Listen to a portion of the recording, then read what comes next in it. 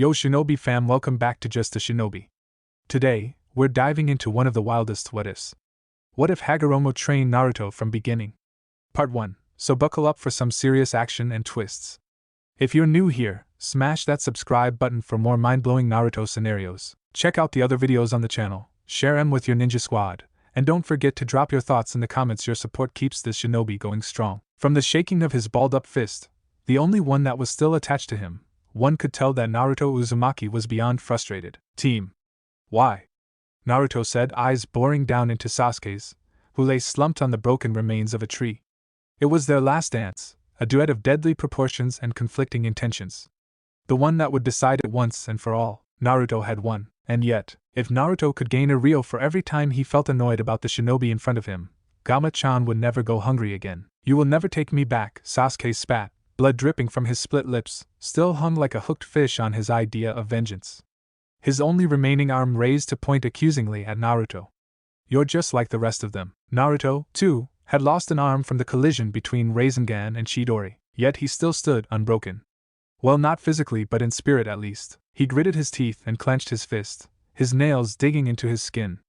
Thinking of a better use for his now bleeding hand, Naruto grabbed Sasuke's collar, pulling his face so that he could see the pathetic visage that adorned him.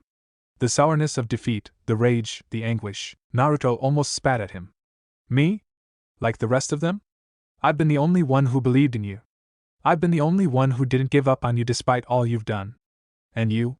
You'd still give your life away even after all you've been through? After all you've seen? Sasuke snarled back, unafraid, defiant. I will have my vengeance, and vengeance will have you, Naruto growled, shoving Sasuke back to what would probably be his grave should he not receive medical attention. Can you not see how your vengeance has corrupted you for your entire life?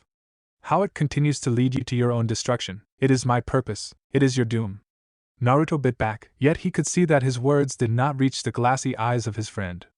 For all his special Sharingan and Rinnegan abilities, Naruto knew not how he could be so blind. TCH. You will never know my pain. My suffering, Sasuke said. Naruto. Sasuke. Sakura said as she body flickered to their vicinity. Great, Naruto said, feeling all the eagerness to stop talking to the brick wall he called a friend. You have at him. I'm done with this. He turned his back to Sasuke and walked away, trying to find a place to clear his thoughts, but he didn't stray far. He knew just how dangerous Sasuke could be, even when disabled to this extent. Over the distance, he heard the mutterings of Sakura as she, too, tried her best to convince Sasuke to come home, to not lose himself any further than he already had. He knew it was no use. Sasuke, even when he assisted him in defeating Kagayatsuki, had always fought for his own agenda, his own idea of retribution. What good was his vengeance in a world where people lived in dreams? He fought so that he could see his ultimate goal come to fruition. To lash out at the world for his suffering. To have the chance to inflict the pain himself. For what? A tragedy ordered by Danzo? Injustice? The ninja world was filled with such treachery. He wasn't the only one who suffered from its cruelty.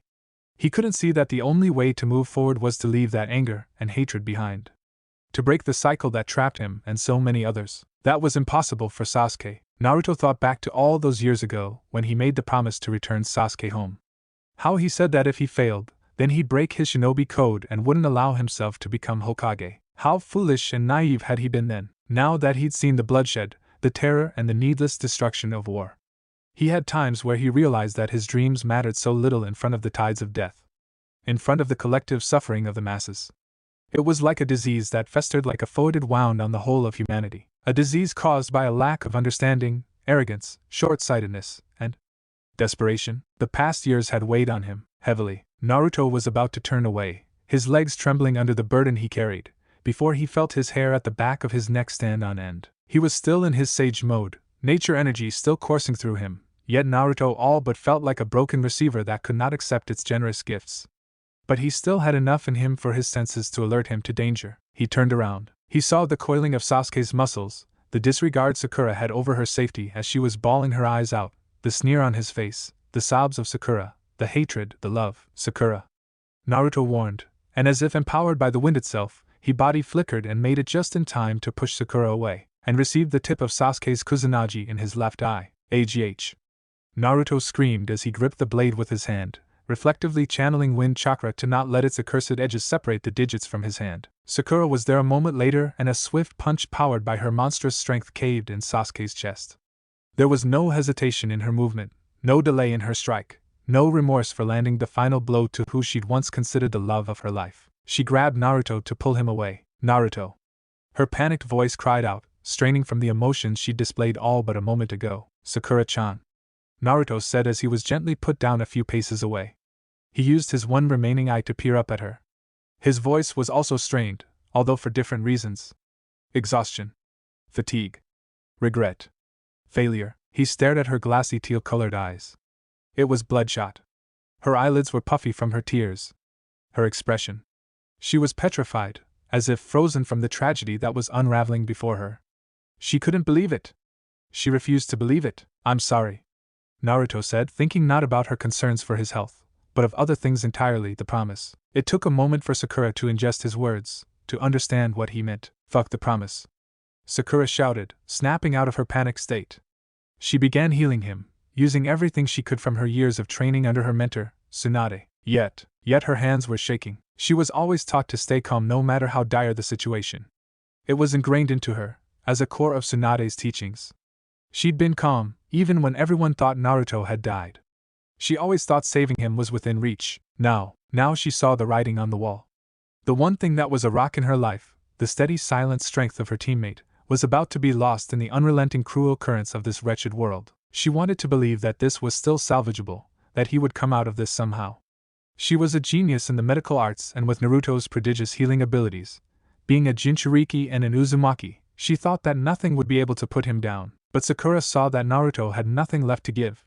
She saw the weakness in his body, the fading flickering fire behind his only eye dimming by the second. She didn't feel this hopeless even when his heart stopped beating after the Kyuubi was extracted from him. She felt as if Naruto's spirit was fading.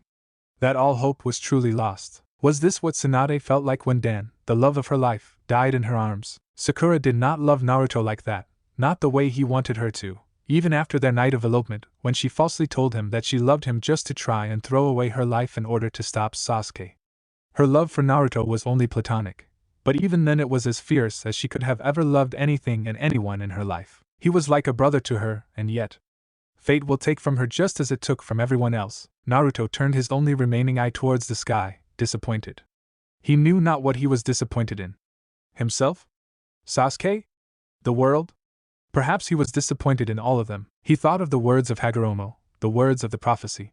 How Indra and Azura would unite to save the world. Naruto thought he'd end the cycle once and for all. Perhaps he was still too naive. Too optimistic once more. Stay with me, Naruto, stay with me, Sakura said, her voice shaking, her tears falling on his face as her mystic palm created a strange tingling at the sight of the wound.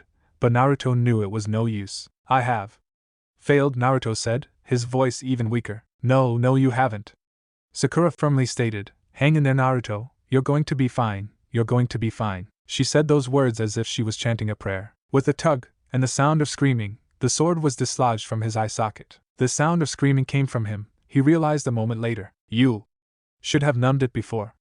You did that, Naruto joked before he coughed out blood. Sakura seemed frantic and hysterical. She was trying her best to collect herself, but Naruto could see the tremors in her frame. I'm sorry, Naruto said once more, almost like a broken record. I couldn't bring him home. Damn it, Naruto, stop talking, Sakura snarled, concentrating on healing his wounds. I don't care about that. I don't care about the stupid promise. I should have known that he was a lost cause and I made you pay for it. I'm the one who's sorry. I was stupid and I was blind. No. Naruto weakly laughed. Despite it all, I'm the one who's blind. I just lost an eye, idiot, Sakura muttered, her voice breaking along with her heart. I should have relieved you of that burden years ago, and I have. I relieve you of your promise, Naruto. Just stay awake. I can't lose you. Not you of all people. A gasp was heard from a distance. Naruto-kun, a voice called out. It was familiar. It made his spine tingle. A memory that sparked from all those months ago. If there was anyone that ever loved him romantically, it was her. He just hadn't known how to react to it. He regretted it, as he saw whatever potential love they would have shared slip away from him. Hi. Nah. Ta-chan, Naruto muttered, truly straining this time. Over here, Sakura called out, Help me heal him. What happened? Hinata screamed as she came into view, a fierceness in her tenor that rang with promised retribution should she receive no answer to her demands. Sasuke tried to get one last shot in when I wasn't paying attention, Sakura replied, despair lacing her tone. He pushed me out of the way. It was then that the faint sound of laughter could be heard from Sasuke's direction. It was torn and broken, as if he was struggling to breathe. Serves him right, Naruto thought. His ribs must be poking into his lungs. That's a nice goodbye present. Sasuke made out between struggling gasps. Then, more people arrived at the scene. Shikamaru, Ino, Choji, Kiba, Shino, Lee, Tenten. They were tight-knit as a group. Even when he asked them to leave Sasuke to him, they still would not stay far. Ino, Hinata, stop the bleeding. Tenten, work on his arm, Sakura commanded, finally becoming the prodigy medic nin that she was. Then, as she observed the other three girls using all their medical ninjutsu to the best of their abilities, she quickly got up and dashed over to Sasuke. Sasuke scoffed, watching her approach. Ah, still the love-struck girl, are you? Sakura said nothing as she neared him. She knew that Sasuke didn't have enough in him to even lift a finger. Hold still, she said, her voice as cold as ice. What are you doing, hey? What are you, Arg? Sasuke screamed. Naruto barely heard the rest of his pained cries before having the darkness take over him, pulling him into his mindscape. In Naruto's mindscape, kid, Kurama said, the usual timbre of his voice croaking in exertion, as Naruto came before him. The body of Naruto in his mind oddly reflected the damage dealt to him in real life. Broken as all hell. Kurama, Naruto said, coming to a snap decision, I'm going to release you. You what? Kurama responded, almost choking on his own spit. Then he growled, demanding an explanation, but even that lacked the usual tremor from his once powerful frame. Now he felt weak, lethargic to a degree he hadn't thought possible. Naruto just stared sadly at him for a moment before explaining. We both know that the fight took more out of us than we thought, Naruto said in sympathy. He had half of your chakra and the rest of the bijus. It was a miracle we even went the distance. Kurama stared at the blonde-haired boy before him, even when he so badly wanted to shut it and take a century-long nap. So you're going to give up? Naruto had no reply to that question, only looking down into his open palms. Or palm, because the other one had disintegrated from the clash. Pathetic. Kurama spat, to Naruto's irritation. This was all it took for you to drop dead? Your mother would be ashamed. Naruto knew that Kurama was giving a low blow just because he wanted to ignite a spark of defiance in him. All it did was make him frustrated. I'm tired, alright? Naruto snapped.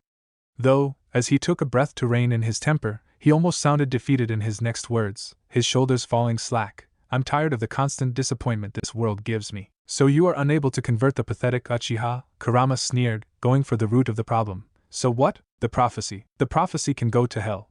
Kurama snapped, as if he was re-energized by the anger he felt. I knew Indra and Azura. The brothers were like oil and water. They and their bloodlines will never get along. Naruto stared down at his hands ashamedly. I don't know what to do. You take your promises too seriously, Kurama scoffed. If I cannot even keep one, just one, then what weight do my words have? Naruto said as he sat down. Then he sighed. At least if I do this now, if I free you, you don't have to die with me. Kurama turned his head away, refusing to look at his warden. The giant being did not want Naruto to see his expression, his own heartbreak. Foolish child. I was free the moment you bonded with me, the moment you became my friend. At that, Naruto looked away from the giant fox as well, though in shame. What do you mean? Naruto asked, trying to hide his sadness, but too curious to remain silent. Kurama didn't respond. Well, leaving now wouldn't be such a terrible idea, would it? Naruto suggested. Just tell me how it works. There's no ceiling tag to pull off anymore. TCH. Kurama shook his giant head. I will stay. But, I will stay. Kurama shouted with all the power he could muster, his voice reverberating throughout Naruto's mindscape. I will not abandon you, even if you've abandoned yourself. Abandon myself?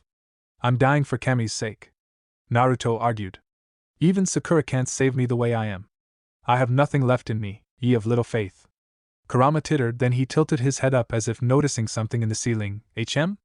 What's this? Naruto didn't dare hope that something could bring him back from this.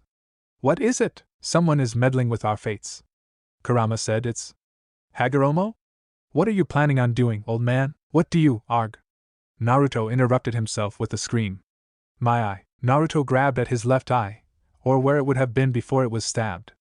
What's happening, Naruto? Kurama shouted. In the real world. The next thing Naruto knew, he was back in the realm of consciousness, staring into the many worried faces that were above him. Hinata-chan, Sakura-chan, Everyone, Naruto muttered, what just happened? Oh, thank Kami you're back. Sakura said, we're transplanting your eye right now, try to stay awake. Naruto-kun. Hinata said, her face was one of deep empathy, please hang in there. You'll be okay. Why, you're transplanting my eye. With what? Whose? Naruto asked, his voice too weak to portray his bafflement. Though for some reason he felt energy flowing back into him. Sakura raised her hand to show him, and there, in her bloodied digits, was an eye. And not just any eye. It was a Rinnegan. A 6-tomo Rinnegan. Wow, then almost as if coming into a realization, Naruto glanced as best he could to look at where he remembered Sasuke being. There was only one place where it could potentially have come from. What he saw made him gasp. There Sasuke was. As a bloody smear that painted the trees behind it red. S. Sakura-chan, Naruto said. He turned back to her to see her teary teal-colored eyes. You didn't, I'm sorry. Don't you dare apologize again, Sakura said, at least he won't hurt anyone anymore. Now hold still. Naruto could only remain as he was, like a wet strand of noodles splattered on the sidewalk. The operation to save him began. The sensations he felt were, in a word, strange. Sometimes there would be pain, but most of the time it just felt itchy.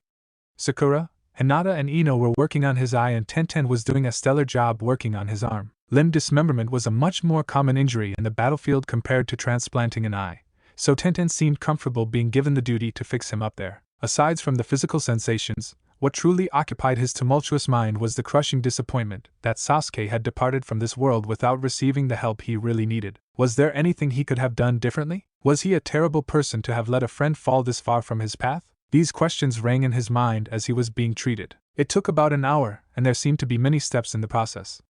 Naruto knew enough medical jutsu from Sakura to fix up cuts and scrapes, or to stop the bleeding during emergencies, but operations such as these were well beyond him. Actually, he did regrow Kakashi's eye using creation of all things, but that was before Hagoromo took back his Sage of Six Paths Yang seal. He didn't know how to feel about having a Rinnegan.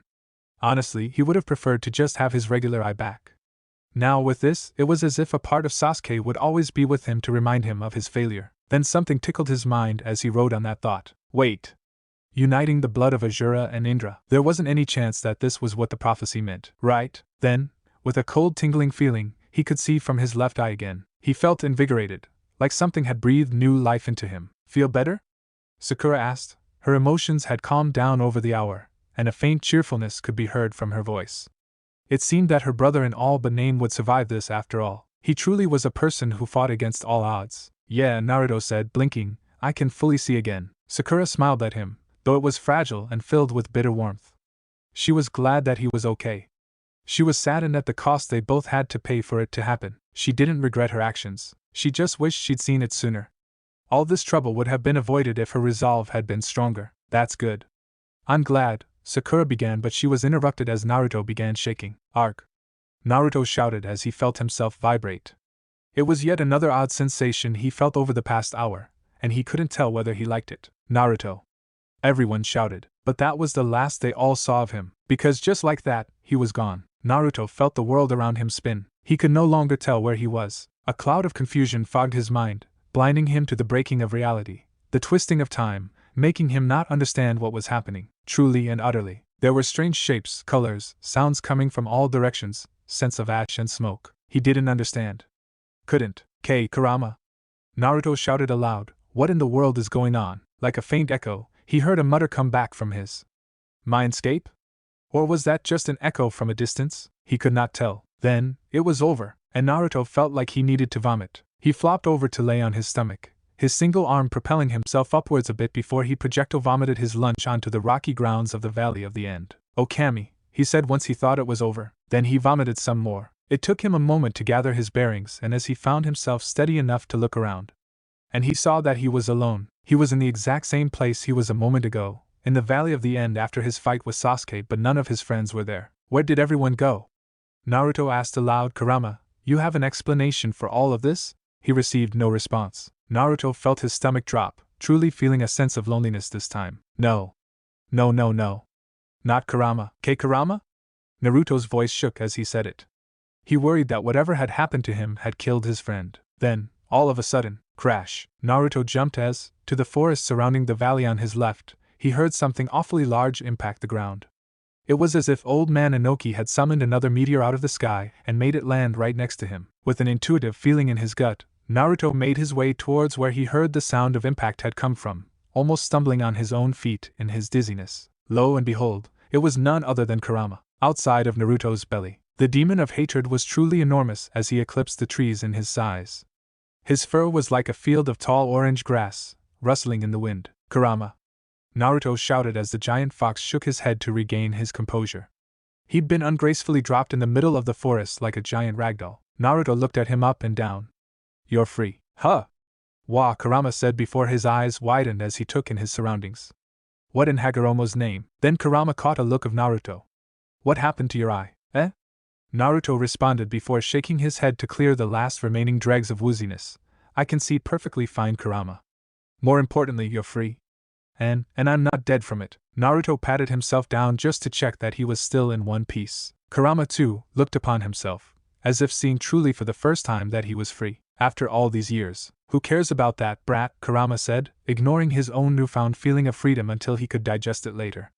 He was too confused, too lost in what just occurred to him and his container, so Kurama backstepped the topic a bit. You have a Rinnegan. Why? Naruto looked at the giant fox quizzically. Oh, you didn't see Sakura, Hinata and Ino working on transplanting Sasuke's eye on me the past hour or so? Naruto tilted his head in question. No? Kurama said, tone unsure, then he hesitated. Oh, wait, I think I remember something of the sort. I was distracted by father's energy coursing through us. It was Naruto's turn to look confused. You mean old man Hagoromo? Kurama nodded. I sensed him meddling with fate. Or perhaps he was just enforcing it. Who knows what goes on in his plane of existence? Naruto took a moment to digest the words, only to have his thoughts track back to what plagued his mind earlier. Wait, you can't be saying that. That this was what he meant by the unity of the blood of Asura and Indra. Kurama finished for him, already reading Naruto's thoughts. Perhaps, but it's an eye, not Sasuke's blood. Naruto protested. Prophecies can be fickle. Kurama flicked his long, drooping ears and licked his lips as if tasting the air. Didn't you say that the prophecy can go to hell just an hour ago? Naruto asked. Kurama shrugged, which looked awfully strange on a giant fox, as the motion uprooted a few trees that were partially dangling from him in his prone form. Perhaps that was why he granted that Sasuke brat the eye in the first place. He foresaw that this would happen. Naruto's eyebrows arched quizzically. Say, how can Hagoromo even do all this, all that you're suggesting? Isn't he dead? Kurama shook his head. He cannot be defined by life and death like mere mortals such as you, as he partially presides over those dominions. Even one such as I do not understand the nature of his existence. That explanation flew above Naruto's head. Right. Anyways, do you know what just happened? Where did everyone go? And how did you get pulled out of me? Kurama shook his head. I do not know, but, Kurama looked around. I have been in prison for so long that now I'm free. I do not know what to do. The giant fox looked at Naruto like he wanted nothing more than to jump back into his vessel amidst such uncertainty. Naruto looked unsympathetically, feeling guilt for his friend's imprisonment. I'm sorry for that, Kurama, on behalf of my clan, no, on behalf of all shinobi. We did wrong by you. Kurama let out a deep sigh, seeing that Naruto was clearly misinterpreting the look that Kurama gave him. I don't want an apology, boy. Least of all, coming from you. Naruto swallowed. Well, whatever it is you're going to do. Kurama, to Naruto's surprise, gave him a smile. Then he flicked his head, swinging his giant ears such that it sort of slapped Naruto in the face. Or his entire body from how big it was. Ow! Naruto yelped. Kurama huffed. That was for giving up on me when things went to shit. I don't want to hear anything of that sort coming from you again, boy. Naruto rolled his eyes in response. Yes, Mom. Kurama also rolled his eyes at that. Then he took a moment to analyze his thoughts before speaking. He took on a more heartfelt, somber tone. One that Naruto had never heard him take before. Kurama locked eyes with his container. I've always been with you, brat, ever since you were born. And since our bond, whether you know it or not, we made a pact. To be friends, and in a way, brothers. You are the descendant of my creator. A part of me will always be with you, Naruto. Naruto felt a rush of emotions flood him from those words. He became a bit teary-eyed, but he nodded, understanding the meaning behind the fox's words. It was a farewell. Where will you go? Somewhere safe, Kurama responded, yet as he did so his ears perked up. That's strange. What is it? Naruto inquired. I sense my kin. They are still imprisoned in their Jinchuriki. What? Naruto jumped. Confusion and alarm turned his blood cold, but that shouldn't be possible. Kurama's eyes flickered as if he was expanding his senses to the world, seeing it from a perspective Naruto could sort of emulate through his sage mode. I feel that not all is as it seems, Naruto. For now, return home to Konoha, though I advise you to be cautious. Sneak in and observe. You've been good at that ever since you were a child, Kurama said. Why would I need to? Naruto asked, confused. Just do it. Observe and learn. Make your decisions from there. I, on the other hand, just thought of a great place to stay. Where? Yuzu. Yuzu? Naruto inquired. Yuzu Shiogakure, the home of your ancestors. It pains me to return to a place where I was once imprisoned, but I sense that none occupies that land after its destruction. Kurama turned to Naruto. Do what you need to do and then come find me there. Naruto shakily nodded. All right. Gee, goodbye, Kurama. The giant fox shook his head at the dramatic reaction of his former vessel, amused. This will not be the last time we see each other. Brother. If not, I will hunt you down myself. Kurama smiled once more and then, with a great leap and a flap of his mighty tails, he was gone. Just like that, Naruto just stood there. It all came crashing down so quickly. Now he had. What did they call it? Chronic loneliness? Decision paralysis? Whatever more mental conditions a Yamanaka could attach to him, he didn't know. All he wanted to do was just go home and sleep. He prayed that whatever just happened, that they did not take just that little thing away from him. Oh, how wrong he was. Naruto had heeded Kurama's advice, but he felt would have done it even if Kurama had said nothing, because for one thing, Konoha was there. It was there, as in, it was in one piece. There was no giant crater caused by what people dubbed the Pain Invasion. There was no sign of struggle or damage caused by the war. There was nothing wrong with Konoha, and it gave Naruto chills. What? What in Kami's name is happening? On the cliff face he saw from the distance, a face was missing from the Hokage monument. The face of Lady Tsunade. Naruto's gut was tap dancing in a pool of confusion. This just keeps getting weirder and weirder. Naruto snuck in through the gates, simply by using his dialed sage senses and jumping over the walls when he felt that no one was watching him. He wished he could have said that it was a difficult task to infiltrate his beloved village, but it was far easier than he'd have liked it to be. Perhaps that was why Uchiha Itachi and Hashigaki Kisame simply walked in that one time. With Itachi's Sharingan, it would have been even easier than what he just did. It was understandable that Konoha cared less about guarding the walls as the enemy was likely rooted out at the nation's borders through its border patrol squad. But still, this was sort of embarrassing. Naruto had disguised himself with a simple henge to look like a regular civilian. He walked around observing this and that, and so far, no one had batted an eye. He oddly found the technique easier to execute than before. Perhaps it was because I no longer held Kurama's enormous chakra capacity. No, it can't be. Even his own natural capacity was almost just as large as Kurama's, an absurd fact that was almost blasphemous to even think about. Having as much chakra as a bijou. Perhaps it was his Uzumaki bloodline, or perhaps he'd developed it over extended use of his shadow clones. Either way, even in his weakest base form, he was like a walking chakra battery, so there must be some other reason he found molding chakra easier. He wasn't magically just better at manipulating chakra for no reasonable explanation. Maybe it was because of the Rinnegan, maybe it's because, or perhaps even, Naruto stopped his train of thought and sighed, knowing he was just trying to distract himself, trying to ignore the reality around him. He felt scared. Not in the way he had for a long time. It was not terror caused by facing an enemy far above his league like he did against Orochimaru as a kid, or even fear for the lives of his loved ones. It was the uncertainty, the confusion that he had that scared him. It was like he actually failed in the war and was in an infinite Tsukuyomi. But he knew without a doubt that that wasn't true. He wasn't about to question the reality he was living in. To do so would be madness. All he could do was just accept it. No matter how absurd it seemed, Naruto looked around, observing the faces of these villagers. It wasn't like the hardened resolve one had after war, or even during the rebuilding of Konoha. He did not know these people. He needed more data, as Shikamaru often said, more information. So, following his gut, he went to the one place where he was most familiar. A few moments later, he stood in front of his favorite stall, Ichiraku ramen. He stepped in, and was greeted by the welcoming visage of Im and Tuchi. The moment he caught sight of them, he almost cried in relief. At the very least, these two were well and okay. They weren't just some random people that changed as much as what he saw around him did. Welcome. Please have a seat, Tuchi said, his voice the same nostalgic tone of a caring father. Thanks, Naruto responded, not letting the emotions show in his speech. He quickly ordered one of his favorites.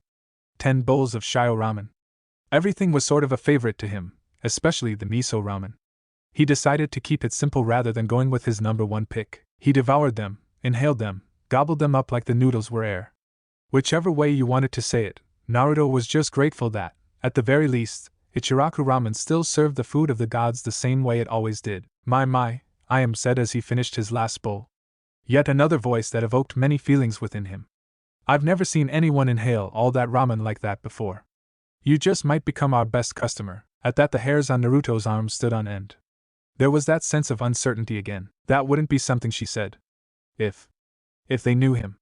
If they knew a Naruto that ate out their stall time and time again on a regular basis. He decided to take a gamble and air out his suspicions. Say, do you guys know where Naruto is? He asked, still in his henge and playing the role of an unknown civilian. Naruto? Do we know a person of that name? I asked, looking towards Tsuchi. Naruto's heart dropped, his suspicions coming alive. No, I can't say we do. It would be a name we'd remember if we did. Naruto is a name after my own heart. Ha ha ha, Tsuchi said, gesturing to the fish cake topping. Naruto took a shaky breath, trying not to freak out. Think rationally, Naruto. What would Shikamaru do? I see, Naruto rescinded. Well, here's for the bill. You can keep the change. Naruto handed them far more than 10 bowls worth of ramen, to their surprise, and got up to leave. Wait. Sir. I am called out, we can't take this. This is far too much to be considered a tip. Naruto smiled at the kind-hearted people. At the very least, even if they didn't remember him for some odd reason, they were still the gentle-natured people he knew. Keep it, he said, that was the best-tasting ramen I've had in my entire life. With that, he body flickered away, to Ayam and Tsuchi's shock. Was that person a ninja? I didn't see a headband, Tsuchi shrugged. If he liked noodles, then he can't be all that bad, right? Must be an off-duty umbu. Naruto made his way back to his old apartment complex, only to find out that it wasn't old. Nor was it an apartment complex at all. Somehow it turned into a building that would fit in the red light district seemingly overnight. He could see half-dressed civilian women, trying to woo potential clients that walked by. If Naruto was suspicious before, he was downright sure of it now. If it wasn't made obvious by the fact that old man Tsuchi didn't know who he was, either he traveled back in time or he was in a different world. A different reality. A different Konoha from all the changes he'd observed. He was, once again, truly questioning whether he was in a Rinnegan-induced illusion right now. Though the fact that he was even questioning it made it doubtful. No infinite Tsukuyomi would purposely allow his knowledge of its existence, or even his questioning of reality itself, right? It would make it such that he was oblivious, no matter the cost. Or would allowing him to question his reality make him second-guess himself like this and buy more into the fake world that was casted before him? No, he couldn't think of it this way. He will not doubt. He was Uzumaki Naruto, and he had kicked Kagaya's ass. He felt it to be true in his bones. If this wasn't real, then nothing ever truly was. He will not go into an existential crisis no matter how messed up reality was. That tale that his late godfather made up as a thinking exercise, something about living in the Matrix, can go to hell. Naruto glanced around him once more, putting his doubts of reality to rest once and for all. He was in Konoha. It was still a world he knew, but so many things have changed. There was a much stronger possibility that occurred to him. What had Shikamaru mentioned in conversation that one time when they were cloud-gazing? Alternate universes? Parallel worlds? Naruto couldn't remember the details but dreaded that this was what Shikamaru had meant. It was entirely possible that the implanting of his Rinnegan eye could cause such a reaction, or the fact that Kurama mentioned Hagoromo dabbling in his fate. It was entirely possible that he was placed here on purpose. This is so weird. Naruto muttered. Now he knew he was officially screwed. I wish Kurama hadn't left. Okay, don't freak out. One thing at a time. First, a place to stay. He had money to spare in his back pouch, especially from how much Tsunade paid him. Enough to survive. Enough to adapt. Else he'd just survive off the land in the forest of death, or something. Considering the fact that Tsuchi of all people didn't know who Naruto was, he suspected that either this world's Naruto went by a completely different name, or didn't exist at all. He didn't know how to feel about the latter option. This almost felt like a fresh start. Yeah. Actually, that's a good way to look at it. He thought. He could see himself hating the fact that he lost all his friends, or at least the friends that know him, but he was just happy that there was a possibility that some of his friends were still alive. Ero Sannin, Old Man Hokage, Niji. He felt like his many burdens were lifted off of him, but he was also disappointed that he couldn't see the fruits of his labors in his old world. Would there be peace at last? Had his, Jiraiya's and Nagato's dreams succeeded? He suspected that he would never know. Alas, there were things he could and couldn't control. So he chose to focus on the good things about his current situation. He was free. He was always one thing or the other. The pariah. The hero. The monster. The savior. He never had the opportunity to be normal. There was always so much on his shoulders. Did he really mind no one knowing who he was? He didn't know. He'd always said that he wanted to be the Hokage, but that was just for recognition and acknowledgement. Once he had it as a hero, he found that it was almost too much for him to bear. As he said to Kurama, he was tired of it all. Was it so wrong to just kick back for a tiny bit? Naruto shook his head. One thing at a time. Actually, I remember there being an inn in this direction. Hopefully it's still there. XXXXXXXXX. The inn was still there, thankfully. He checked in with the name Yukineru, inspired from one of his first adversaries, Yukihaku. He wondered if in this world he was still alive. When he considered kicking back, it didn't mean that he would do so just yet. He had too many things to fix. If this truly was an alternate world to his own, he had to check on his friends. Whether they're all doing okay. Is Neji alive? Is Gaara still suffering from insomnia? Did Sasuke defect like he did last time? How about Sakura, Hinata, Lee, Shikamaru? And so on, not to mention the tailed beasts still stuck in their containers. He had much to do. That was for sure. Why did Hagoromo want this for him? What was he meant to do here? That's a good question, a voice said from beside him. Naruto jumped off his bed in surprise. He recovered quickly and stared at the man who somehow broke into his room. Then he just stood there, stunned, as he realized who it was. Old man Hagoromo? Naruto queried. What are you doing here? How did you even get here? Hagoromo chuckled. I simply wished to speak with you, and now I am here. Naruto's eyebrow twitched. That's a great answer, sir. Indeed. Naruto's eyebrow twitched once more. Then he sighed. What is going on here? He asked. You've figured it out, haven't you? This world is different from your own. I won't tell you how, as that is what you'll eventually find out in time. So you place me here? Why? Why indeed? Perhaps you have been put here to do whatever you wish. To live your life as you please. Naruto looked at him skeptically. So there's no purpose behind all of this? What happened to meddling with fate? Hagoromo shook his head as if he was speaking to an ignorant child. Perhaps Naruto was to him, with his centuries of existence. One does not simply meddle with fate. Either it is as it always meant to be, or it isn't. You being here is no exception. You are here for a reason, though you may never know what that reason is. Naruto paused, digesting his words. So you're saying that my so-called fate is just to go with the flow of things? I can just do whatever I want? Yes, that is exactly what fate is for everyone. An invisible design that sometimes bends and twists, but will remain the same as it always had. An infinite ball of yarn that slowly unravels into a single string. For some reason, the old sage seemed more happy than when Naruto last met him. It was like he was glad that things were turning out the way it was. You came all the way here to tell me that? Naruto shook his head in disbelief. No, I came to give you this, Hagoromo said. Then he placed a wrapped bundle on the table in his room. A wrapped bundle that was in the shape of an arm. That's an arm? Naruto queried. Yes. For you. Hagoromo cheered. If you weren't caught up in all of this, you'd have received it eventually. Perhaps you'd have found ways to regrow it yourself, but I believe that you'd prefer having this. It's made from the cells of the late founder of this village. Naruto was ever the more confused. For one thing, he had no clue how to regrow an arm, much less his, but he put that aside for now. You mean this arm belongs to Senju Hashirama?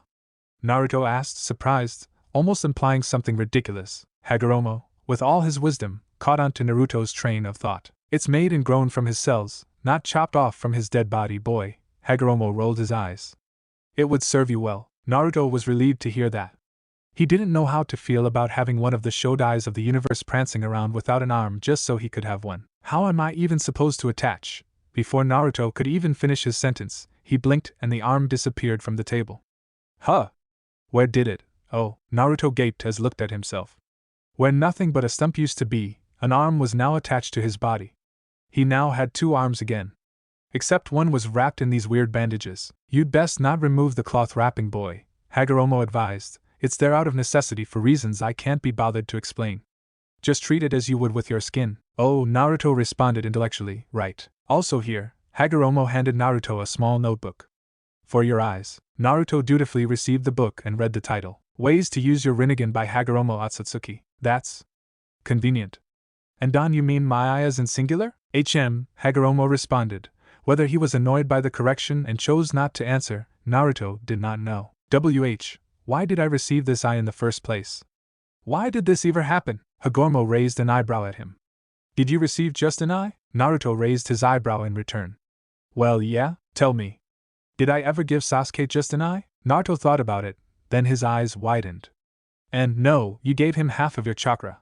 The yin half and his eye developed from then on, chakra of which is now yours along with the yang half I gave to you during your medical procedure. Permanently this time. The eye is not transplanted, boy, it belongs to you now. Amongst other things. What is that supposed to? Before he could finish, Hagoromo cut him off, his purple eyes losing its focus. I have lost the reins on this universe, it has become forsaken to me. But you will be everything it needs. Goodbye, boy. I imagine that you'll go on to do great things, just as you already have done to this point. Be free, my son, and remember, everything happens for a reason. Wait. Naruto called out, but it was too late as Hagoromo was already gone. A moment passed as Naruto stared into the spot where the Sage of Six Paths had been. He didn't reappear. Great, Naruto said, pondering on his cryptic final message. He had so many questions, and for some reason a feeling in his gut told him that it would be a long time before he got to see Hagoromo again.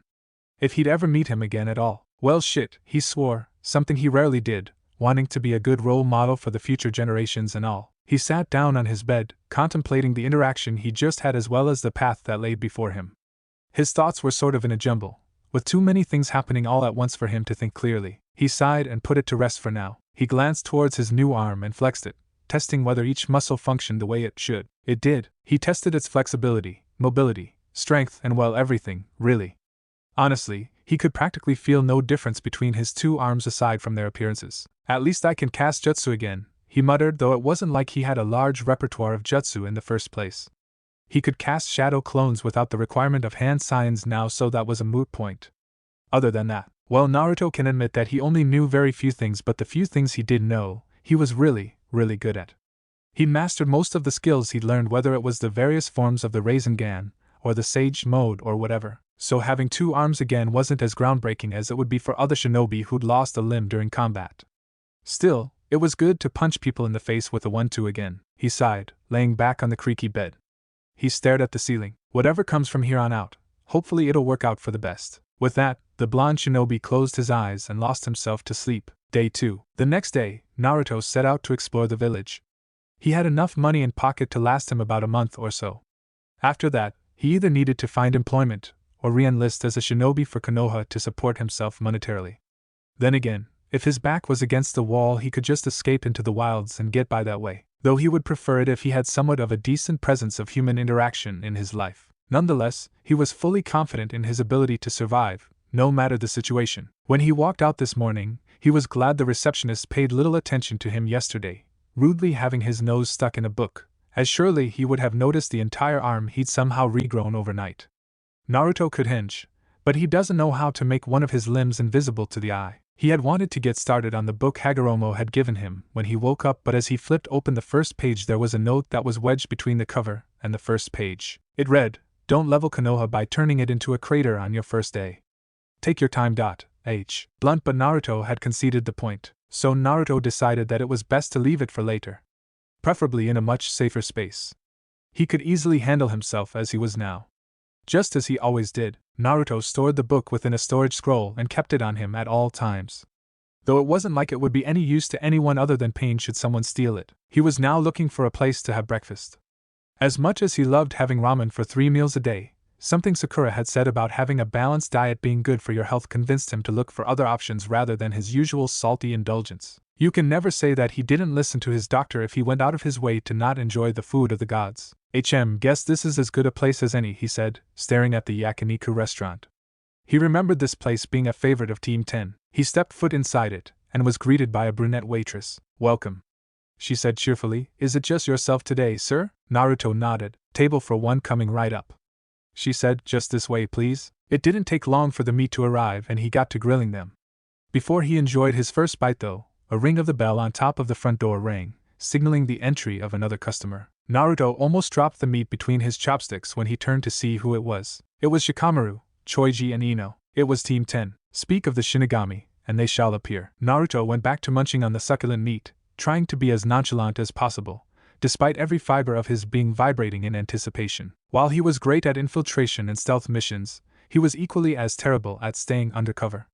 According to Sakura, He was apparently just too Naruto for such a task, as if that made any sense. Now, though, he sort of understood her point as he had to catch himself from initiating a greeting with them. He so wanted to say hello, to wave, to ask about how their day had been. But he couldn't. To them, he was a stranger, and in turn they were strangers to him, supposedly. He could see the similarities between these guys and the Team 10 of his world. They all looked exactly the same except for the fashion choice of one person in particular. Shikamaru was wearing a more evolved form of what he used to wear as a genin rather than his usual Chunin uniform. Choji and Ino, on the other hand, wore practically the same attire as their counterparts from his world as young adults. They looked the same. Walked the same. Are they the same? In their presence, Naruto outwardly remained indifferent. Internally, though, he was glad and relieved to meet his old friends again, even if they remembered nothing of him. They also happened to sit down on the table right to his left. Great. Now he could show how great he really was in staying undercover. It's our official last meal as second-year academy students.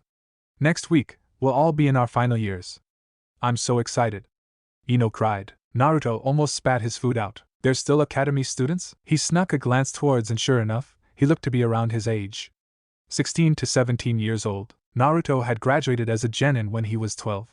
That was over 4 years ago, and since then he felt like he'd gone through hell and back. And they're telling him that they only just finished their second year in the academy? Different world, different standards, Naruto. Don't think too much of it. He did think much of it, though the deeper he thought, the more it actually made sense to him that people should only graduate from the academy at around 18 rather than 12 or 13. Being exposed to the horrors of the ninja way as a youngling barely into his teens had caused him many sleepless nights. He remembered Sakura stating that such premature exposure to mental trauma at such an early age had always led to terrible mental health down the line. Case in point, Kakashi. He'd never gotten over what happened to Rin and Obito, and carried that burden to this day. Was being exposed to the ninja world as children really worth it? He'd thought about that all the time. Now, in some sense, he was glad that this world took a different path than his own in this aspect. It was more humane, even if it was absurdly different from the customs of his own world. With this new information, Naruto re-explored the possibility of re-enlisting as a ninja. Would he have to retake the academy exams again? Then Chunin exams? Then Jonin exams? Naruto shuddered. It seemed so tedious and boring. As he chowed down and got lost in his thoughts, he failed to notice the glances Ino gave him from the table over. It wasn't until he finished chewing his fifth bite of meat that he glanced towards Team 10 again and saw that she was staring right at him. He looked like a succulent rabbit caught in the hungry gaze of a ninja, eyes wide and his chopstick still in his mouth. Yes, he was absolutely awesome at staying undercover. She grinned at him. Hey there, handsome. Haven't seen you around before. Naruto quizzically scrunched his eyebrows, thinking that perhaps he hadn't failed in being inconspicuous after all. He checked behind him to see if she was speaking to another person that he couldn't see. Yet as he looked back and saw that her eyes still remained on him of all people, he was now sure that inconspicuous had officially been thrown out the window. He pointed a finger at himself. And me? Ino giggled. Yeah, you. Naruto almost forgot he had a henge on, so thankfully he didn't just outright ask whether she recognized him. His henge wasn't anything too drastic. He didn't want to overcomplicate things by changing his face entirely because he had a hard time remembering which face he'd used once he'd stopped the technique, and needed to reuse it the next day. Thus, he'd opted to just change certain features of himself, keeping it simple, like his eye color from blue and black ringed purple to both plain brown, his hair from blonde to brunette, got rid of his whisker marks, and that was all really. Oh, he also hinged his bandaged arm to make it look normal as well his tattered clothes to something regular citizens wear. Other than that, he just looked like a differently styled Naruto. Maybe he should have put a bit more effort into his henge just to be safe. Too late for that, he supposed. Naruto wasn't the greatest at lying even though he was excellent at pulling pranks. I'm new in town. Oh? Where are you from? Ino asked. Naruto tried to think of the most non-threatening country he knew. A small village in hot water country. I came here looking for work. The conversation had attracted the attention of both Shikamaru, who was previously leaning on the table, sleeping, and Chuji, who had just finished devouring the first round of meat they ordered. Naruto almost winced. Now he had the attention of one of the most inquisitive and intelligent people he knew in the pineapple-haired Nara. Oh my. Is there anything you specialize in? I wouldn't mind asking my mother for some extra hands around her flower shop, Ino said, beaming at him. I appreciate the offer, but I've only been here for a day or so and would like to keep my options open, Naruto responded, choosing to keep his story simple. I worked as a hot springs attendant previously. It wasn't anything special. Oh? Ino smirked. And would your services include personal grooming? She placed her arms beneath her bosom and lifted it slightly to emphasize her assets. She knew what she was doing, and Naruto had seen her do it to sigh enough times before to read between the lines. Naruto blushed. Not in the way you're suggesting, miss. Ah, how rude of me. I'm Yamanaka Ino, Ino introduced, and this lazy bum over here is Naro Shikamaru, and this one is Akimichi Chuji. Naruto smiled. Pleased to meet you all. I'm Yukineru, OSU. Well met. Choji greeted. Would you like to sit and eat with us? My treat. Shikamaru only nodded. Naruto was unsure whether he should take a risk in further interacting with his old friends. Would they recognize him from the Naruto here, if he existed?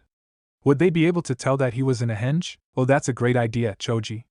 Ino enthusiastically added, I insist, come and join us, Naruto-kun. It's nice to be accompanied by someone handsome for a change. The other two boys only rolled their eyes. Naruto had never really considered himself handsome. That title always belonged to Sasuke, though perhaps because he lacked a frame of reference. He was always associated with negative connotations before he became a hero. So he was considered handsome to Ino? That was new. The Ino of his world had a specific type. The type was emo and broody, very dark-haired, pale-skinned, and had a dictionary of mental problems befitting for a Yamanaka to work on, none of which was Naruto. Mental problems redacted. He was in a henge, but, as he said, it was practically just him, but made plain. Not to say that people with brown eyes and brunette hair can't be beautiful in their own right. Tenten was a prime example, but he always thought that his exotic features were the only redeeming features he had, not his natural looks and facial structure. Apparently that wasn't true from the way that Ino was keeping her eyes glued on him. It was kind of nice to be treated like this for a change, he thought, though it wasn't really important to him. Naruto hesitantly agreed. Sure, I guess. Great. Ino supplied, then gestured to the open seat next to her. Come sit over here. Naruto scooched over, moving his eating utensils and informing the waitress that he'd be joining the group. He was nervous. How different would these people be from the people he knew? Would he be able to recognize them? A part of the tight bond he had with each of them before was due to shared experiences, one of the major ones being from Sasuke's retrieval mission. It was something he lacked with them now. He just hoped that he was able to form somewhat of the same connection with them in the future. So you guys are students from the academy, huh? Naruto asked, trying to gauge as much information about the world from them as he could from general conversation. I couldn't help but overhear what you said earlier. That's right. Choji responded enthusiastically. You're looking at the future of Konoha's greatest. Naruto smiled, already recognizing the boisterous Akimichi from the one in his world. I don't doubt that. I'm sure you'll all go on to do great things. All three of them smiled at that, although Shikamaru hid it under the pretense of laziness. Wow. You're a real charmer, huh? Ino smiled. Do you think you want to be a ninja too? I know it's not for everyone, but being a ninja comes with great benefits. She was gesturing to herself, implicating something Naruto missed entirely. I don't know. Naruto replied, I'm unused to the customs here, but from what I've heard from you, you've already graduated from the academy, and you all seem to be my age. If I apply now, it would take me years just to become genin or chunin, wouldn't it? It depends, Shikamaru answered while Ino pouted. If you're talented enough, you could just take the graduation exam and pass to become a fully fledged genin, provided you're over the minimum mandatory graduation age, which is 18 years old. We still have a year left. I see, Naruto said, grateful to gain the information. So the age at which a person can graduate is an enforceable law apparently.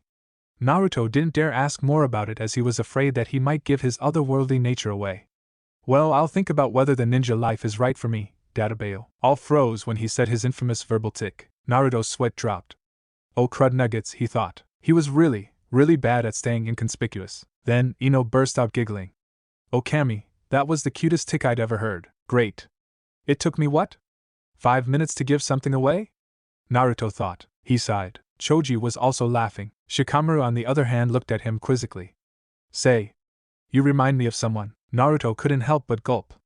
He knew Shikamaru's inquisitive nature. He just hoped that he didn't attract too much attention for him to use too much brain power on figuring out who the new self-claimed foreigner is. Who do I remind you of? Shikamaru contemplated. Then he said something that left Naruto frozen in his seat. The matriarch of the Uzumaki clan, Uzumaki Kushina. She has a similar verbal tick you do. What? Naruto was almost left speechless, but his only response came out before he could catch it. Excuse me? Thankfully they took it as general confusion because Ino filled in the gaps. Oh, the matriarch of the Uzumaki clan is the last remaining member of her clan. She then thought a bit, trying to dredge up the information about the clan head as she could, before seeming to have done so, nodding to herself. Because of the tragic incident over a decade ago, she lost her husband and her newborn son. To this day, she remains a widow and quite reclusive, though she occasionally attends clan meetings. Mom is alive? Naruto thought. His throat felt dry and he didn't know how to respond to the information. It was like someone had pulled out the carpet from under him, and what lay beneath was just an endless abyss of disbelief. He reined it back in, to the best of his abilities. Mom is alive. You okay? Ino inquired. You look like you've seen a ghost. That snapped Naruto out of his reverie, and he tried to regain his composure. Why, yeah, I'm alright. Then his curious mind wanted to know about how different the Kyuubi disaster was from the one in his world.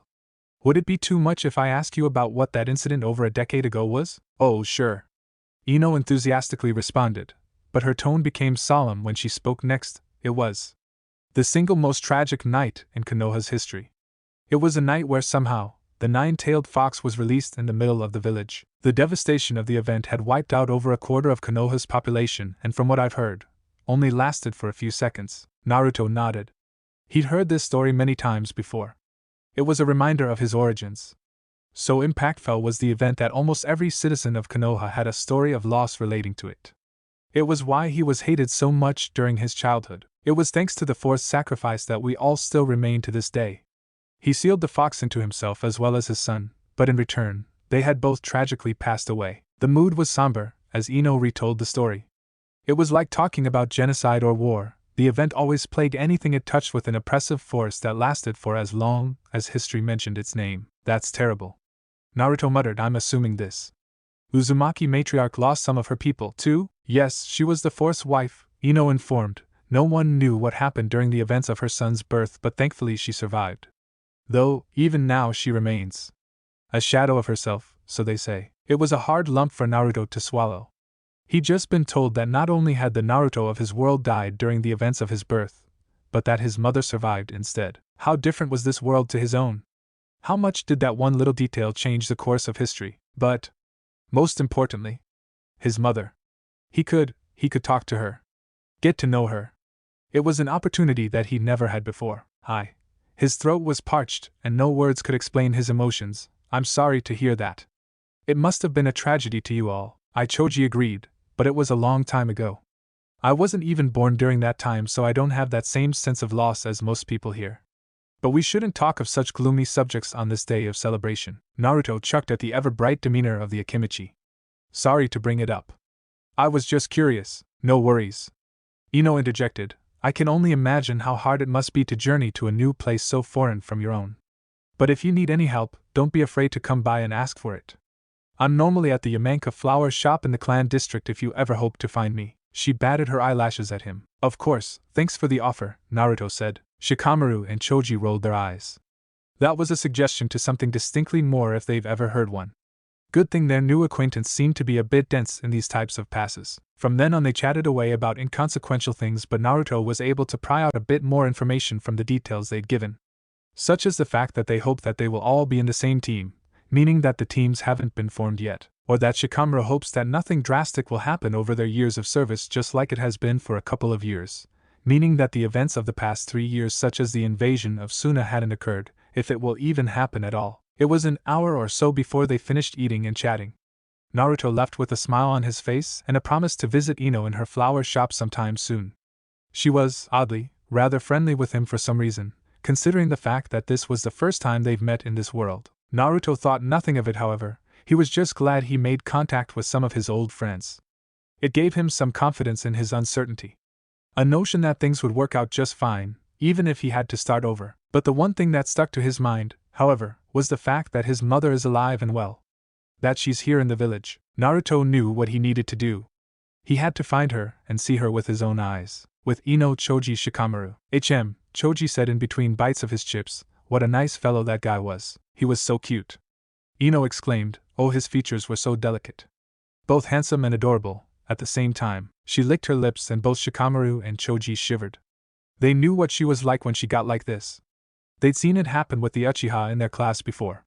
To their relief, Ino had grown out of it after hitting puberty, and a rather rude interaction between the two caused her to burn whatever remnants of a crush she had for him. Now that she'd found a new target, one that was far less broody to their relief. However, both could only feel sorry for the hot spring boy. Still, Shikamaru said there was something off about him.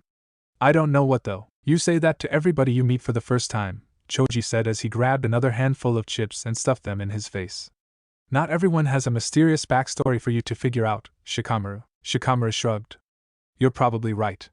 Besides, it would be a drag to use my mental energy on things that have no consequence. Don't you dare scare him away with your antics, Shikamaru. Ino scowled. He's going to think we're a weird bunch. Trust me, the only one who was acting weird was you, Shikamaru snide. What was that? The tone in Ino's voice suggested immediate retribution. Nothing. Shikamaru immediately backstepped. I thought so. Now, if I'm the matriarch of a clan, where exactly would I be? He hadn't a clue. He'd never been able to interact much with the clad heads of his time, so he didn't know where they'd likely be on a day-to-day basis.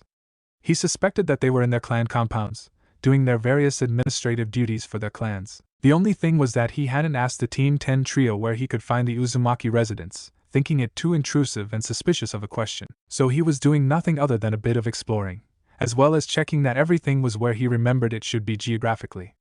So far, other than the fact that his former apartment was turned into a red light district, nothing too drastic has changed from previous memory. Perhaps there were slight inconsistencies here and there, but he could barely tell between the Konoha now and the one that was in his memories years ago, when it was still intact. Then again, there were some parts of Konoha that he had never frequented as often.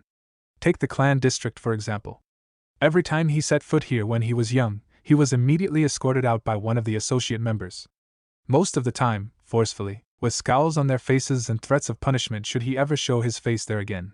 During his days as a hero, it was like they couldn't help but invite him back every time they saw him. Naruto didn't blame them. Such was the nature of his existence. Thus, his current exploration now gave him new discoveries.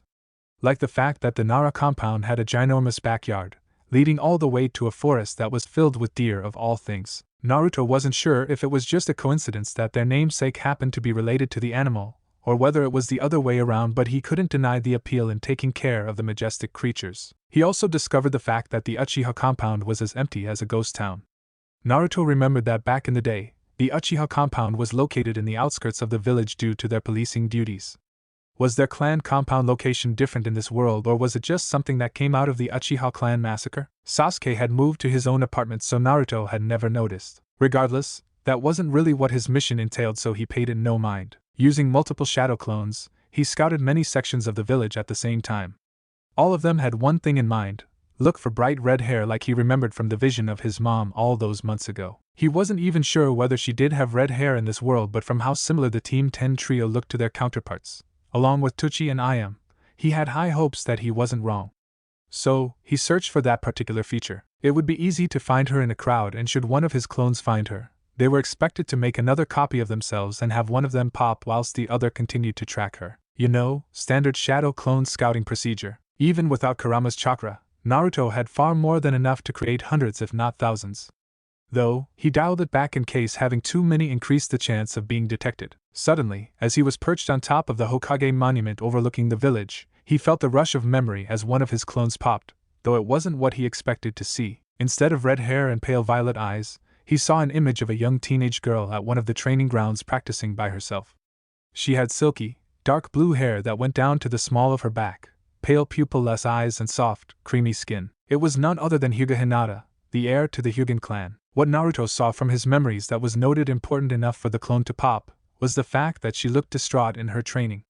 She had an expression of anger, frustration, and a combination of other negative emotions that he knew all too well. Disappointment, sorrow, bitterness. Naruto made his way there. This was far too important to ignore. One of his friends was in distress, and he'd be ashamed of himself if he did nothing to help her. It didn't take long for him to reach the preconceived destination. It was at one of the many unmarked training grounds open for anyone to visit. A small pond formed from the Naka River adorned its edge to the side. Hinata was doing her best to turn that log in front of her into wood chips as she was pummeling it with fierce Juken strikes. He wasn't too sure about how to approach the girl. He wasn't as close as he'd like to be with her. During the tumultuous years prior, she'd confessed that she'd liked him during his battle with pain. It was something that came out of left field at the time, and he didn't know what exactly she saw in him. He would have liked to find out if it were not for his constantly busy schedule during that volatile period. He felt that the chance had slipped through his fingers back in his old world. Now, he finally had the opportunity and the time to get to know her. He decided to introduce himself just as he always had, straightforwardly. "Hey there," he called out. "Yeep." Hinata cried, not expecting anyone to be there. She must have been incredibly distracted by her training because Hyugas always had an elite sense of awareness. Now that he thought about it, he didn't see her train with her Byakugan activated. Perhaps she was just venting her frustrations rather than thinking of having a quality training session. She was crying, he saw, and it made him beyond angry at whatever could have done this to her. Then Naruto also realized that Byakugans could likely see through henges. Naruto internally swore, having not thought that far ahead. Now, he just hoped that Hinata would follow the Hyuga etiquette and not activate her Byakugan when interacting with someone outside of combat situations. Thankfully, she'd done exactly that. Who are you?" she asked, voice quivering with both suspicion and exhaustion. Naruto waved his hand at her, swallowing his nervousness. "Yo. I'm new in town. The name's Yukineru Databeo," he replied enthusiastically. Even from his limited time interacting with her, she'd always been kind to him, especially during his childhood years. "I was just walking around exploring the village, and saw that you seemed quite distressed over here, so I decided to step in." Oh, Hinata said, making an effort to clean up her tears with her sleeves. "How unseemly of me." After a moment to regain her composure, she straightened up and introduced herself. "I'm Hyuga Hinata. It's nice to meet you." Naruto smiled. "It's nice to meet you too, Databeo." He cringed as the tics slipped out again, almost redundantly, but at this point, he might as well give up on suppressing it. Curse his habit of speaking like someone from the countryside. Hinata gave a soft smile that didn't particularly reach her ears. "Well, forgive the impression I gave off, but I'm doing just fine, I assure you. I was just a bit frustrated and wanted to vent out my anger." She gestured to the training log. Naruto nodded in understanding. "I get you. I do that a lot as well. Say, I know we just met and all, but I wouldn't mind lending an ear if you want to air your grievances. Take it from me, it's sometimes freeing to get things off your chest to someone who's completely impartial to the whole thing." Hinata hesitated. She wasn't sure why exactly this stranger approached her, nor did she trust him, but she'd been through so much in her life with no form of support that she was actually rather desperate. So her reluctance didn't really last too long at all. "I guess." Before she could change her mind with her timid nature, Naruto interjected. "Great," he said, making his way over there in a flash. Hinata was surprised by the enthusiasm he showed. Perhaps it was because he wanted to get to know new people in a foreign place that he was willing to go to such lengths to talk to her. She didn't know. Yet, she sort of appreciated the act of kindness and the attention that was so rarely given to her. All right," Hinata muttered. Naruto walked over to the field of grass and gestured beside him for her to sit.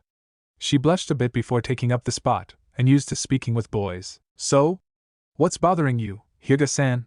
Naruto inquired, playing it cool, though he was excited over this opportunity to speak with her. "Well, I don't really know where to start," Hinata responded. "Start with anything you want." "As sure," she said, before taking a moment to contemplate. "Well, how much do you know about the Hyuga clan?" "Not much at all, really," Naruto responded.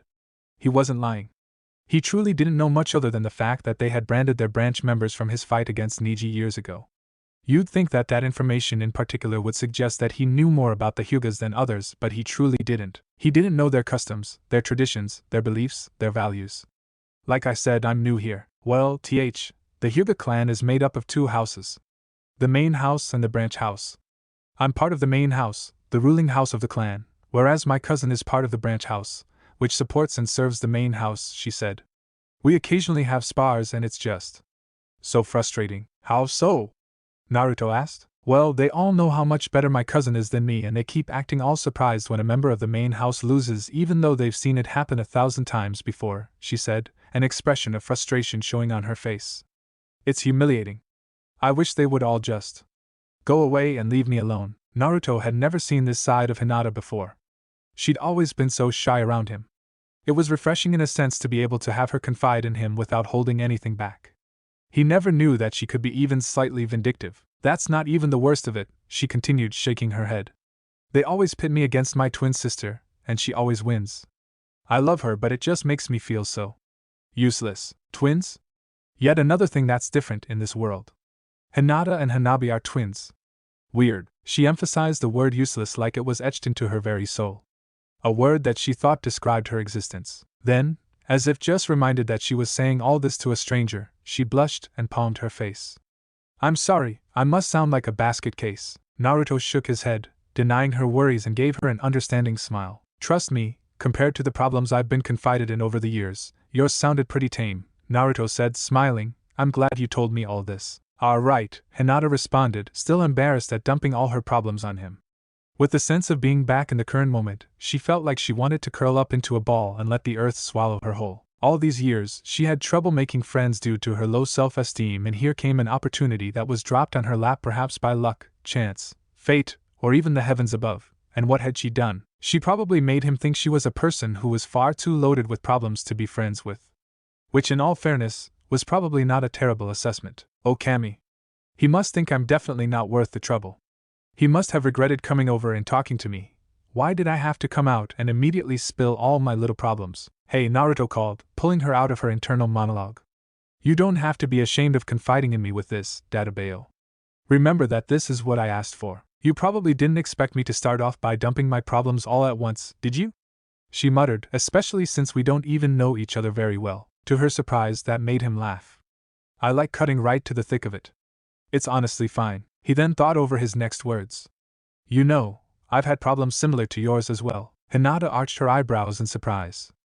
Really? Yeah, Naruto said somberly, looking to the distance. I had a friend once. I compared myself to him all the time. In my village, he was always the center of attention, which was something I never had. I was jealous, in some ways, because I always came up short when competing against him, whether it was through exams or tests or, like in your experience, spars. Naruto chewed on his lips, thinking back to his memories, unaware that he had the complete attention of Hinata, who was staring at him like she'd found a kindred soul. What I found that helped me was to stop setting him as a benchmark to compare myself to.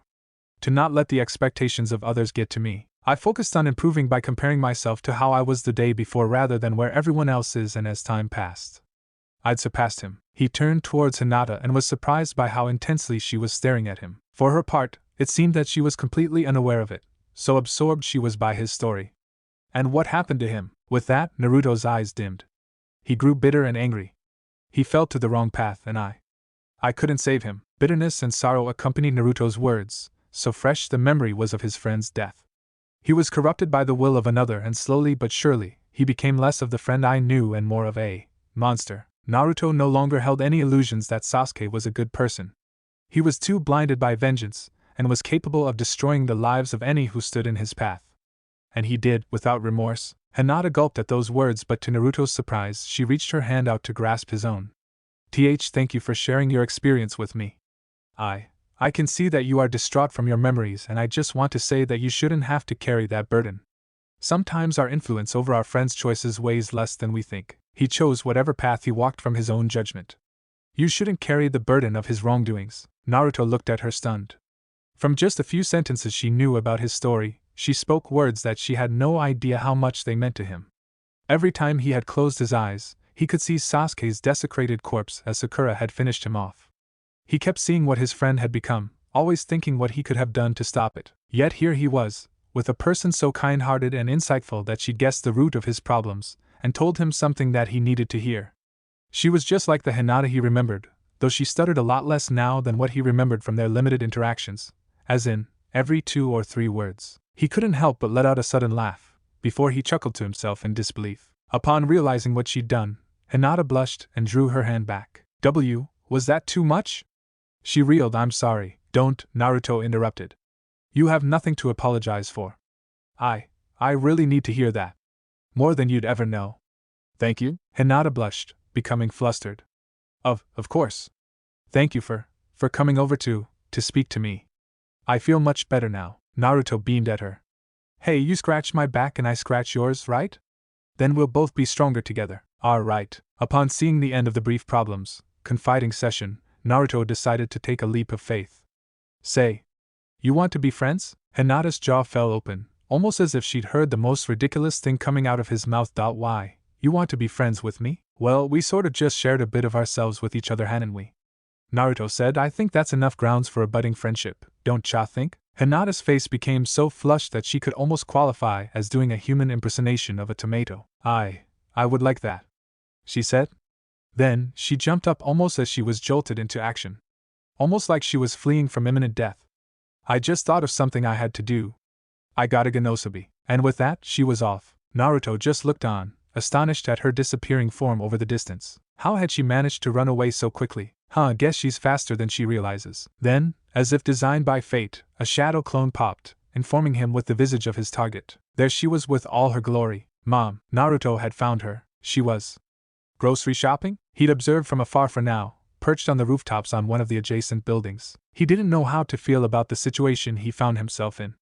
First a new world and now someone who's supposed to be dead was alive. That someone being his mother, a person who he wished he had gotten to know since forever. What was she like? Did she care for him? Naruto had to remind himself that to her, he was dead. Yet, he wasn't anymore. He also wasn't even the Naruto she knew. What would she say if he met her? Naruto's heart was pounding in his chest. His ears were ringing. He felt like he was at war again, waiting for the next battle, preparing for the next assault. But this was just his mom. Was she even his mom? Or was she just the mother of this world's version of him? Naruto snapped out of his musings when she started moving again. She went from stall to stall, purchasing basic necessities. He'd watched her every movement, trying to memorize every detail he could of her. He felt like he was in a dream. That this moment was finite, and would be taken away from him the moment he began to hope. Just as everything had been. From his dreams of becoming Hokage to his promise to bring Sasuke home to his crush on Sakura. Now, could he dare hope once more? He clutched at his necklace. A precious gift from Lady Tsunade. She had been as close of a mother figure he had in his life. She had entrusted this necklace to him, to hope one last time. If she had not fallen during the war, would she be disappointed that he wasn't able to become Hokage back in his old world? Naruto sighed. He knew what he had to do, he just wasn't brave enough to do it. He could face down the entirety of the Akatsuki. Face down Madara. Face down even a goddess, but his mother or sort of mother? It was something that truly intimidated him. Well, here goes nothing. Naruto was ready. He just needed to figure out how, exactly, he was going to introduce himself. Hi, I'm Naruto, but not the Naruto you know because he's dead, or at least that's what I've heard, but a different Naruto from another world entirely that's sort of similar to this world but not really. Anyways, I didn't really have a mother in that world but saw you in my mindscape after trying to unseal Kurama, and now I'm here in this world. And you're alive and I'm alive, and I thought it would be a great idea to get to know each other. He would sound like a nutcase who was henged as her son. Did he even want to introduce himself as her son? That would be terribly strange for both him and her. What if she didn't accept him? Should he just stay as Yuki Nara forever, wearing a mask he carved for himself since day one? No. He was not that type. He was overcomplicating this. He was just going to introduce himself like a normal person and then slowly introduce the idea to her, without overwhelming her with mind-blowing information that's, frankly, not quite believable, even to him at this point. Naruto went back to observing her. She seemed to be done with visiting stalls and was now on her way home. She showed no signs of detecting him, but that was already a surety with his skill in stealth. If he could hide from the Anbu as a 12-year-old wearing a bright orange jacket, he could hide from practically everybody. That wasn't arrogance talking, but experience. Speaking of orange outfits, perhaps it was time to say goodbye to what he's currently wearing sooner or later. His henge had also covered his clothing and changed it to regular civilian wear. Underneath it, however, was the same old jacket he wore since he returned from his 3-year trip with Jiraiya, only now, it was cut up and in rags due to the war and his fight with Sasuke. With all it's been through, he was surprised that the clothes were still even on him. He made a note to get a fresh set of outfits later on. Maybe an orange t-shirt this time, or even orange tiger-striped pants. Or an orange blazer. And an orange eye patch perhaps? Or he could pull a Kakashi and just cover his Rinnegan eye with his headband, of which since his arrival here, he had removed and stored it safely within the storage scroll in his pouch. He'd rather not henge over it in case if the henge fails, he would be caught as a civilian illegally practicing ninja techniques, which happens occasionally from overeager civilians, rather than suspected as a spy from an enemy nation and get sent to TNI. Kushina had made her way to the clan district. He had seen some compounds here through his clones that he didn't recognize and were unidentifiable as they had no signs or symbols displayed on their walls. Perhaps she'd lived in one of those. It took a few minutes of tailing her, but she eventually made her way to a rather humble home opposite of the Nara clan. It was a 2-story building with a wooden roof and had a sort of stacked cylindrical shape with a rectangular area protruding from the side. It was, in a word, cozy. Something that perhaps he would one day build himself had been in his old world. Kushina entered the house, and now, Naruto was truly left with 2 options. Enter the house now, and get it over with, or come back later and do it then. He walked towards the door. When he arrived at the footsteps leading to it, he stopped, thought about it, then turned back to the gate entrance. thinking it was a terrible idea. Then, he stopped at the gate entrance, then turned around to walk back to the door, thinking that he was no coward. Then he turned back to the gate, then to the door, then to the gate, the door, the gate, the door. This lasted for 10 minutes. Then, on his final trip to the door, he was just about to turn away from it again for the last time and call it a day, thinking that perhaps he could allow himself to be cowardly just this one time and bail once and for all, before the door opened and a glowing golden chain shot out, wrapping itself around his right foot, and dragged him in with a force too strong for his startled self to resist. Gah! He shrieked as he was catapulted inwards. His backside smacked against the wall and left him almost boneless on the ground from the shock and sudden change in momentum. The chains then proceeded to turn him into a human sushi roll. Yoch! Ow, good Kami, that hurts more than Sasuke's Chidori to the chest. He choked before looking up to find the unimpressed stare of his sort of mother. Hi? Naruto hesitantly greeted. Why have you been following me? Kushina asked, her voice flat, completely unimpressed with the state of her stalker. Naruto took a look at her before he answered. Now that she was there, right in front of him, he could see the details of her visage that he hadn't before. At whatever age she was now, she was still as beautiful as his vision of her was portrayed to him was. She had vibrant, crimson hair, and unblemished porcelain skin. Her violet eyes looked like they contained thousands of stories untold, yet it was dim and pained, almost as if covered with a gown of despair. She was suffering, he realized. He could see it in her posture, the rings under her eyes. Yet she was alive. Whatever Naruto wanted to say was stuck in his throat. Don't even try to lie your way out of this, boy, she said sternly. We Uzumaki's are censors, and I've sensed you watching me ever since I went into that fruit store down in the civilian district. Naruto could only stare at her as she scolded him, mesmerized. He was no sucker for pain, despite his experiences with Sakura, but the very act of his mother scolding him was so unfamiliar of an experience that it made him wondrous rather than scared. Kushina tapped her feet impatiently. It's been a long time that anyone would have enough interest in me to send an assassin. Not an assassin, Naruto interjected, before practically swallowing his tongue at how terrible an idea to interrupt her. Kushina's eyes narrowed and she promptly smacked him on his forehead. Ow! He yelped, incredulous. Don't interrupt me. You're the one who's being interrogated here, she scolded once more. Why yes ma'am, Naruto said, leaning away from her irritated expression, though only to partial success as his bindings held him tight. He figured that if he wanted to he could try to break out of this, but that would probably leave a terrible impression on his MO. On Kushina. He decided to just call her Kushina for now. Like I was saying before you rudely interrupted, even if you weren't an assassin, that would imply that you're a creep who likes spying on old widowed women. Either way, it's not looking too great for you. So talk.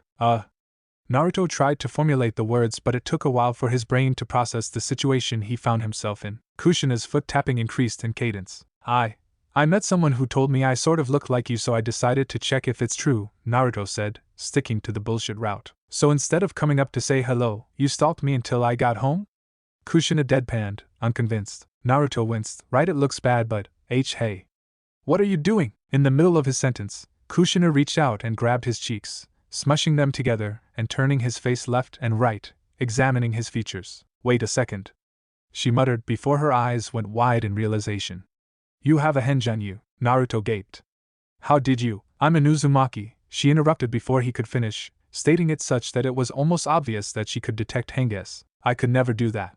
He mumbled. What was that? And nothing, he smiled guiltily. Drop the henge, she insisted, smushing his face even harder with her right hand. Wait, you don't understand, Naruto tried. Drop it, or I'll make you drop it and turn you over to TNI, Kushina commanded. Alright, Naruto said.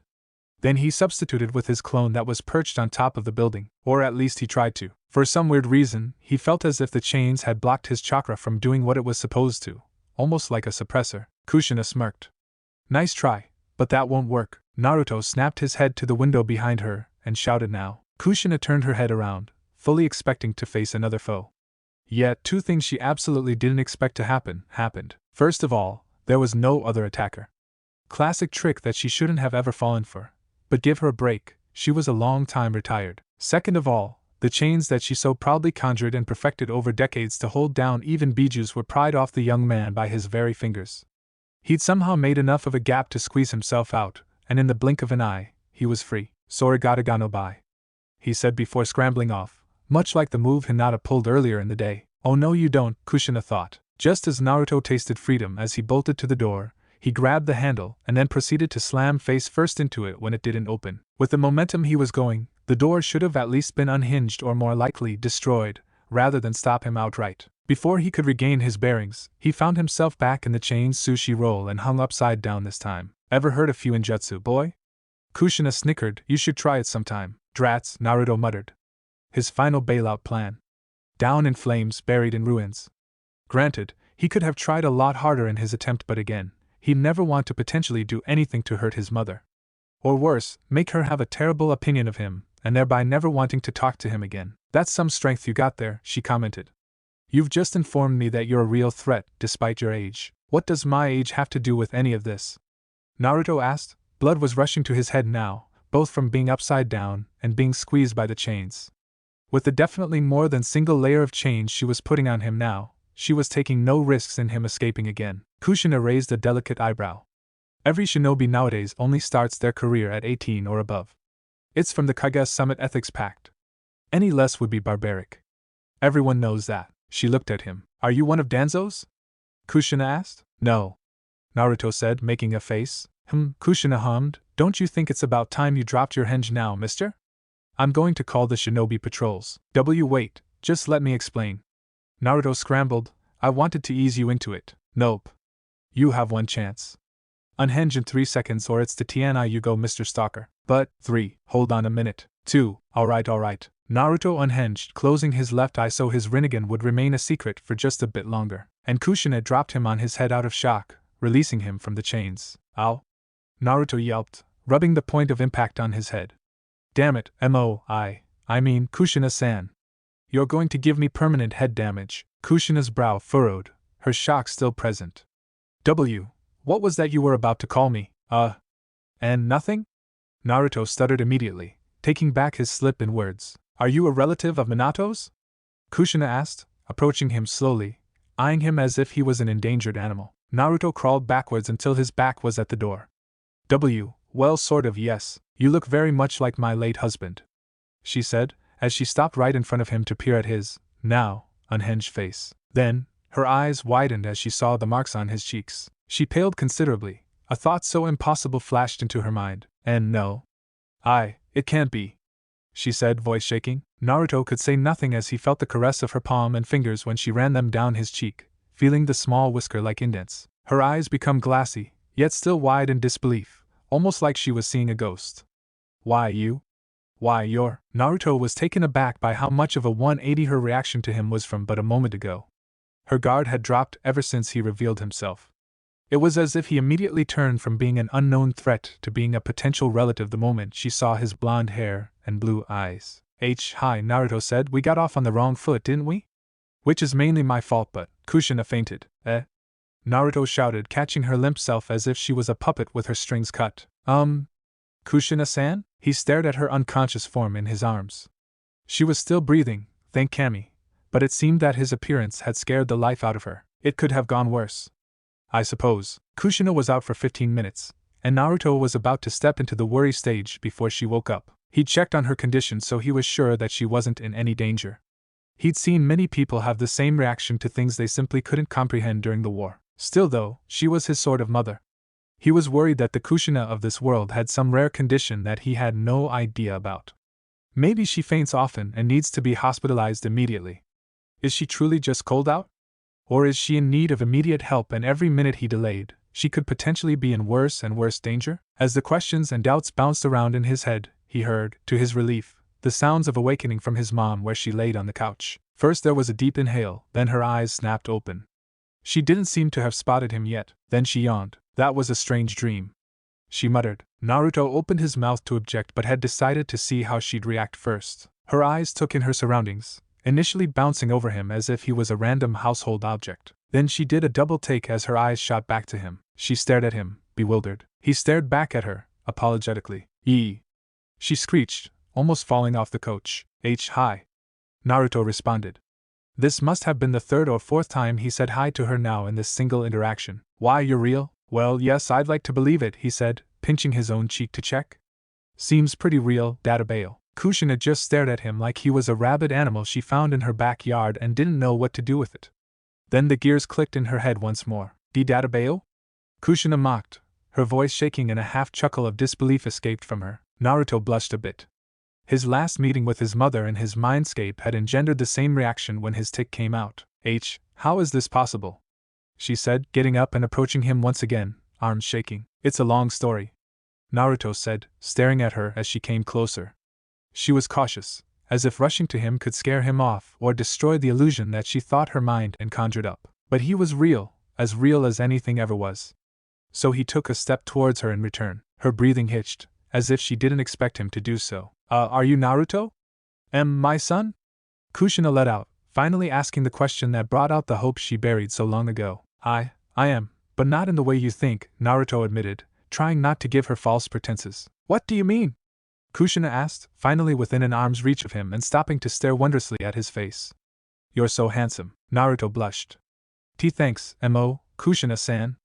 Though I'm guessing you have a bias towards blonde-haired and blue-eyed men. Kushina let out a delighted giggle, feeling the knot in her stomach start to unravel itself with the subtle timbre of his voice. It was so uniquely familiar, as if it was what she'd imagined exactly what her son would sound like had he grown up. She did not want to wake from this illusion, this strange conjuration of her thoughts. Well, you're probably right about that. But you have my cheeks, my cheekbones even, my forehead, my nose, and everything else is Minato's. But your eye, why are you covering it? When she was unconscious, Naruto had the opportunity to grab his headband from his storage scroll and cover it over his eye, doing what his sensei normally did, despite himself. Now, he only needed a mask to truly look alike. He traced his finger above the headband where his transplanted, no, apparently not just transplanted, according to Hagoromo, his other eye was. Kushina gasped and grabbed his arm, his bandaged, cloth-wrapped arm that he used to do so.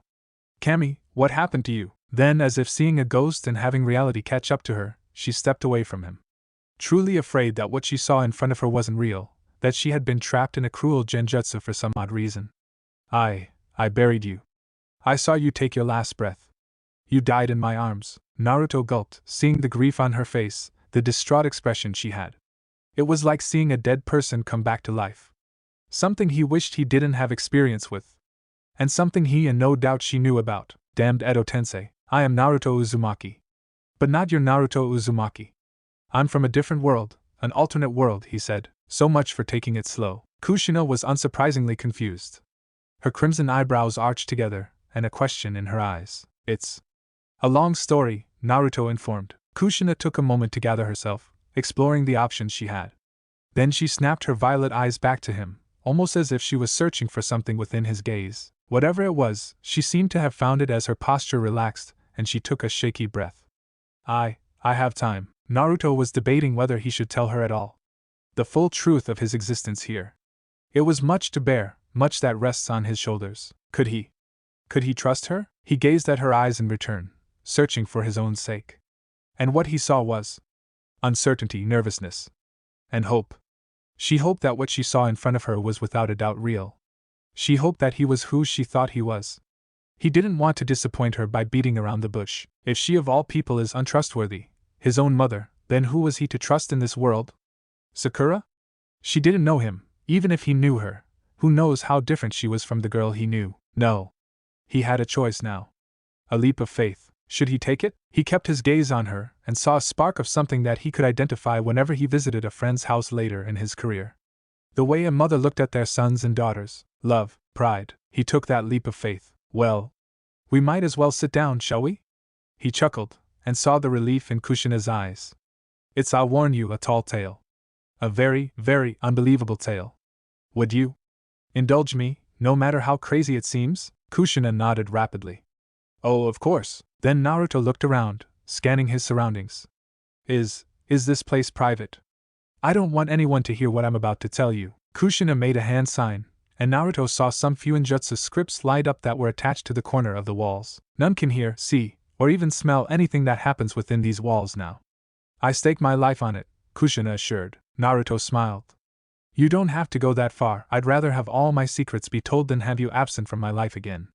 Your life is worth far more than anything I have to offer. Kushina's eyes became slightly teary at that, but she only nodded. Naruto gave her a bitter smile and sat down on the old, rugged couch as she went and sat on the larger sofa beside it. Where to start? So, from noon till night. Naruto spoke of his journey, from beginning to end. Some parts he skimmed over. Some, he told in excruciating detail. He told her of his origins, his orphan status. How he grew up in an orphanage before moving into an apartment by himself, given to him by the third Hokage. He told her of his journey to being a ninja, of Ichiraku-sensei, as his many battles against his adversaries. Sasuke, Gaara, Neji, Orochimaru, the Akatsuki, Pain, Madara, Kaguya, and Sasuke once more. He told her of his friends. Team 7, Team 8, Team 10 guys team. He told her of his crush on his teammate, of the crush another had on him, the very person he'd met today. He told her of everything. He took his own advice he gave to Hinata. He spoke his thoughts to another soul, laying his heart out. He confided in the person whom he hoped to trust beyond anyone he ever had in his life. Was he stupid in doing so? He didn't know her. Even if she was his mother. Or a version of her. But, he wanted to do this, to take this chance, to have hope. Throughout it all, Kushina, though initially confused, seemed to pick up on the clues and details of his story. She sympathized at parts, was surprised at parts, was in disbelief at parts, and the range of emotions bounced back and forth as Naruto continued his tale. She was a great listener, engaged and sometimes asking questions about the specifics. He told her of how he ended up here. Of his final fight with Sasuke. Of his transplanted eye, of which he lifted his headband to show her, much to her shock. He told of his friendship and separation with Kurama and his subsequent meeting with Hagoromo. In the end, she could do nothing other than gape at him. I know, he said, it's hard to believe. I believe you, Kushina immediately interrupted, trying to clear any misunderstandings her son may have. What? Naruto looked at her. I don't care if you think that your tale is outlandish. Literally. But don't you see, Naruto, she stuttered at his name, almost in disbelief that she was actually addressing him with the name of her dead son. I choose to believe because in the end, there's too big of a chance for me to simply let go. Her voice broke when she said the next words, her eyes locked onto his own and tearing up once more. I have chance to get to know him, my son. Then she cried. It was as if throughout the hours he'd spent telling her of his story, she'd been slowly and surely convinced that he was Naruto, and had been holding back a torrent of emotions that struggled to break free. Now that he was done, now that she had confirmed who he was, she broke down in sobs. Naruto scrambled towards her, and placed a hand on her shoulder. Kushina, please, she interjected, voice pleading and quivering, call me mom. Mom, Naruto agreed, heavy emotions lacing his tone on what that word meant to him. He finally had a family now. A real family. Mom, are you alright? No, she said, I'm better than alright. I'm so happy. So incredibly happy that I can't even explain it. So happy that I can't believe this is truly happening. This is truly real. You're my son. She rubbed her eyes before looking at him. They were bloodshot and glassy, still streaked with tears. You might not be mine in this world, but you're still Naruto Uzumaki, born from a version of Kushina Uzumaki. You're as close to a son I can ever have, and you're here. Her eyes bounced back and forth between his own, between the faded purple and crystal blue. Naruto was also holding back his own dam of emotions. She choked. Would you give your mother a hug, Naruto? With that, the dam could hold no longer. He hugged her, letting out his own sobs, his own cries of relief. She hugged him back, almost crushingly, as if holding on to a lifeline. Oh, my sweet boy, welcome home. And thus, mother and son were reunited once more. They held onto each other for what felt like hours but was actually only a few minutes. They would have embraced for longer, had Naruto's stomach not interrupted. Grullo, Naruto blushed. Sorry. To his embarrassment, Kushina giggled. They let go of each other, and Kushina's smile could have melted him on the spot. She seemed so joyful, so full of life. It was like something had been lifted off her shoulders, so far removed to how she looked before. Let me make dinner for you, son. Kushina seemed to still be surprised at the title she gave him. Surprised that this was even real to her. Let's make dinner together, Mom, Naruto corrected, her voice hitched in her reply. She looked like she was going to burst out crying again but managed to hold herself together. Alright. They set out to organize the groceries that Kushina had bought earlier. It was mainly just fruits and vegetables. What would you like to eat? Kushina asked, coming beside him. Honestly, anything is fine, Naruto said. I ate yakiniku for breakfast this morning.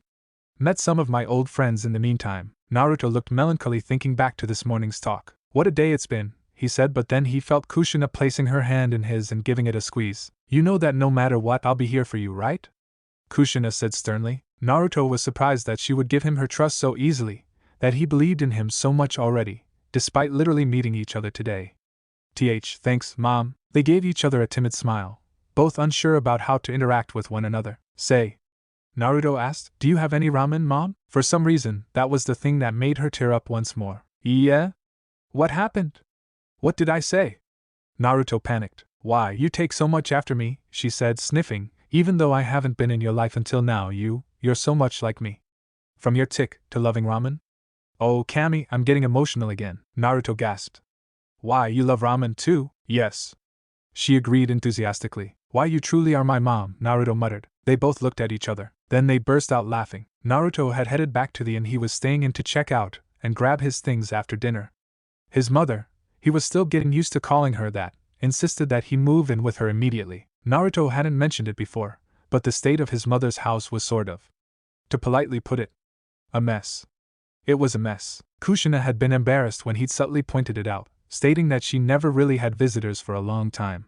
Naruto hadn't minded it at all, but left a few clones to help her tidy up before he got back. He really needed the walk, the fresh air to gather his thoughts on what just happened. He was incredibly lucky that his mother was exactly who he thought she was. This world's version of her wasn't evil or hateful, or cold, or anything negative. She was as kind and loving as he thought she was from his encounter with her in his Mindscape. In fact, she was almost too eager to jump in the boat he was sailing in, uncaring of whether it would sink and drown them both, or even where he was going. It was like the moment she saw that she could have her son back in her life as a possibility. No matter how slim it was, she took it by its reins and went to the deep end with it. He appreciated her for it, more than she realized.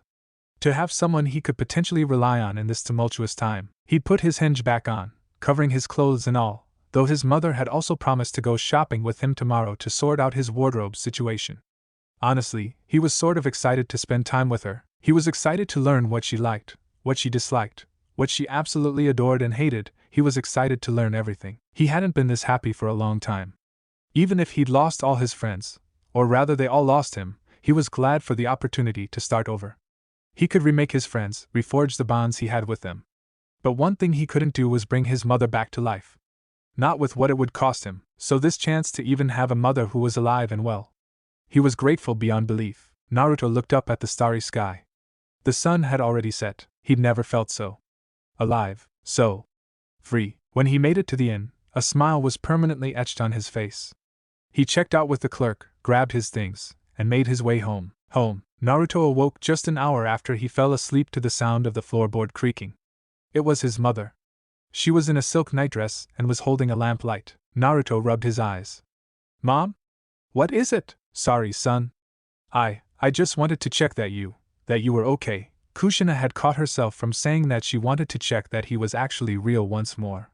She would sound like a broken record. I'm doing alright, Mom, Naruto yawned. I'm so tired I could sleep on the floor and snooze away. Oh right, Kushina said, I shouldn't be bothering you then. Of course, I'll go now. Before she could leave, however, Naruto called out, Mom? Why yes, I know my story was hard to believe, but I'm so glad that I have you in my life now. Kushina nodded.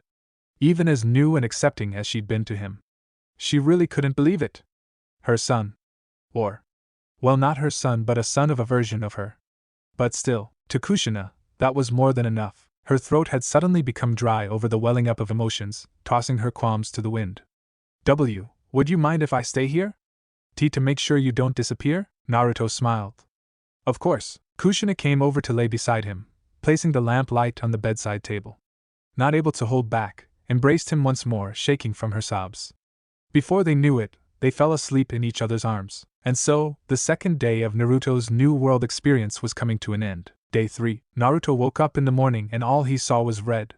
Not in the figurative way to indicate he was angry, but he literally just saw red. It was his mother's hair, he realized. It was so vibrant, like fine strings of ruby, glistening in the subtle light of the rising sun leaking from the window. He tried to gently disentangle himself from her hair, and after a few minutes of slowly picking the strands out of his face with his hand, he could finally see again, and found that his mother was nestled up to him like an overgrown squirrel. For someone in her 30s, from his guess, she looked rather young, as if she was in her early 20s. Perhaps it was the Uzumaki life force keeping her youthful. He knew very little about his bloodline, and he was hoping to learn more from her. She looked considerably better than the tired, tanuki-eyed version he saw the day before. Almost as if she'd healed overnight from a long-suffering ailment. She was so pretty. Perhaps it was because he never had her in his life before, or the fact that he had no one to look to as a motherly figure, so when he gazed at her, he didn't see his mother, he saw a woman. An extraordinarily beautiful woman. Naruto snapped out of his thoughts, blushing furiously. He cursed his teenage hormones and banished whatever just happened to the deepest, darkest corners of his mind, never to resurface again. He slowly but surely extracted himself, untangling her clutching limbs from his torso and replacing it with a pillow. She was in deep sleep, he discerned, for she didn't even give so much as a twitch when he moved her. When he was finally free, he covered her with a blanket, making it act as a barrier between him and his undesirable thoughts. He found himself in the bathroom a moment later, and thankfully relieved himself. In more ways than one, guilt hanging over his thoughts. Once the deed was over, he cleansed his thoughts for the final time, evicting the corruption that was placed by his late godfather. He set out to make breakfast. He took his time in exploring the kitchen. It wasn't like he had anything planned today other than going clothes shopping. He checked the cupboard one by one to familiarize where things were. He had offered to pay rent during his stay here, but his mother only scowled at the attempt. She'd said that this house was far too big for one person, and if he wasn't going to move in, then she'd hunt him down and chain him up in the basement. Naruto chuckled at the memory. His mother was fiery and fierce, as was so often described by those who knew her in his past life. He drew open the utensils drawer, closed it, then the spice drawer next. It seemed that her gantry wasn't very well stocked, suggesting that she didn't really put in the effort in her cooking. Because why would she? Who was she cooking for? No one but herself. Naruto felt a pang of sympathy for her. To be alone all this time, after having lost her family. He was a kindred soul in that sense, for he spent most of his life alone too. He suspected that this gantry was soon to be filled with more and more things now that he was here. They'd experiment in cooking together. He smiled at the thought. Then he spotted a carton of eggs in one of the cupboards and a simple test by submerging some in water to see if they'd float, a trick he'd learned from Sakura, told him that they were fresh. He grabbed a frying pan, turned on the flames and started cooking. It was therapeutic for him to cook. Contrary to popular belief, he didn't have 3 meals of ramen a day. He just had 1 meal of ramen. Every day. Alright, he was still a ramen addict, but he could cook simple things too. Like fried eggs. He could make fried eggs, with Kushina. Kushina awoke to bliss. She hadn't slept this well in a long time. A full night's rest without any nightmares to plague her thoughts and dreams. Her bleary eyes came in and out of focus before realizing that she was not in her usual bedroom. Then it all came rushing back to her. Her son. Her son. He'd come home. She snapped her head to both sides, taking deep breaths to calm herself. A scent that was definitely not her own invaded her nostrils. It was masculine, yet still sweet, almost like apples and honey. It intoxicated her. And Naruto? She mumbled. For a moment her heart dropped, thinking that what she'd experienced the day before was but a lucid dream, but she reminded herself that it couldn't be. It was far too real. It felt far too real. Not even an uchiha could conjure something to that extent, and sure enough, the smell of something cooking alerted her to a living presence. She flared out her senses and, like looking into a blinding beam of light, she found him. Restrained like he was yesterday when trying to spy on her, his chakra capacity had already been quite large despite being held down. Now, it was like comparing a bowl of water to the ocean. It was the first thing she noticed about him, and the first thing to convince her that he was who he said he was. None other than a fully fledged Uzumaki could ever hope to have even half the chakra capacity contained within him. How much he'd been through to become this powerful, she could not understand. She could not truly comprehend the significance of every event he'd described, some of which were so incredible that it could be written in a book of epic tales. But that wasn't the most important thing she cared about. She'd have time to understand his worries and experience in time. She'd say it as many times as it takes. She just cares that he's here with her. She bolted out of the spare bedroom, and to her immense relief, there he was, still in his ragged undershirt and orange pants. Naruto, the words came out of her lips reflexively. Just to confirm that his existence is real. That he is real. He turned to her, surprised, before blushing for some odd reason. Ah, Mom. Gee, good morning. Sorry, did I accidentally wake you? She rushed over to hug him for the she didn't care how many times in 24 hours. She will continue to give him hugs until she laid her doubts to rest on whether his existence was an illusion. For some reason her son was so surprised by this gesture that he hiccuped and blushed terribly. So what are your plans, son? Kushina asked as she enjoyed the simple but hearty meal of egg and rice before her, with a bit of soy sauce for seasoning. It was made by her son. That made it more delicious than anything she'd ever tasted. Well, I'd want to buy new clothes for one, Naruto responded, his eyes bouncing anywhere but in her direction. He must be truly fascinated in the house she lived in, though ashamedly it was still a bit dusty from neglect. She let out a giggle. I meant for the foreseeable future, not today's plan. Naruto blushed. Oh, well, I'm not really sure. He leaned on the backrest of his chair, having already finished his meal. I suppose I will take it one day at a time. There's no telling how much different this world will be from my own. Maybe the events of my past will never happen here. Kushina nodded. Like I said yesterday, remember that I'll be by your side, son, even if the world turns against you. You can count on it. Naruto smiled and his heart warmed. Thanks, Mom. Kushina returned the smile. Are you planning on enlisting as a ninja again? Naruto shrugged. I don't know. I don't want to go to the academy and take the ninja ranking process all over again. Heck, I'm still technically a genin from my world. With the war going on and all, I was apparently too unavailable to get promoted. Kushina contemplated her son's worries. I can put in a good word for you if you want. Maybe if you show your capabilities, Hiruzen can place you in a rank appropriate to you. Hiruzen? Naruto jumped at the name. He realized that just like Jiraiya, the old man was still alive. Orochimaru hadn't killed him. Kushina made a sound, then his story from yesterday came back to her. Ah, right, you said that in your world, he was killed by Orochimaru, didn't you? Naruto nodded, feeling bitter at the memory. I was 13 when he died. In a sense, he was the grandfather figure I had during my childhood. I loved him like one, despite his shortcomings. Kushina reached out to place her hand above his, though she was still secretly furious at how little Hiruzen had done for her son. Sure, she understood that Naruto, being a Jinchuriki, couldn't align himself with a clan for political reasons, but he still should have been taken care of more than he was. She could understand that Hiruzen was limited in aiding her boy due to his duties as Hokage to a weakened Konoha after the tragic night, and she could appreciate that, at the very least, he still did something in giving him a house and occasionally checking up on him. Hiruzen was often too soft on people, kind-hearted as he was. He'd let himself be taken advantage of far too much, especially by that Danzo friend of his as well as his wayward student Orochimaru. Kushina could see him being pulled in far too many directions to make time for a boy who was struggling behind his sunny personality. Kushina shook her head. Well, he's alive now, and he's just as kind of a man as the one you described to me from your world, though kind doesn't always make him right. Ah, really? Naruto asked, oblivious to her thoughts. Really, Kushina confirmed. If you want to tell him about your story, you can, and I have enough political power to make him shut up about it afterwards, though I suspect that the old Kaja wouldn't say a word to anyone about it anyway. He's too kind for a ninja, much less a Hokage, but he's probably the only one smart enough to believe in parallel worlds and whatnot, other than me of course. Naruto looked down at his hands. I would love to meet him again. Kushina stared at her son. Do you want to be a ninja, son? After all you've been through?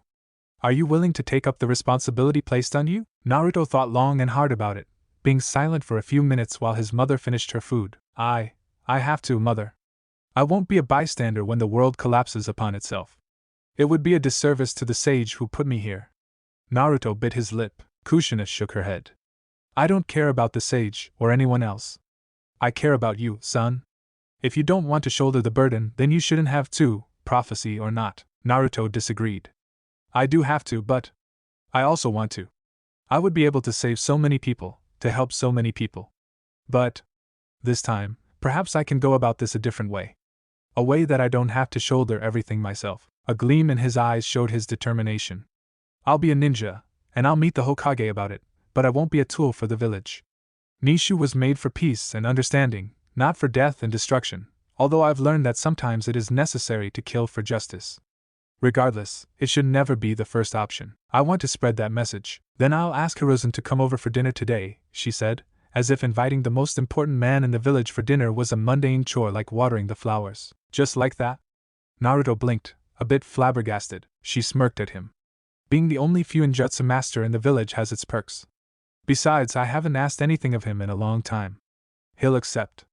Even if he had an important meeting scheduled this evening. Ah, I see. Kushina nodded before smiling. Now, let's clean everything up, get dressed, and go shopping. For some reason, a shiver ran down Naruto's spine. No, try this one instead, Kushina said, handing yet another shirt over to him. But it's not orange, I know, but it'll look good on you. With how minimally Naruto was hinged, he didn't really have to change back into what he normally looked like for Kushina to have that womanly sense on how well the clothes fit him, especially after she had his very image etched into her mind. As if she'd ever forget what her son looked like. Despite only meeting him yesterday. In this case, the dark blue shirt sold his lean, muscular figure nicely. Her son was handsome, without a doubt. He was like Minato, in a sense, but his features were less sharp and more rounded, making him seem less intense and more cheerful. In her humble, totally not biased opinion, her son looked even more handsome than her late husband, no small part thanks to her own features mixed in, though she suspected that the social discrimination towards him had eradicated any chance he had with girls growing up, and thereby making him unaware of just how many looks and glances he'd attracted even during their walk here. She'd need to be careful lest some harlot snatches him up, as if she'd let anyone play with her son's heart. Naruto, on the other hand, was rather gloomy as all of his orange suggestions were firmly put aside for his mother's tastes. He really wanted that one trousers with the orange flames, but it was a lost cause in convincing his mom. He tried the shirt on in the changing room and went back outside, only to catch the eye of another person who just entered the shop. It was none other than Yamanaka Ino. "Oh, hey!" she called out. What a coincidence. Both Naruto and Kushina turned towards her. "It's Yuki-kun, right?" she said, coming over to them. Kushina raised a delicate eyebrow at Naruto. He'd spent so much time telling her of his backstory that he forgot to tell her about his cover name, so he awkwardly replied, "Yeah, it's Yuki Naru, nice to see you again." "Ha ha ha ha ya." Kushina hit a snicker at just how bad her son was at going undercover. "Yuki Naru? Seriously? That's already the majority of his first name in his fake one. And what was that obvious hint he gave her? Did he forget that she was a former jonin and could easily read between the lines? She found it achingly adorable at how straightforward he was. Luckily for him, it seemed that the Yamanaka kid was too enthralled with him to notice his terrible acting. Speaking of potential harlots, Kushina thought, "Oh, are you buying clothes? I could help you with that," Ino said, almost leaping at the chance to spend more time with her son. Some part of Kushina felt annoyed at this. Vixen would even try to take her beloved son from her when she was standing right there. And so, before Naruto could even reply, she shot down the offer. "Thank you for the offer, Miss Yamanaka, but I have it handled." As if just noticing her presence, Ino almost leapt from her spot. "Oh Kami, Lady Uzumaki? Forgive my rudeness in not greeting you." Kushina smiled, knowing how a teenage girl could get tunnel-visioned in the vicinity of a hot boy. But that boy was her son. Was this that motherly protectiveness that she'd heard so much about? Some part of her felt proud that she was feeling this way. The same part felt proud of her feeling proud. What a paradox. She could create an infinite loop of pride doing this. "It's quite alright, Miss Yamanaka. As it turns out, Naruto here," Naruto's eyebrows twitched at the nickname, "is a long-lost relative of Minato's. I saw fit to help his situation out, seeing how he just moved here," Kushina said. Naruto noticed that she wasn't technically lying, just omitting the details. "Ah, I see." Ino sounded dejected, but Naruto, bless his kind heart, jumped in after seeing her disappointed expression. "Don't worry Yamanaka-san, I'll come by your store later today to buy some flowers for Lady Uzumaki. It's the least I can do for her after she kindly welcomed me into her home." "Ah," Ino said, immediately doing an emotional 180, "I'll be looking forward to it. And you live in the Uzumaki residence now? That's wonderful news." Kushina rolled her eyes at how easily her son gave into the puppy eyes of this young flower girl. Now she knew where she lived and got an appointment with him later on during the day.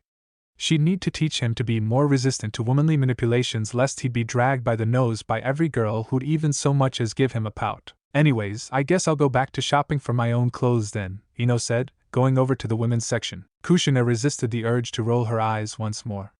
Ino was without a doubt spying on her son from the so-called women's section. Her son, bless him, was oblivious to all that just happened. "Naru-kun?"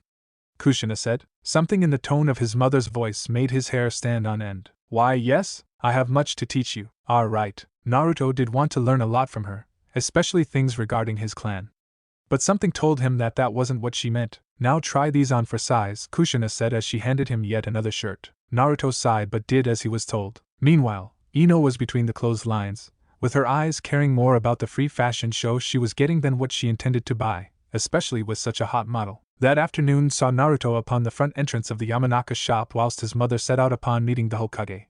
Naruto had told her about the root situation in his old world and advised her to not let anything of importance spill in Hiruzen's office. She told him that she was a big girl and could handle herself, much to his amusement. She also apparently ran a Fuinjutsu seal shop in the same clan district, but had already arranged a manager, who she said had been desperate for the position, to look after it. He opened the entrance door, peeking his head in to check if the store was open despite the sign displaying so. It was actually a habit from being kicked out of one too many stores during his childhood where he just walked in without seeing the invisible "No QB Brat Allowed" sign. Ino had spotted him immediately. "Hiya, Yuki-kun," she called out. Naruto waved a hand at her. "Yo." She bounded up to him and placed her arm behind her back to peer at him. "Where's Lady Uzumaki?" "She's with the the Hokage for a meeting," Naruto answered. Ino nodded, checking around to make sure the coast is clear. Then Naruto looked at her, his head tilted. "Eh? What do you ack?" Ino grabbed his arm and placed it between her bosom, leading him further inwards. Naruto blushed. "Yamanaka-san? Water, I'm giving you a tur." She cut in, smiling cheerfully. There was something in that smile, Naruto realized, that made him feel like a deer before a hunter. His spine tingled. Right. They spent an hour and a half just looking at which flowers worked for what occasion. Naruto had admittedly learned a lot from Ino as she explained one flower after another to him and honestly found it all quite interesting. He could see the passion she had for her plants and he, too, did a little gardening at home, though they were mainly fruits and vegetables, so he could appreciate the hard work that went into growing these gorgeous plants. In the end, Naruto left with a bouquet of hydrangeas and a few sunflowers for his own personal preferences. "Thanks in, Yamanaka-san." This time, Ino had caught his slip. She blushed. Did you just try to call me Ino?" Thinking up an excuse on the spot, Naruto came up with, sorry, in my village, people just called each other by their given names rather than surnames. I guess old habits die hard. He had to admit, that was a pretty good excuse. He needed to congratulate himself with a bowl of ramen for lunch. Ino was still blushing, then she grabbed a lock of her hair and played with it. I. She mumbled beneath her breath. "Sorry, what was that?" Naruto asked. I don't mind it," Ino said louder. Naruto smiled. Score, now there was one less person who he didn't have to catch himself from calling them what he did before. "Great. Thanks for today, Ino, you can just call me Neru if you want Databayo." Ino gave him a wobbly smile and nodded, seeming almost giddy. Naruto left the store smiling, before heading home to leave the flowers in a spare vase his mother had first. Then it was Ichiraku ramen. Before long, he was whistling to himself when entering his beloved ramen stall before he spotted yet another person he recognized. Ichiraku-sensei. Naruto stopped in his tracks before reminding himself that this was a new world, and they have no connection between each other whatsoever. "Play it cool, Naruto. Play it cool." "Welcome." This time it was the upbeat voice of Iam who greeted him. "Oh. It's you again, welcome back. I'm glad we left a good enough impression on you for you to come by." Naruto smiled. "Ichiraku's the best ramen stall in the world, Databayo." Tucci laughed at that and Iam beamed, both taking pride in their work. Iruka, who was the only other person in the stall, turned and smiled at the jubilant nature of the new customer before going back to his bowl. Naruto decided to order his true favorite this time, miso chashu ramen. 3 bowls. He decided to save his stomach for the dinner he was promised by his mother. He was about to speak up and make conversation with Iruka when a voice called out from behind him. "Heya. Sensei, fancy seeing you here." Naruto glanced backwards and saw that it was Kiba. The Inuzuka clan heir ignored him.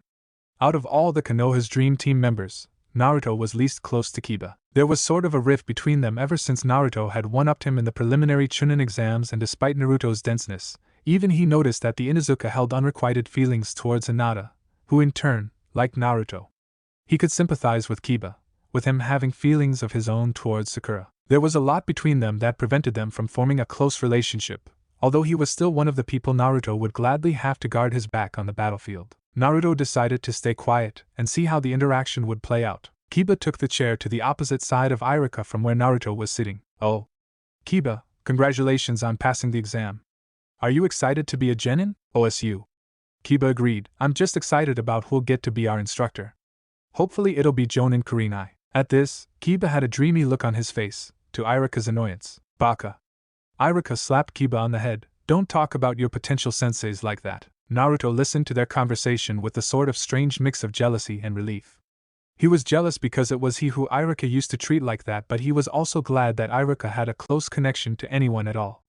In the end, he found that he didn't really mind that it was the way it is. He was glad that Iruka was happy and he had his mother now, who can take on Iruka's role of watching over him. "Here's your first bowl of miso ramen," Iam said, placing the steaming bowl of goodness in front of him. She then walked over to Kiba. "Welcome. What would you like to order?" Kiba smirked. "Well, I'd love to have you on my plate, so I can have the pleasure of eating you out." For things happened simultaneously as the words left Kiba's mouth. Naruto almost spat his ramen out, which was a sin against nature. Ichiraku smacked Kiba so hard, he was likely to have a concussion. I am looked on the verge of committing murder in front of her, and Tucci was about to hand over to her his cleaver. I see, she said, her eyebrows twitched dangerously. Dear customer, we only serve ramen here. If you'd like to explore more tasteless options, do explore establishments elsewhere from here. Now, if you aren't going to order, then I'd suggest you leave. Ichiraku apologized frantically. I'm so incredibly sorry, miss. I'll take my foolish student and go, and here's a tip for your troubles. With that, Ichiraku dragged the semi-conscious, foaming at the mouth Kiba out of the stall and made his way elsewhere. Naruto just watched on in morbid fascination. That was funny as heck. Naruto held in his laughter though, not to irritate the already irate Ayam any further. She glanced over at him and Naruto discreetly proceeded to chow down on his ramen, pretending like he saw nothing. Ayam sighed. Kids these days, no manners or courtesy. Naruto put his empty bowl down and raised his eyebrow. Are you including me in that statement? Ayam was flustered in the realization that she might have directed that at him as well, and, no, of course not, dear customer, you've been nothing but polite. Naruto laughed. I sure hope so. I'd hate to be kicked out of one of the only stalls serving the food of the gods. But you don't look that much older than us, miss. Perhaps that was why he was trying to have a pass at you. Ayam looked surprised at the underhanded compliment. She giggled though. My. Even still, he shouldn't have said anything that crass. Naruto raised his cup of water. To that, we can both agree. I suppose I'll have another serving on his behalf, a gesture to the lost customer. Ayam smiled in her usual warm, sisterly way. Coming right up. Then she muttered under her breath. Perhaps chivalry isn't dead after all. Naruto didn't really have anything to do after lunch, so he set out to the training grounds as he did yesterday, hoping to get some work in. He didn't want to get too rusty despite only being 2 days since his most recent life or death battle. He wanted to get used to his new arm. Eventually he arrived oddly at the same place he met Hinata yesterday. She wasn't here, and for some weird reason a small part of him was disappointed. He'd wanted to meet his friend again, get to know her a bit more. Alas, he continued with his plans. He did his dynamic stretches, getting his muscles warm and joints loose. His mother had graciously paid, despite him being perfectly capable of paying, for a few sets of clothes for different occasions, and the outfit he was wearing now was meant for exercise. It was cheap and he could get it wrecked without feeling too guilty. He'd never really cared too much before, but now that the very things he was wearing became a gift rather than just a possession, he had reservations against trashing it. Once he was ready, he approached the training log and struck with the fist of his newly attached arm. The log broke. Naruto looked at his fist in confusion. Then he grabbed another log and did the same thing with the other arm. It too broke into tiny splinters. That's weird, I don't remember being this strong, Naruto muttered. In fact, Sakura was usually the strong one. Naruto's physical strength was something he'd always been proud of, but it was never something this effortlessly strong. He wondered what changed for it to be this way. He thought of his skill set, though he didn't dare test his more extravagant jutsus in public. He had no idea whether someone was watching him even at this moment. He wondered if he could still do a Rasengan or Sage Mode or summon the toads. Alright, that was the exception. He needed to test it out. He bit his thumb, formed the hand signs, channeled just enough chakra to summon a small toad, and with fierce deliberation, he slammed it on the ground. Kuchios no Jutsu. Nothing. He tried it again with various degrees of chakra channeled into it, and again, still nothing. Naruto slumped, almost disappointed that he wasn't able to get it to work. It made sense, he supposed, that this world's toad summoning scroll was yet to have his name written on it, and thus he was unable to summon his beloved companions. He suspected, though, that he could still use Sage Mode and Rasengan just fine, considering it took no effort at all to use his shadow clones. Ano, a voice called out from nearby, and Naruto's soul had almost departed from his body with how startled he was. He was so focused on getting his summoning jutsu to work that he wasn't paying much attention to his surroundings at all. Naruto whipped around but relaxed once he saw that it was the same person he met here yesterday. It was none other than Hinata Hyuga. She was wearing a simple black training garment this time, with a long-sleeved shirt that had a modest neckline, as well as long pants that went all the way to her heel. What it didn't hide, though, were the bountiful assets that she had. Naruto blushed, thinking that perhaps this was why she wore jumpers all the time. Hinata, being as astute as she was, didn't miss how Naruto's eyes had momentarily bounced towards her generous bosom. She blushed red, but managed to hold herself together in order to get what she was here for. Hello again, friend Yuki-san. Naruto arched an eyebrow at her. Did you really just call me friend Yuki-san? Hinata felt like she wanted to run away again. She really wanted to. Friend Yuki-san? Could she have not made it any more awkward? To Hinata's embarrassment, Naruto burst out laughing, but he was quick to apologize. Aha, oh, Kami, ahaha, I'm sorry. It took a moment for him to gather himself, and it was just in time too because Hinata was feeling like she was going to faint with the blood rushing to her head. Ah. That was honestly adorable, Naruto said, controlling himself. It's great to see you too, friend Hinata. Naruto absolutely forgot that he had to address Hinata as Hyuga-san. He realized his mistake immediately as she did, in fact, faint on the spot. Thankfully he grabbed her before she collapsed, mumbling, "What's with people fainting around me these days?" It took Hinata a few minutes to regain consciousness. She'd had the terribly embarrassing dream that her next interaction with her new friend would go to the bad case scenario number 34 route that she'd meticulously mapped out. Her bleary eyes looked up into beautiful tree branches that rusted with the wind. Naruto's face appeared above her. Yo! Hinata shot up and almost headbutted him in the jaw. Then, to her mortification, she realized that the interaction she just witnessed wasn't a dream at all. She wanted the earth to eat her alive, to make it painful before she was swallowed so that she would at least not go out in shame. "Oh Kami, Okami," the words came at a rapid pace as she freaked out. Hey! Look at me! Naruto said, grabbing her shoulders. His grip was strong, and as steady as anything she'd felt in her life. Take it easy on yourself, alright? I know you're new at this friendship thing, so I'm not judging. Don't freak out, Databeo. Hinata took a moment to compose herself before she nodded. The beaming smile he sent her way somewhat set her anxiety at ease. So are you here to train? He asked, changing the subject and successfully distracting her. Yeah? Hinata wished she was more affluent in the art of not making a fool out of herself. You're wearing training clothes, Naruto pointed out. I'm guessing you're here to get some sparring in. Hi, she nodded. I just lost another spar and was hoping to come here to work on what I did wrong. At this, Naruto contemplated. I know. Why don't you practice on me? Hinata looked at him wide-eyed. I couldn't possibly, Naruto interrupted her. Trust me, it'll be fine. Plus, I'm pretty good at this, you know? It'll just be slow and steady practice, no jutsu or chakra techniques. Just pure taijutsu, so no byakugan. What do you think? Hinata did not want to hurt her friend. She didn't want to take any chances, really, that might potentially scare him away.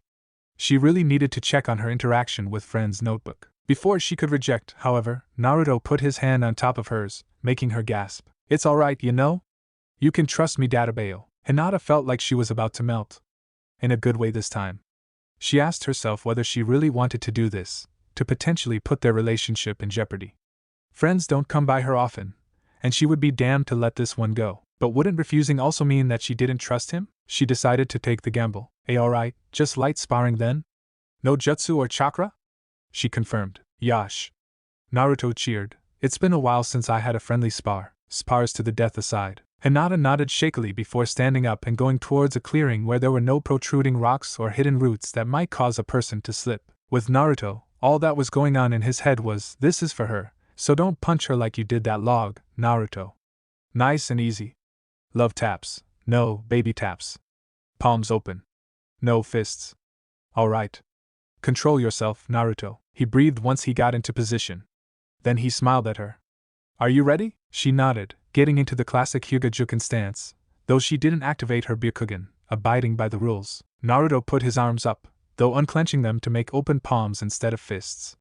He had no style as the number one most unpredictable ninja, but over the years, he refined his no-style type of taijutsu into something that could adapt to just about anything thrown at him, rather than just random moves like he did in his youth. Hinata was the first to make a move, dashing in and sending a juken strike to his chest, choreographing her attack so he could see it coming. Naruto dodged, sidestepping and grabbing her wrist and using it to do a simple hip throw, being as gentle as possible. It seemed to be the right amount of strength, as she didn't grimace or shout in pain. A second later, Hinata found herself staring at the sky, surprised.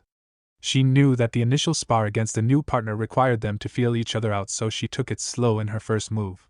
She just didn't expect for him to so easily come up with a counter this quickly. She got back up and reassessed her opponent. She'd been in many spars with those who far exceed her ability in taijutsu, but this person had moved with such ease that it was as if he'd lived and breathed fighting for a long time. Are you a genin ninja yourself? She asked. For some reason that made her opponent slump. Yeah, sort of. Naruto answered. At this rate, he'll be the new eternal genin. Then he shook his head and put his attention back on her. He got into his stance once more, signaling that he was ready. This time Hinata's attack came faster, but he still evaded it. 2 strikes. 4 strikes. 8. 16. Naruto was hesitant to fight back due to being unused to his strength, but that was the main purpose of his fighting style. Adapt. He slipped another juke into his ribs, grabbing her wrist and tripping her. Hinata was on the floor again. She was baffled. She'd been defeated before by her cousin and her sister, but at least it could be considered a fight. She'd never been taken down with such ease, be a Kugan or not. She stood back up. How? Naruto looked surprised at her question. Well, I grabbed your wrist and used your momentum against you. He wasn't the best at explaining things. No, I mean, how are you this good? She asked, taking deep breaths to recover after her barrage of strikes. Naruto looked forlorn. I may not look like it, but I've been through a lot for my age. Hinata scrambled backwards in her speech. I didn't mean to accuse you of anything. No, Naruto shook his head. It's completely fine. You should be asking questions, but I'm afraid I can't share the details with you yet. Would you be patient with me? Of course, Hinata responded immediately. I'm grateful, actually, that you're taking the time to help me out. I know I'm not much. Don't say that, Naruto interrupted to her surprise. Don't put yourself down like that ever again, alright?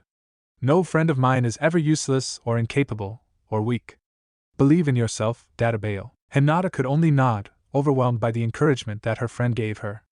Honestly, out of every terrible thing that happened today or for the past week, even just those words alone had turned out to be worth everything she'd endured. Thank you, Yuki-san. Naruto. Yeah, my real name is Naruto, he said. It's one of those secrets from me that I ask you to be patient with. If you don't mind, I'd like to put my trust in you, if that's alright? The main reason Naruto made up a fake name in the first place was because he was heeding Kurama's advice when infiltrating the village. Then the reason evolved to whether there was another Naruto Uzumaki who existed in the world. Now that he confirmed that there wasn't, he was comfortable sharing his real given name but still chose to omit his last name, especially to those who he got a read on. Especially if she was someone as genuine and kind as the person he saw in front of him. She was trustworthy. She looked at him strangely. Then Naruto caught on to the unasked question. Hey, I'm not a spy. So don't freak out, alright? Hinata kept staring at him. Then she let out a giggle, then a laugh. It was the first time Naruto had seen her laugh since coming here. He hadn't even caught her laughing often, if at all, in his old world. Only smiles and giggles. She was so reserved around him. Now, though, he felt like he just told the world's funniest joke. He joined her in laughing. That's what a spy would say, she got out, in between her chuckles. Then again, you'd be the strangest spy I'd ever met. It took a moment before it died down. Hinata contained herself, blushing at her outburst. I know we've only met just yesterday, you, Naruto-san, but I don't think you're a bad person. And the fact that you told me this after 2 days, despite whatever reasons you may have to use a fake name, shows me that you'd be a rather terrible spy if I'd ever seen one. Naruto looked like a kicked puppy, much to Hinata's subtle amusement. But I think you're straightforward and genuine, she continued, so if you trust me enough with your secrets, then I will trust you as well, Hinata. Naruto said, and again, his use of her first name slipped out. She blushed. Again. Sorry, I'm used to calling people I consider friends by their first names, Naruto said, scratching his head as he usually did when unsure. Is that too forward? I can go back to, no. Hinata intruded, still red from ear to ear. I don't mind at all. Great. Naruto cheered. Now there were 2 less people to get names mixed up. They went back to sparring again. As time passed, Hinata was becoming more and more comfortable with the training session. Her strikes came at full speed, knowing her opponent could easily dodge it, though she could tell he was holding back. Naruto-san? She inquired, pausing in her strikes. HM? He responded, relaxing his stance. Just Naruto is alright, Databeo. It feels weird to be addressed in an honorific title. Alright, Naruto-kun. She finished. At this point, Naruto chose to consider blushing a lot to just be a feature of hers, but his heart almost stopped at the name she gave him. It was the same one as the Hinata of his world gave him. Now, it was his turn to blush. Jumping the fence, already? Alright then, Hinata-chan. He wondered if their relationship was going too quickly in this new world. Perhaps it was born from Hinata's desperation to have a friend. He didn't mind it, he just hoped that she wouldn't be as quick to trust someone. Less trustworthy. Oh, Hinata was utilizing her blushing feature again. It was even redder this time than all the previous times. She put her hand on her cheek and sat down in a crouch, placing her burning face to the gap between the top of her knees. Hinata-chan? Naruto inquired, tilting his head. Are you okay? She gave the smallest nod imaginable, but Naruto took it for confirmation. All right.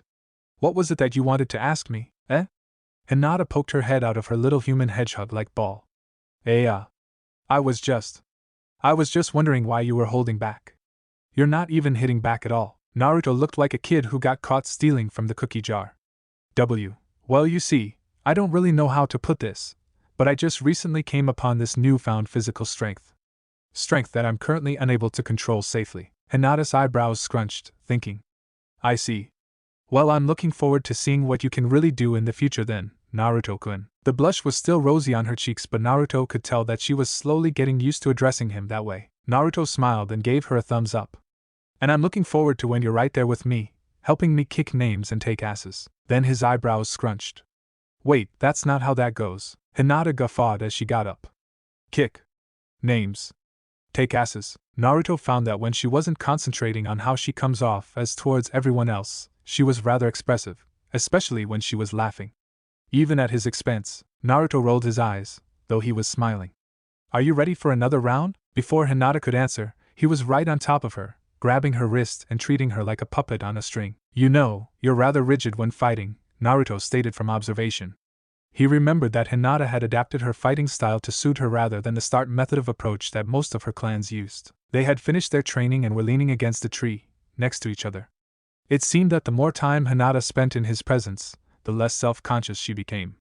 To Naruto, that was major progress. The Juken requires rigidity to perform precise, accurate, and effective strikes, she said, almost as if reading off a book. Naruto shook his head. You know you can experiment, right?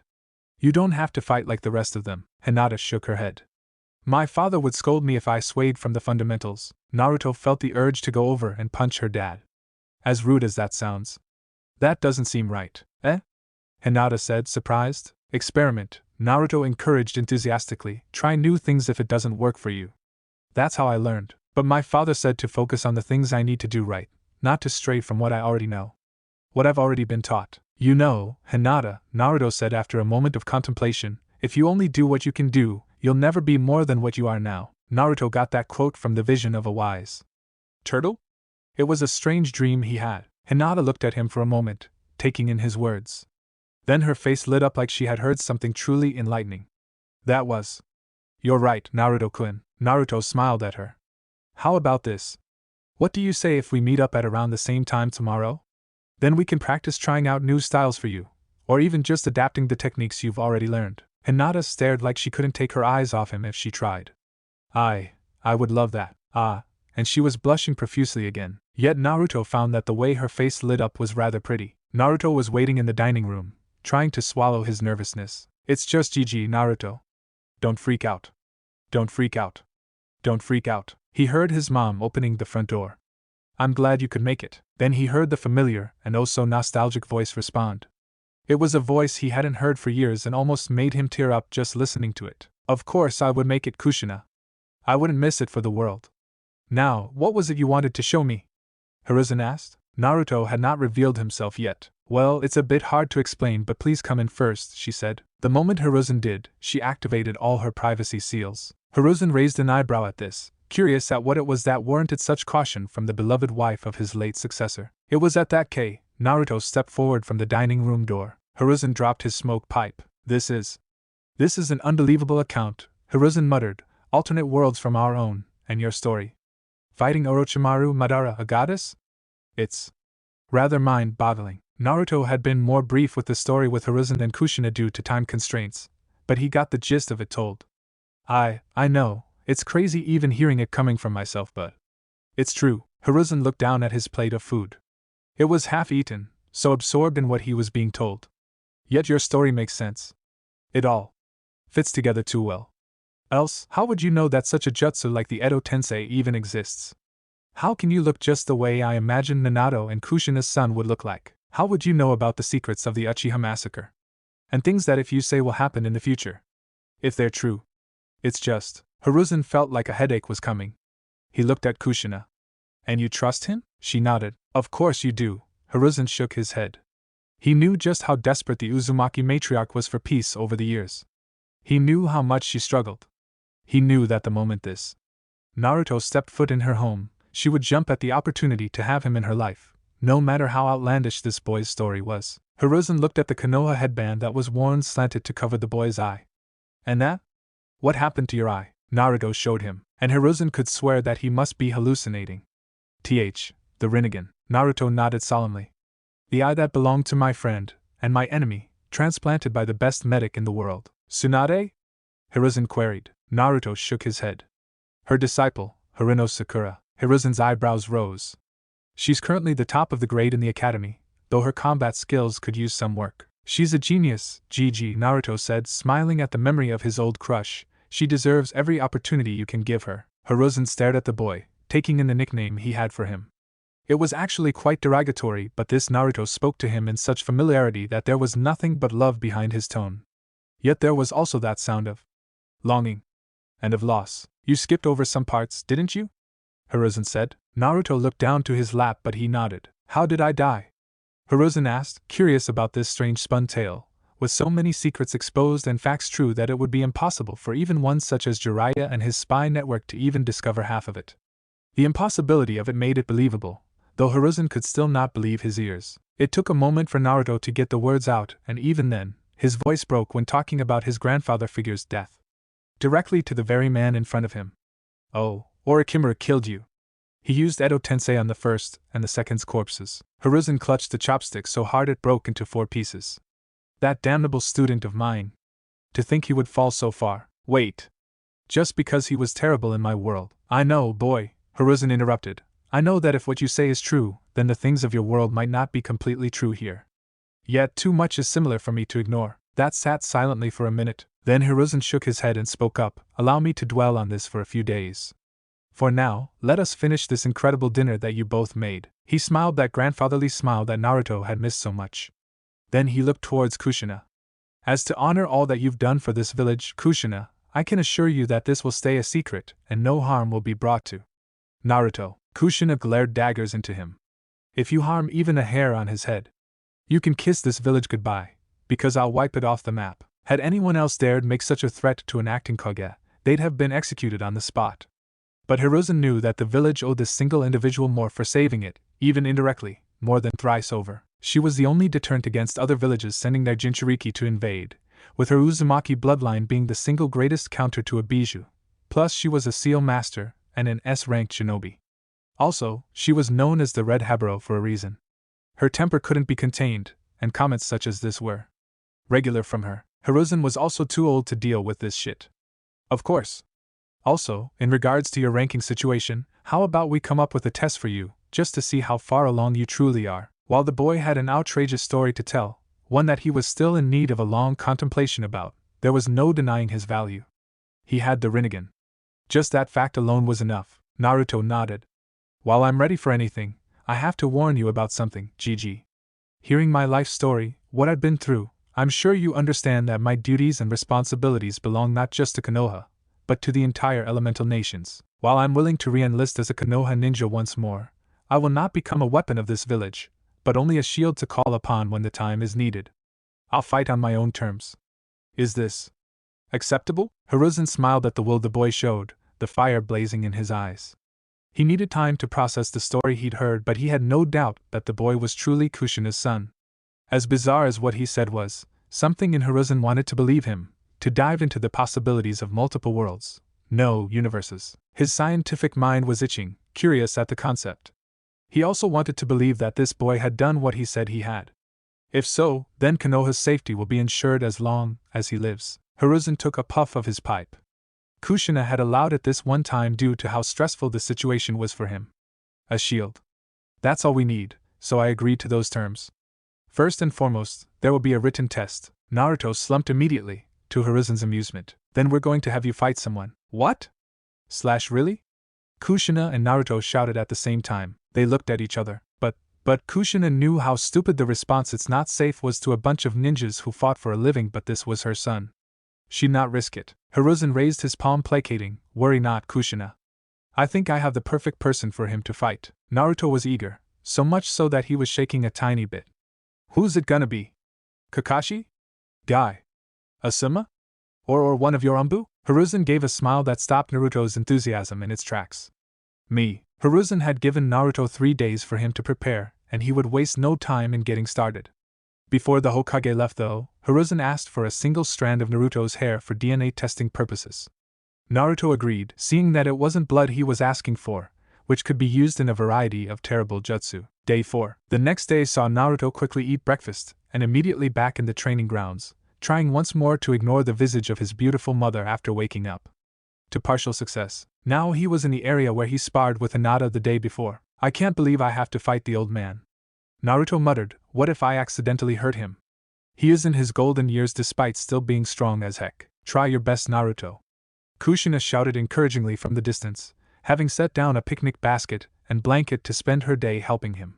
He'd aired his concerns about people spying on him whilst he was training, which gave Kushina the perfect excuse to tag along and be his personal spy censor. She'd also give him one of those privacy wards just to be safe. He'd just stick the tagged kunai on a tree, and within a certain range all who viewed into his area would only see an illusion where no one was there at all. With that, Naruto was comfortable enough to finally get things rolling. He stared at his palm, channeling his chakra the way it has done thousands of times before. Rinnegan. He'd heard his mother gasp in the distance as a growing, spiraling blue ball appeared in his palms. Naruto nodded to himself before striking a nearby tree with it. The back of the trunk, opposite of where the Rinnegan had struck, burst out and disintegrated due to the kinetic energy flowing through it, whilst the site of the impact was neatly shaped into a small spherical crater. The tree promptly fell. He'd be worried about tarnishing the environment of the training ground should he have not known that non-uprooted trees in Konoha would grow back to their original size within a week. Due to some shodaime bullshittery. Good, Naruto said, glad that his Rinnegan still worked. Now let's try this. Naruto realized that he was giving his mom a free demonstration of what he can do. She didn't mind it obviously, but it seemed to bring her great elation that he managed to execute one of his father's techniques. Hopefully she won't freak out after seeing what else he did to it. Raisen Shuriken. The orb of spiraling death that appeared in his palms steadily grew almost double in size, accompanied by razor-sharp wind blades. Naruto glanced back at his mom, and she had her hands covering her open mouth as it hung off her jaw. Her eyes were wide and glued on to the technique, his technique, that was being displayed. Naruto smirked, almost preening. He was showing off in front of his mom. And he enjoyed it. What was this called? Making your parents proud? He liked the feeling of it, that was for sure. He tossed the Raisen Shuriken at a cluster of rocks. The rocks disintegrated on impact, just as everything around it did as the Raisen Shuriken grew into a giant dome surrounding it. Rocks didn't regrow. Nor did the earth that was disintegrated beneath it. He supposed that it would become a D-rank mission for Genin teams to repair. That was how things were done in his old world. Once upon a time, the Raisen Shuriken partially damaged his arm, but through mastery and practice, he could control the violent tiny strands to a degree that would do no harm to him. And Naruto. He heard Kushina call out, "That was awesome, Databang." He almost stumbled as he heard the rather similar tick she had. He'd heard her say it before during the meeting in his Mindscape, but to hear it now from the source, the proper still alive source. It was rather shocking. He raised an eyebrow quizzically at his mother. She looked sheepish. "Did you just," he shouted, "carry on? Don't let me distract you." She shouted back, interrupting him. It seemed that she was embarrassed that the tick slipped out in her excitement. Maybe it was because she was older now and wanted to be more elegant in her speech. Personally, Naruto didn't mind it. All right. He chuckled. Now, he figured that the Rinnegan and Raisen Shuriken were only a viable option to use in the duel when he had to destroy something like an earth wall that was tossed his way. He couldn't exactly use it on the old man. It was far too deadly a technique. What's next? Naruto mumbled. He didn't really have a large repertoire of jutsu, but the few that he had were mastered and deadly. He had Shadow Clone Jutsu, Rinnegan, Raisen Shuriken, Sage Mode. He realized that after Kurama's separation, he probably lost the ability to use the nine-tailed chakra mode, though he was too upset about that. If he had to pick between the jutsu and his friend's freedom, he would pick his friend's freedom 100 out of 100 times. Besides, with the way he feels now, he was confident he could take on Madara if he appeared in front of him right this instant. He had the experience and the ability to deal with such a threat. He now also had other avenues to explore, mainly the Rinnegan's abilities. Good thing he found out about that training shortcut with the shadow clones, so he should be able to get it down in no time. First though, Naruto got into a meditative pose, sitting on the ground. Though he'd learned how to draw in nature chakra even during his battles to make it last as long as the fight went on for, he still found that sitting in the pose helped with his concentration. He needed to get this right the first time. He didn't have Fukasaku to bonk the nature energy out of his head should anything go wrong. While he trusted in his abilities, it was better to be safe than sorry. Shadow Clone Jutsu. A single clone appeared next to him, in the exact same position he was in. You try it first, Naruto commanded. OSU, the clone said, with Kushina. Kushina was glad she was able to accompany her son to his training session. It made her think that, perhaps, she could help by joining him. She, too, needed to get back into shape if she wanted to protect her son and have his back in a battle. But for now, she was content to observe, and boy was she amazed. She was keeping a lookout for interlopers too, of course, but the immensity of her son's chakra, when he was not hiding it, was like bathing in the light of the sun. It was comfortable for her, knowing who it came from. Had this amount of chakra come from somebody else, she'd have left the village already to get as far away from the monster as possible. When he performed his father's technique, the Rinnegan, she was so proud that even without them in his life growing up, he was still able to perform Minato's created jutsu. Then, he showed her the Raisen Shuriken as he shouted out, and she was entranced. To think that her son was able to not only achieve but evolve the Rinnegan, showed mastery that even her late husband did not have. She cheered then, letting slip her tick, much to her embarrassment. She was just too proud of him, of the man he became even after all that hardship he told her of that it felt like her chest was about to burst.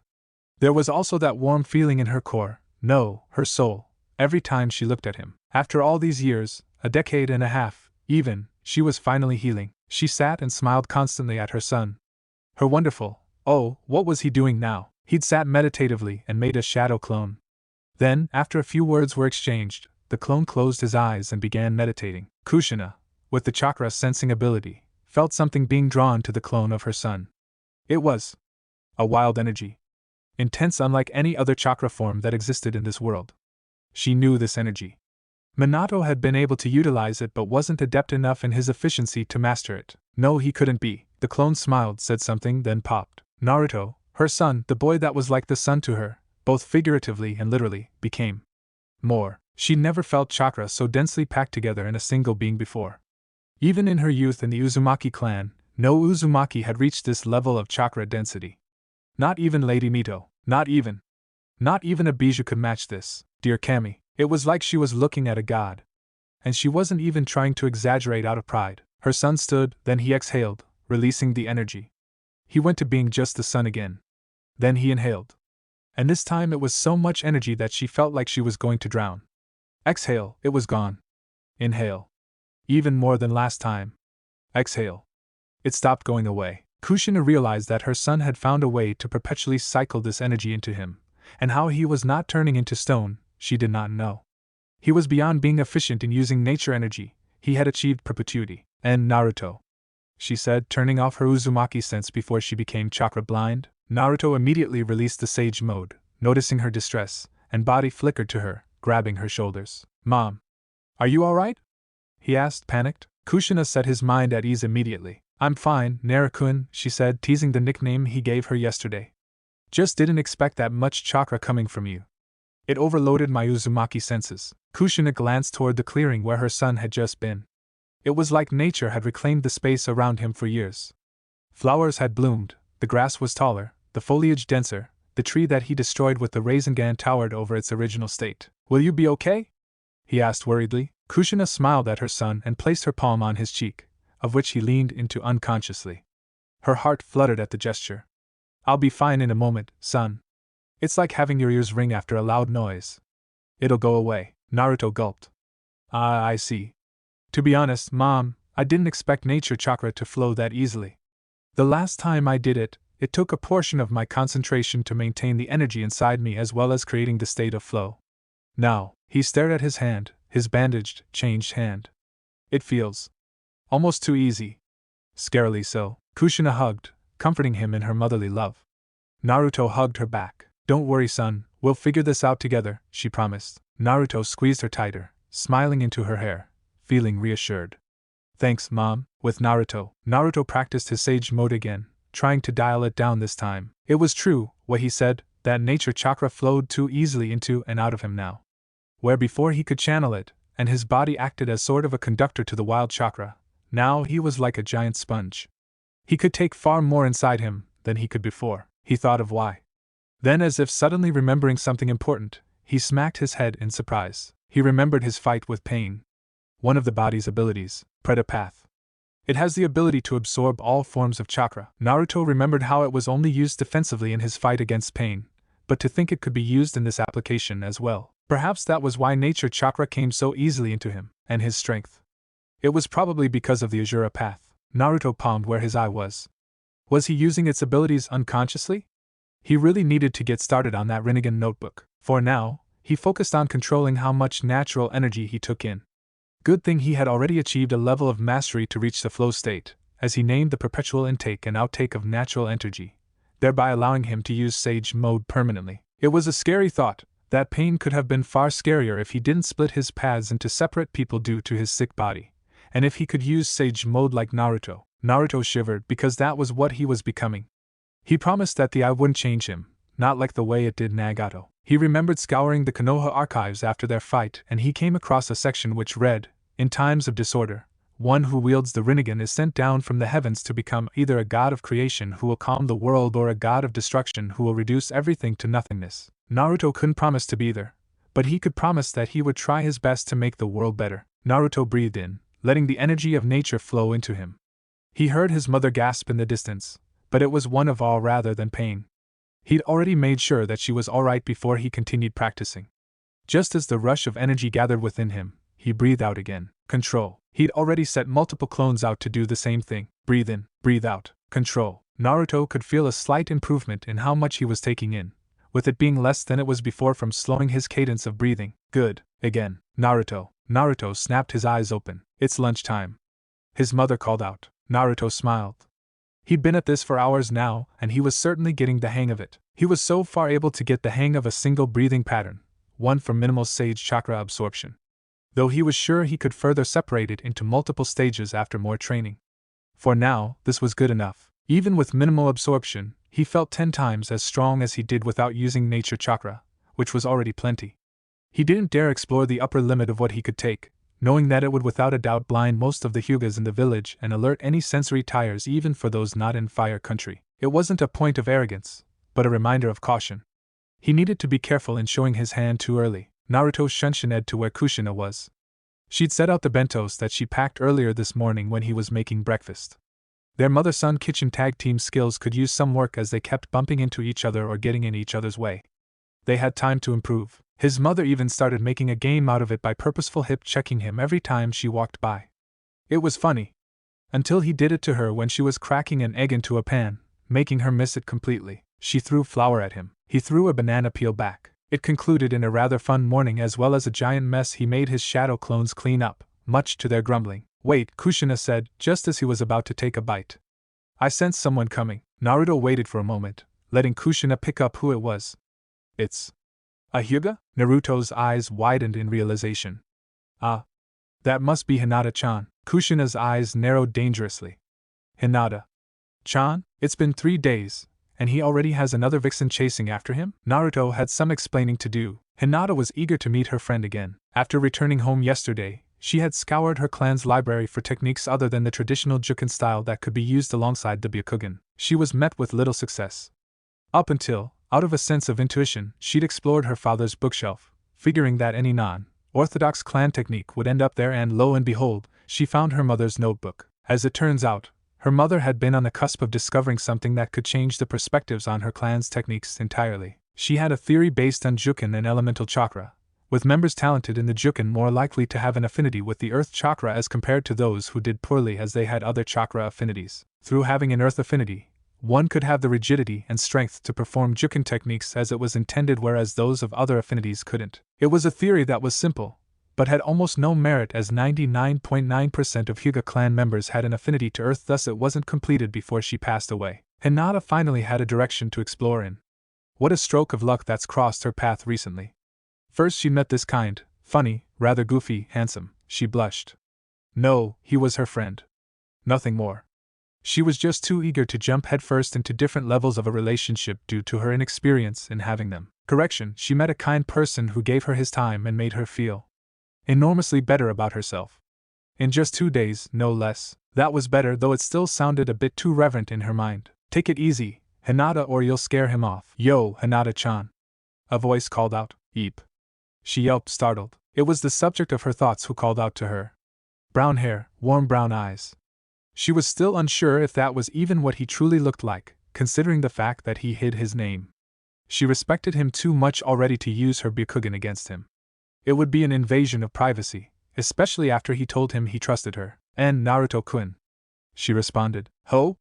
So you know his real name? A voice said from beside her. Eep. She yelped again, startled once more. Then she realized who it was that scared her. Lady Uzumaki.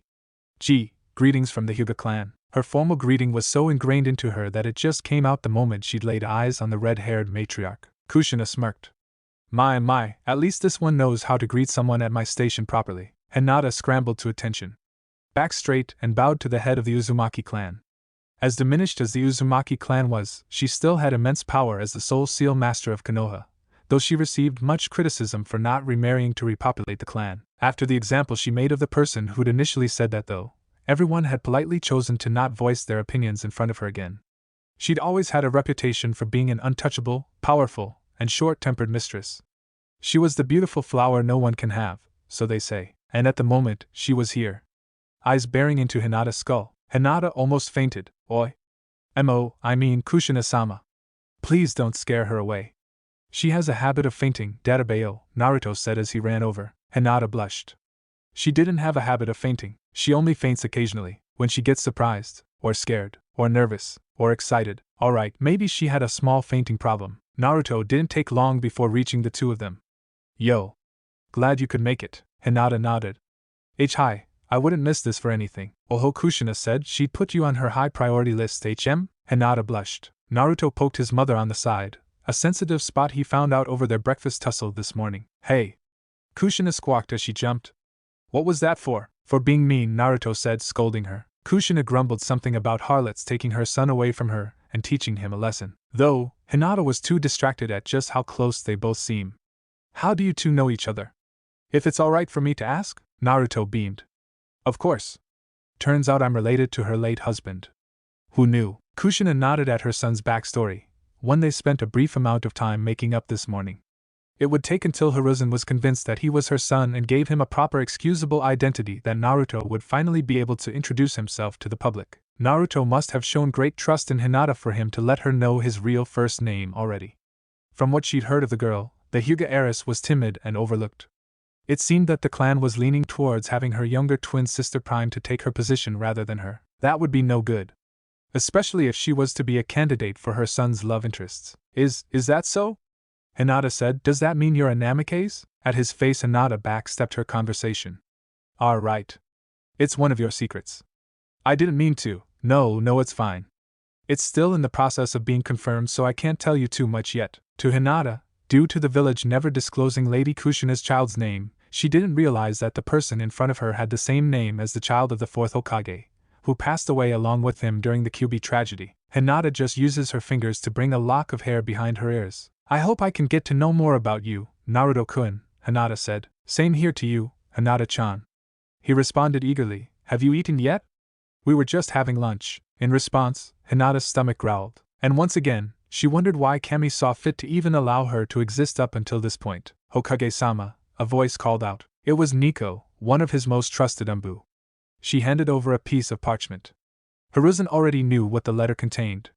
Last night, he dropped by the medic Nin ward to have his most trusted medic Nin discreetly do a DNA analysis between two people, under the cover of receiving an ointment for his knee, the result of which will be an S-rank secret, not stored in medical records, and the only copy being the one in his hands right now. Hiruzen nodded and handled the parchment with utmost care. Leave me, Hiruzen said, and all the umbu cleared from his room. Then, after listening to the boy's story, Hiruzen decided to take precautions of blocking any unwanted spiders from spying on him.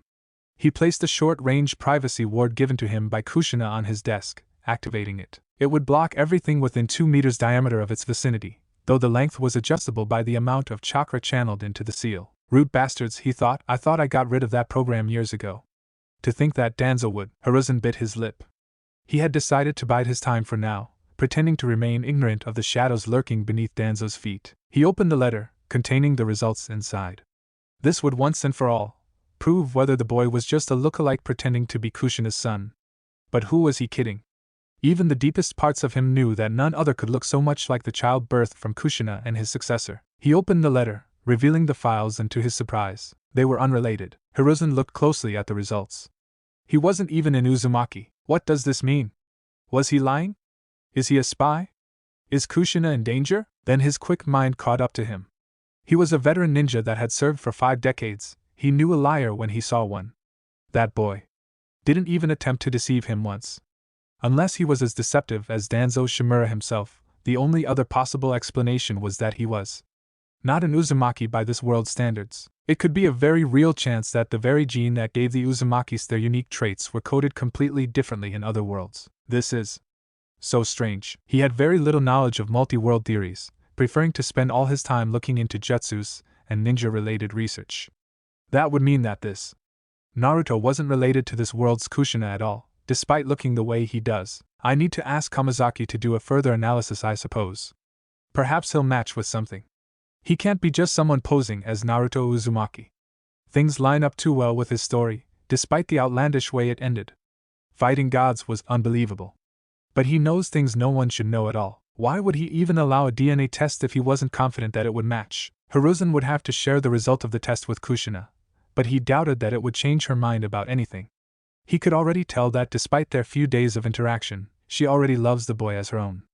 Hiruzen, himself, would hold on to his own conclusions until he saw just who the strange boy really was, and what he could do. He would treat the subject matter with caution, though he needed another way of confirming the boy's story. Hinata, Naruto, and Kushina were having a pleasant lunch.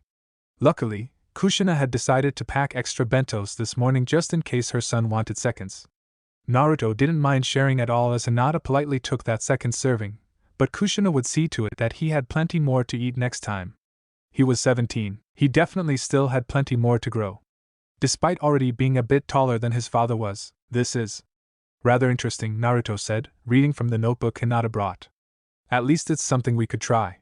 Do you have any chakra paper by any chance? Hinata and Kushina both shook their heads. Naruto formed a shadow clone and ordered him to go buy some from the Higurashi weapons store, giving him the necessary reel, of which Hinata objected to no success. Naruto's clones had become more obedient ever since he learned to take orders himself, considering the fact that they were a reflection of him.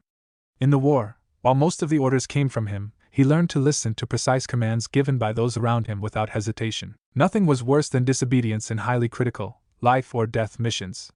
Kakashi had been his sole mentor in this regard. It took until the end of their lunch break until the clone returned with a few pieces of chakra paper, to keep just in case he needed it. Here, Naruto said, handing one over to Hinata, just put a bit of your chakra into it. Hi, she said, doing just that. It immediately became soggy, indicating that she had a very strong water affinity, which was the absolute opposite of the earth affinity theorized to be good for Juken. Well, Naruto said, this is certainly a step to proving your mother's theory. Though we do have a limited sample size. Naruto thought of all the times he'd fought or witnessed a ninja with water affinity in combat. Momochi Zabuza, Hashigaki Kisame, Torimi Mei, Suigetsu. He thought of their abilities in taijutsu. They had all been fierce but had this seamlessness within their movements. It was like each of their attacks connected to another, unrelenting like the constant battering of a wave against a cliff side, slowly eroding it with time. Naruto nodded. He was no expert in this, but at least he had an idea to explore. Say, Hinata, how about we try? It was evening before Naruto had some time alone to train again. Over the past few hours, Hinata, he and even his mother engaged in a few friendly spars. As it turned out, his mother was excellent in taijutsu, although she was a bit rusty. It was good for them all, with Hinata painstakingly trying to break the habits ingrained to her to explore new techniques, Kushina relearning her close-quarter combat capabilities, and Naruto learning to control his new strength. Naruto had suggested that Hinata use her flexibility as an asset rather than something to be pried out of her. He explained how water users connect their attack to each subsequent one, sometimes lulling like still water and other times crashing like a raging torrent. He demonstrated it in a taijutsu form to the best of his ability from memories of how Zabuza moved.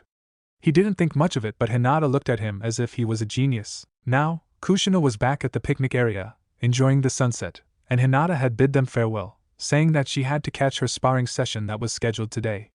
She stated that she didn't want to show them that she was working on something new yet, and would keep today's training in her back pocket for now. Naruto smiled. She was already showing signs of the Hinata that he knew from his world. She was finding herself amidst all the noise, becoming the princess that everyone would respect and revere. Naruto glanced out at the book he had in front of him. He too would become better than he was now. No matter what happens, he'll move forwards. Forward, always. Maybe that should be his new motto rather than never give up. It was more succinct. He opened the first page and began reading. The first step is to channel chakra into your eyes and concentrate. View the world as it was meant to be viewed. That was all it said. Simple, Naruto supposed. He did just that, concentrating his chakra into the Rinnegan. At first there was nothing. Then he felt a tingle in his left eye, almost as if it started waking up. Then, for reasons he couldn't explain, his right eye started burning. The completely normal, non-Rinnegan one. Arghh, he screamed, and he immediately heard Kushina calling out his name. It felt like an army of fire ants had crawled their way into his sockets, stinging every available surface in the meantime. Ah shit! Naruto swore as he bowled over. Kushina was immediately at his side, asking him what was wrong, yet Naruto could feel the darkness claiming him, and could barely hear his mother's last words. Naru your Rinnegan. Then he fell into sleep's embrace. Naruto woke up, and the world around him almost sparkled through his eyes. He'd always had pretty good eyesight, but for some reason, things were sharper now, clearer. He found that he was in the living room coach. His mother must have carried him home from the training grounds. He shook his head, trying to rub the sleep from his eyes, but never has anything been so clear to him. Mom? He called out, and he immediately heard a gasp coming from the kitchen. He sat up as he saw two people entering the living room. It was Kushina and Hiruzen. Naruto, Kushina said, immediately coming in for a hug. He hugged her back, the reaction almost as natural as anything to him despite their limited time knowing each other. Are you alright, boy? Hiruzen said as he approached. GG. Naruto said, I feel fine. What happened? Then he felt his mother unlatch herself from him and held his face close, gazing into his eyes, her own flicking in between each of his. Take a look at the mirror, son, she said. For some reason, as she called him that, she glared angrily at Hiruzen, who in turn looked away, pretending not to notice. Alright, Naruto said hesitantly, and did as he was told. He went to the bathroom, and almost tripped as he first caught a glimpse of himself. Then he rushed towards the mirror, peering close. His eyes. Both of his eyes had become Rinnegans, each with concentric black rings and 6 tomo. He looked back at the two people behind him. What just happened? Did someone transplant another Rinnegan into me? Why? Kushina shook her head. No one transplanted another eye into you, son. When I came to your side when you collapsed, I saw the Rinnegan appearing in your right eye as well, almost like it was mutating or creating a copy of itself from your left eye. He stared at her in stunned silence. How? Naruto muttered under his breath, how could such a thing happen? He looked into the mirror again. With both his eyes turning into Rinnegans, none of his crystal blue eyes remained. All that was left were purple scara, black rings and tomo. Then, as if catching a memory from the currents in his mind, Naruto's eyes widened. That's convenient. And Don, you mean my eye is in singular? Hagoromo responded. The eye is not transplanted, boy, it belongs to you now. Amongst other things. Was this what Hagoromo meant by amongst other things? That the Rinnegan would take over his other eye, as well? Are you feeling any side effects, son? Kushina asked worriedly. Naruto shook his head. No, I'm just surprised is all. He then glanced towards the third Hokage. Old man. What are you doing here? Not that you're unwelcome or anything, just, Hiruzen smiled. It's quite alright, boy. I'm just here because I wanted to share the results that I found. Hiruzen, Kushina cut off. The tone of his mother's voice set the hair on Naruto's back on end. He deserves to know, Hiruzen said. Even still. It is not your call to make. Kushina punctuated, and with each word, Kushina stepped forwards and Hiruzen stepped back, hand in the air to placate her, who knew that all it took to intimidate the strongest man in the village was an irate mother. An irate mother who just happened to be named Kushina Uzumaki. Of course, he said, I apologize, Kushina. It's your responsibility to handle this. Kushina calmed at his words, though she still looked irritated as she crossed her arms underneath her bosom. Naruto just looked at the situation with raised eyebrows. Anyhow, Hiruzen said, coughing and regaining his composure, I will have the written test ready for you by tomorrow, boy, be ready. With that, Hiruzen shunted it away. What was that about? Naruto asked curiously. Kushina bit her fingernails, showing another anxious habit of hers. Mom? He said, walking until he was in front of her. Is everything alright? Kushina nodded but said, There's something we need to discuss, son. She emphasized the word son as if she wanted to assure him of something. Alright. Naruto relented, still confused. They both sat down on the coach and Naruto had observed that the privacy seals were already on, the seals glowing as they were. Son, the DNA results. Kushina said, jumping right in. Naruto suddenly had a sense of trepidation. His eyes flicked to the piece of parchment that she'd grabbed before sitting down. I just want you to know that this means nothing and changes nothing, alright? Kushina assured. Naruto nodded, but swallowed lightly. The results showed that we're unrelated. Completely. Yet for the second time that evening, Naruto looked like a gaping fish. Wah, but, let me finish, son, Kushina said. There isn't a single doubt in my heart that you are who you say you are. My son. Naruto nodded, yielding to her words. Kushina continued. Hiruzen came up with a theory that due to the existence of alternate worlds, thereby having alternate possibilities, your world's Uzumaki DNA may be designed completely different from ours. I'm not quite sure how it works, but the bottom line is that we're not related at all, though that doesn't mean that you are no less my son than the Naruto I birthed. Naruto just looked at her, blindsided by what he was hearing. But this means that, to you guys, to this world, I'm not even an Uzumaki. That's not true. Kushina retorted, fearing panic in her son. You are an Uzumaki, but one of your world, just with a different set of genes from one of ours. We just happen to have the same traits. I see, Naruto responded shakily. He took a shaky breath. Mom? Yes, Naruto? Kushina answered, worried. I'm not lying to you that I'm your son. I'm no spy or infiltrator or fake. You know that, right? Of course not. Kushina said, jumping to hug him. If you aren't my son, then I'm not Uzumaki Kushina. You are my son, Naruto. It doesn't matter what the tests say. Naruto gave out a relieved breath. Alright. If it's okay with you, then it's okay with me. This changes nothing. Kushina knew why Naruto was desperately trying to latch on to their relationship. She knew his pain because she, too, wanted a family for so long. That's right, Kushina confirmed. Then she looked into his eyes. His eyes, the purple scara and black rings with Tomo. They were enchanting. I told you, didn't I? No matter what happens, I'll be by your side even if you don't want me there. Naruto smiled and gave her a bone-crushing hug back, to which she responded similarly. I would never. If I had my way, then we'll be together forever. Kushina's heart clenched. Day 5. The night after, Naruto looked at the test in front of as if his eyes could light it on fire. Perhaps it could. Rinnegan and all. He hated written tests. He was terrible at rote memorization of texts. Or he just found reading things that didn't interest him rather boring. He sighed. The test hadn't even begun. Are you ready to start? Hiruzen asked. They were in the Hokage's house this time. Hiruzen invited them over for dinner as well as to conduct the exam Naruto was given.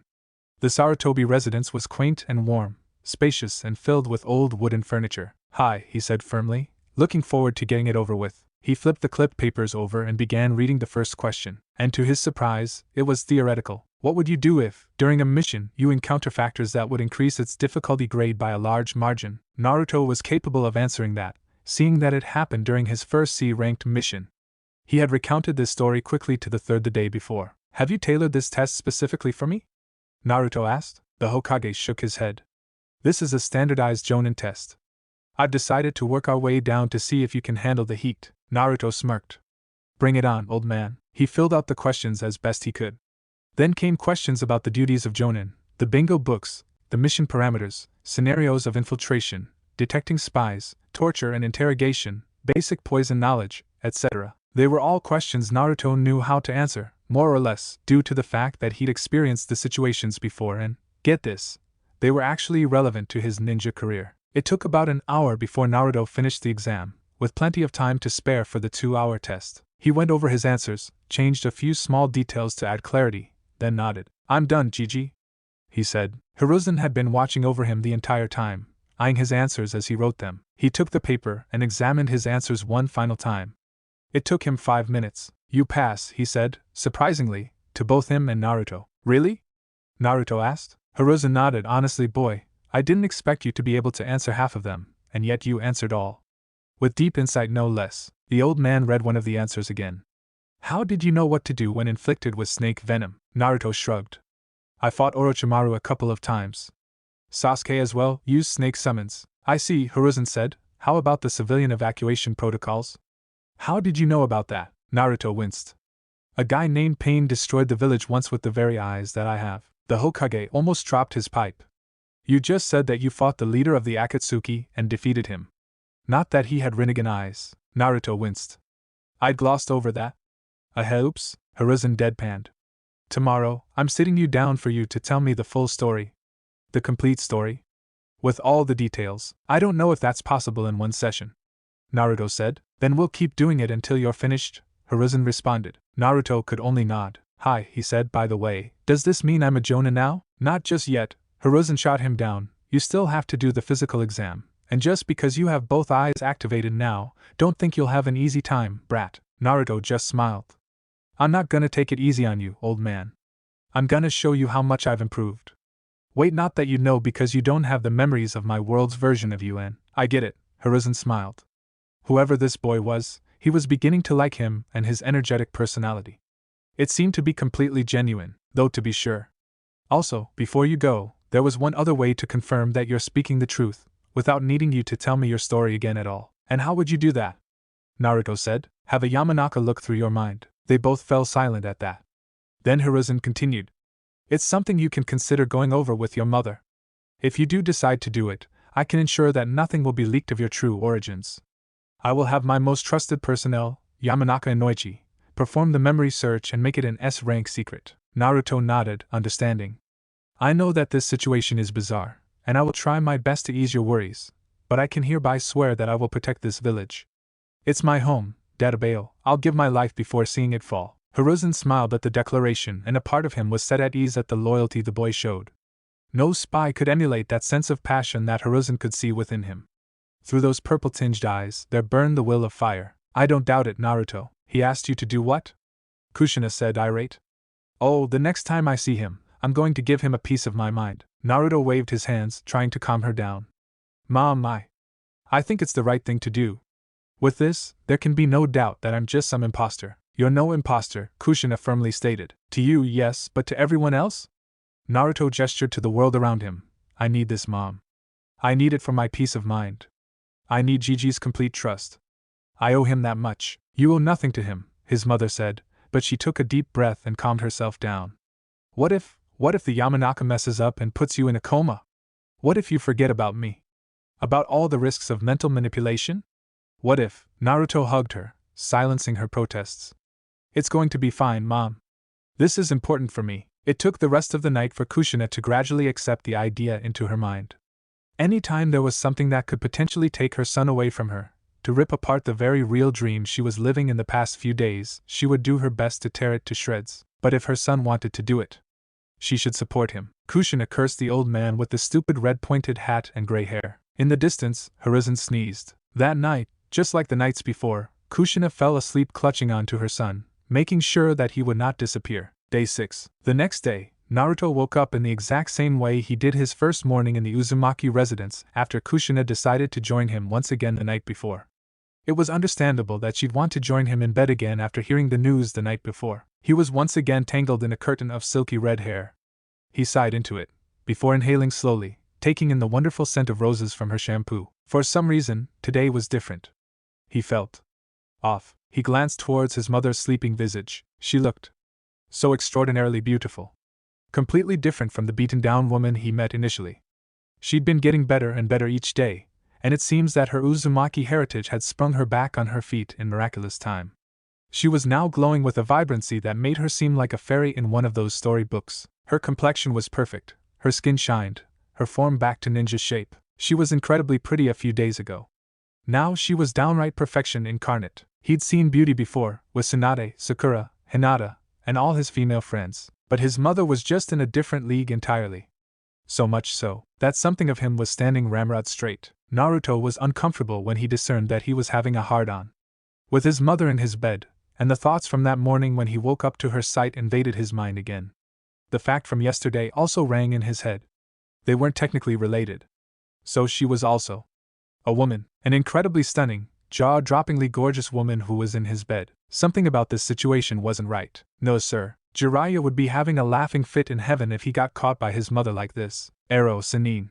How far have you corrupted me? He was another person that was potentially alive in this world, and another person to reconnect with. For now, though, he needed to get up and deal with his little problem, one way or another. He just hoped it died down after his usual morning self-care routine and thereby having a good excuse as to why was excited, though he suspected that needing to pee wasn't why his little self was acting the way it was. But he didn't want to acknowledge it. Naruto carefully tried to extract himself from her grip. He hadn't noticed the previous time due to having removed himself from the situation immediately, but now that he paid attention, he found that Kushina was wearing something rather revealing. Don't look at her. Don't look at her. Don't look at her. He looked at her. Her sleeping form in her red silk nightdress was a sight to behold. One of the straps had fallen from her shoulders, laying near her elbow. It had dragged down the rest of the attached fabric, revealing a generous amount of cleavage that was just a hair's length away from showing something he was absolutely forbidden to see. The creamy plumpness of her thighs as she had her leg laying over his own, angled in such a way that the bottom of her dress lifted up and dangled right below her wonderful full rear, once more hinting at taboo territory. Her figure was like a statue carved by Kami, with perfectly sized busts, voluptuous but not overtly so, a slim waist leading to flaring, child-bearing hips that would turn men into depraved animals, before ending in long luscious legs that went on and on and on. She is.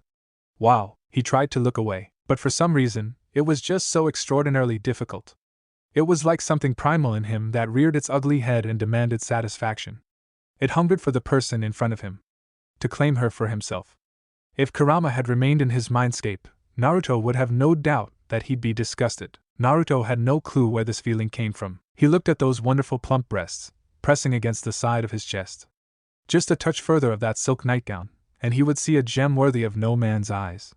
He wanted to touch it, feel the contours and the shape of her bosom, caress it, and hear her moan. He wanted to go lower, tracing her taut abdomen, squeezing her derriere, and he'd run his tongue up and down her creamy thighs and long legs, worshipping every inch of her. He wanted to fuck her. Naruto's only experience with sex was awkward. His first and only time had been with Sakura on that fateful night she'd falsely confessed to him. Even thinking back to it momentarily left a bitter taste in his mouth.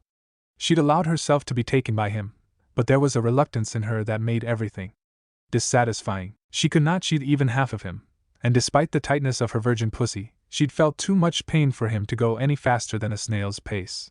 Needless to say, they both went to sleep that night with regret. Yet now, when Naruto imagined Kushina's face and body in place of Sakura's, he was sure that the experience would be far from what he'd felt before. He would take her, ravage her like he'd never done to anyone, and she would scream as she was split in half by his cock. His thoughts paused in his tracks, reined in by his will. What was that? What is happening to me? He just had his mom back, and no way in hell was he going to lose her by being a creep. Kami, what is wrong with me? Curse you, Ero Sennin. Begone, dark thoughts. I banish you to the darkness, lock you in the deepest parts of my mind, never to resurface again. Good thing for Naruto, his willpower was the highest in the elemental nations. Naruto was in the training grounds, privacy sealed and all. He wanted to get started on mastering his Dijutsu. After this morning's episode, he had quickly made breakfast, left a note, and made his way here. He needed to distract himself by doing something productive. The new clarity the Rinnegan had given him made him feel like he could see much farther than he normally could. When he was walking towards the training grounds, he found that he could make out details of a pot hanging from a balcony on an apartment that was an entire district away. He was excited about what more these eyes could do. He had gotten over losing his original blue eyes pretty quickly. It wasn't as if it was a detriment to him, unlike losing an arm, but just a change in appearance. He was still Naruto, so he now viewed the eyes as a boon, though he still didn't think he really needed it, even without Kurama's powers. But he might as well learn how to use it. The first step is to channel chakra into your eyes and concentrate.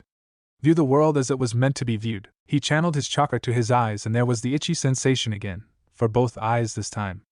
There was no burning sensation. He knew Kushina had told him to wait before he does anything rash while she's not there to help him, but he was impatient and wanted to get the ball rolling. He trusted his Uzumaki constitution to make sure he didn't die from falling unconscious. Suddenly, he could see something around the objects in his vicinity. Faint outlines? The tree, for example, even the grass, though its energy acted a bit differently, the rocks as well. Also different. It was chakra, he realized. He could see the chakra. It was weird to see how chakra outlined things. How strands connected to these outlines leave the source and dissipate into the air. How it sometimes passes from one object to another. It was sort of like a Byakugan, from what Hinata told him in his previous life, without the ability to see in all directions and through objects. In this regard, the Rinnegan seemed a bit more limited. Nonetheless, it seemed pretty useful. This meant he could perhaps also see how nature chakra flowed into him when using Sage mode. Naruto smiled. It was a simple first step, he realized, but activating his eyes was probably the stepping stone to the real techniques. He took out the notebook again and flipped open another page. The second step is the introduction to Predapath. Now that you can see chakra, watch how it flows, learn how you could guide it, change it, then allow it to enter you, and make it your own. Naruto really wished that Hagoromo went into detail with his instructions, but he was used to learning from roundabout or trial and error ways of teaching before. Like popping balloons for the Rasengan, Naruto thought about how he'd absorbed nature chakra. He was already used to doing it before he had the Dijutsu. Perhaps that was why the Rinnegan unconsciously enhanced his ability to do so. Though that was one thing, absorbing, say, a giant ball of fire, then turning it into fire chakra, then turning it into pure chakra before finally absorbing it was another thing entirely. Or at least that was how Naruto thought it worked from the the 2 sentences of instruction that Hagoromo gave? Great, he thought, now I just have to find someone to cast various dangerous jutsu on me. What could possibly go wrong? Wait a minute, Shadow Clone Jutsu. A clone of Naruto appeared. Oh hell no, boss, he already knew what was going to happen. Since Naruto didn't really know many jutsus other than Rasengan and Shuriken, it's much too dangerous for the clone to use the technique on him. You ask why he knew so little, then he'd say it's because his former best friend was a Sharingan user, and could just steal it by looking at it. So the only techniques he knew were the ones Sasuke couldn't copy, but what he could do was aim a Shuriken at the clone and watch as it tried to absorb it. I could start with just the Rasengan. But where's the fun in that? I don't know why you're complaining, I'm going to get the memories right afterwards, the original Naruto said. The clone deflated. Damn it, and so began his training. In the meantime, he made a note to ask his mother whether she knew any elemental jutsu that he could use. Hinata had just finished training by having a spar against Hanabi. She lost. Her twin sympathized with her but did as her father told.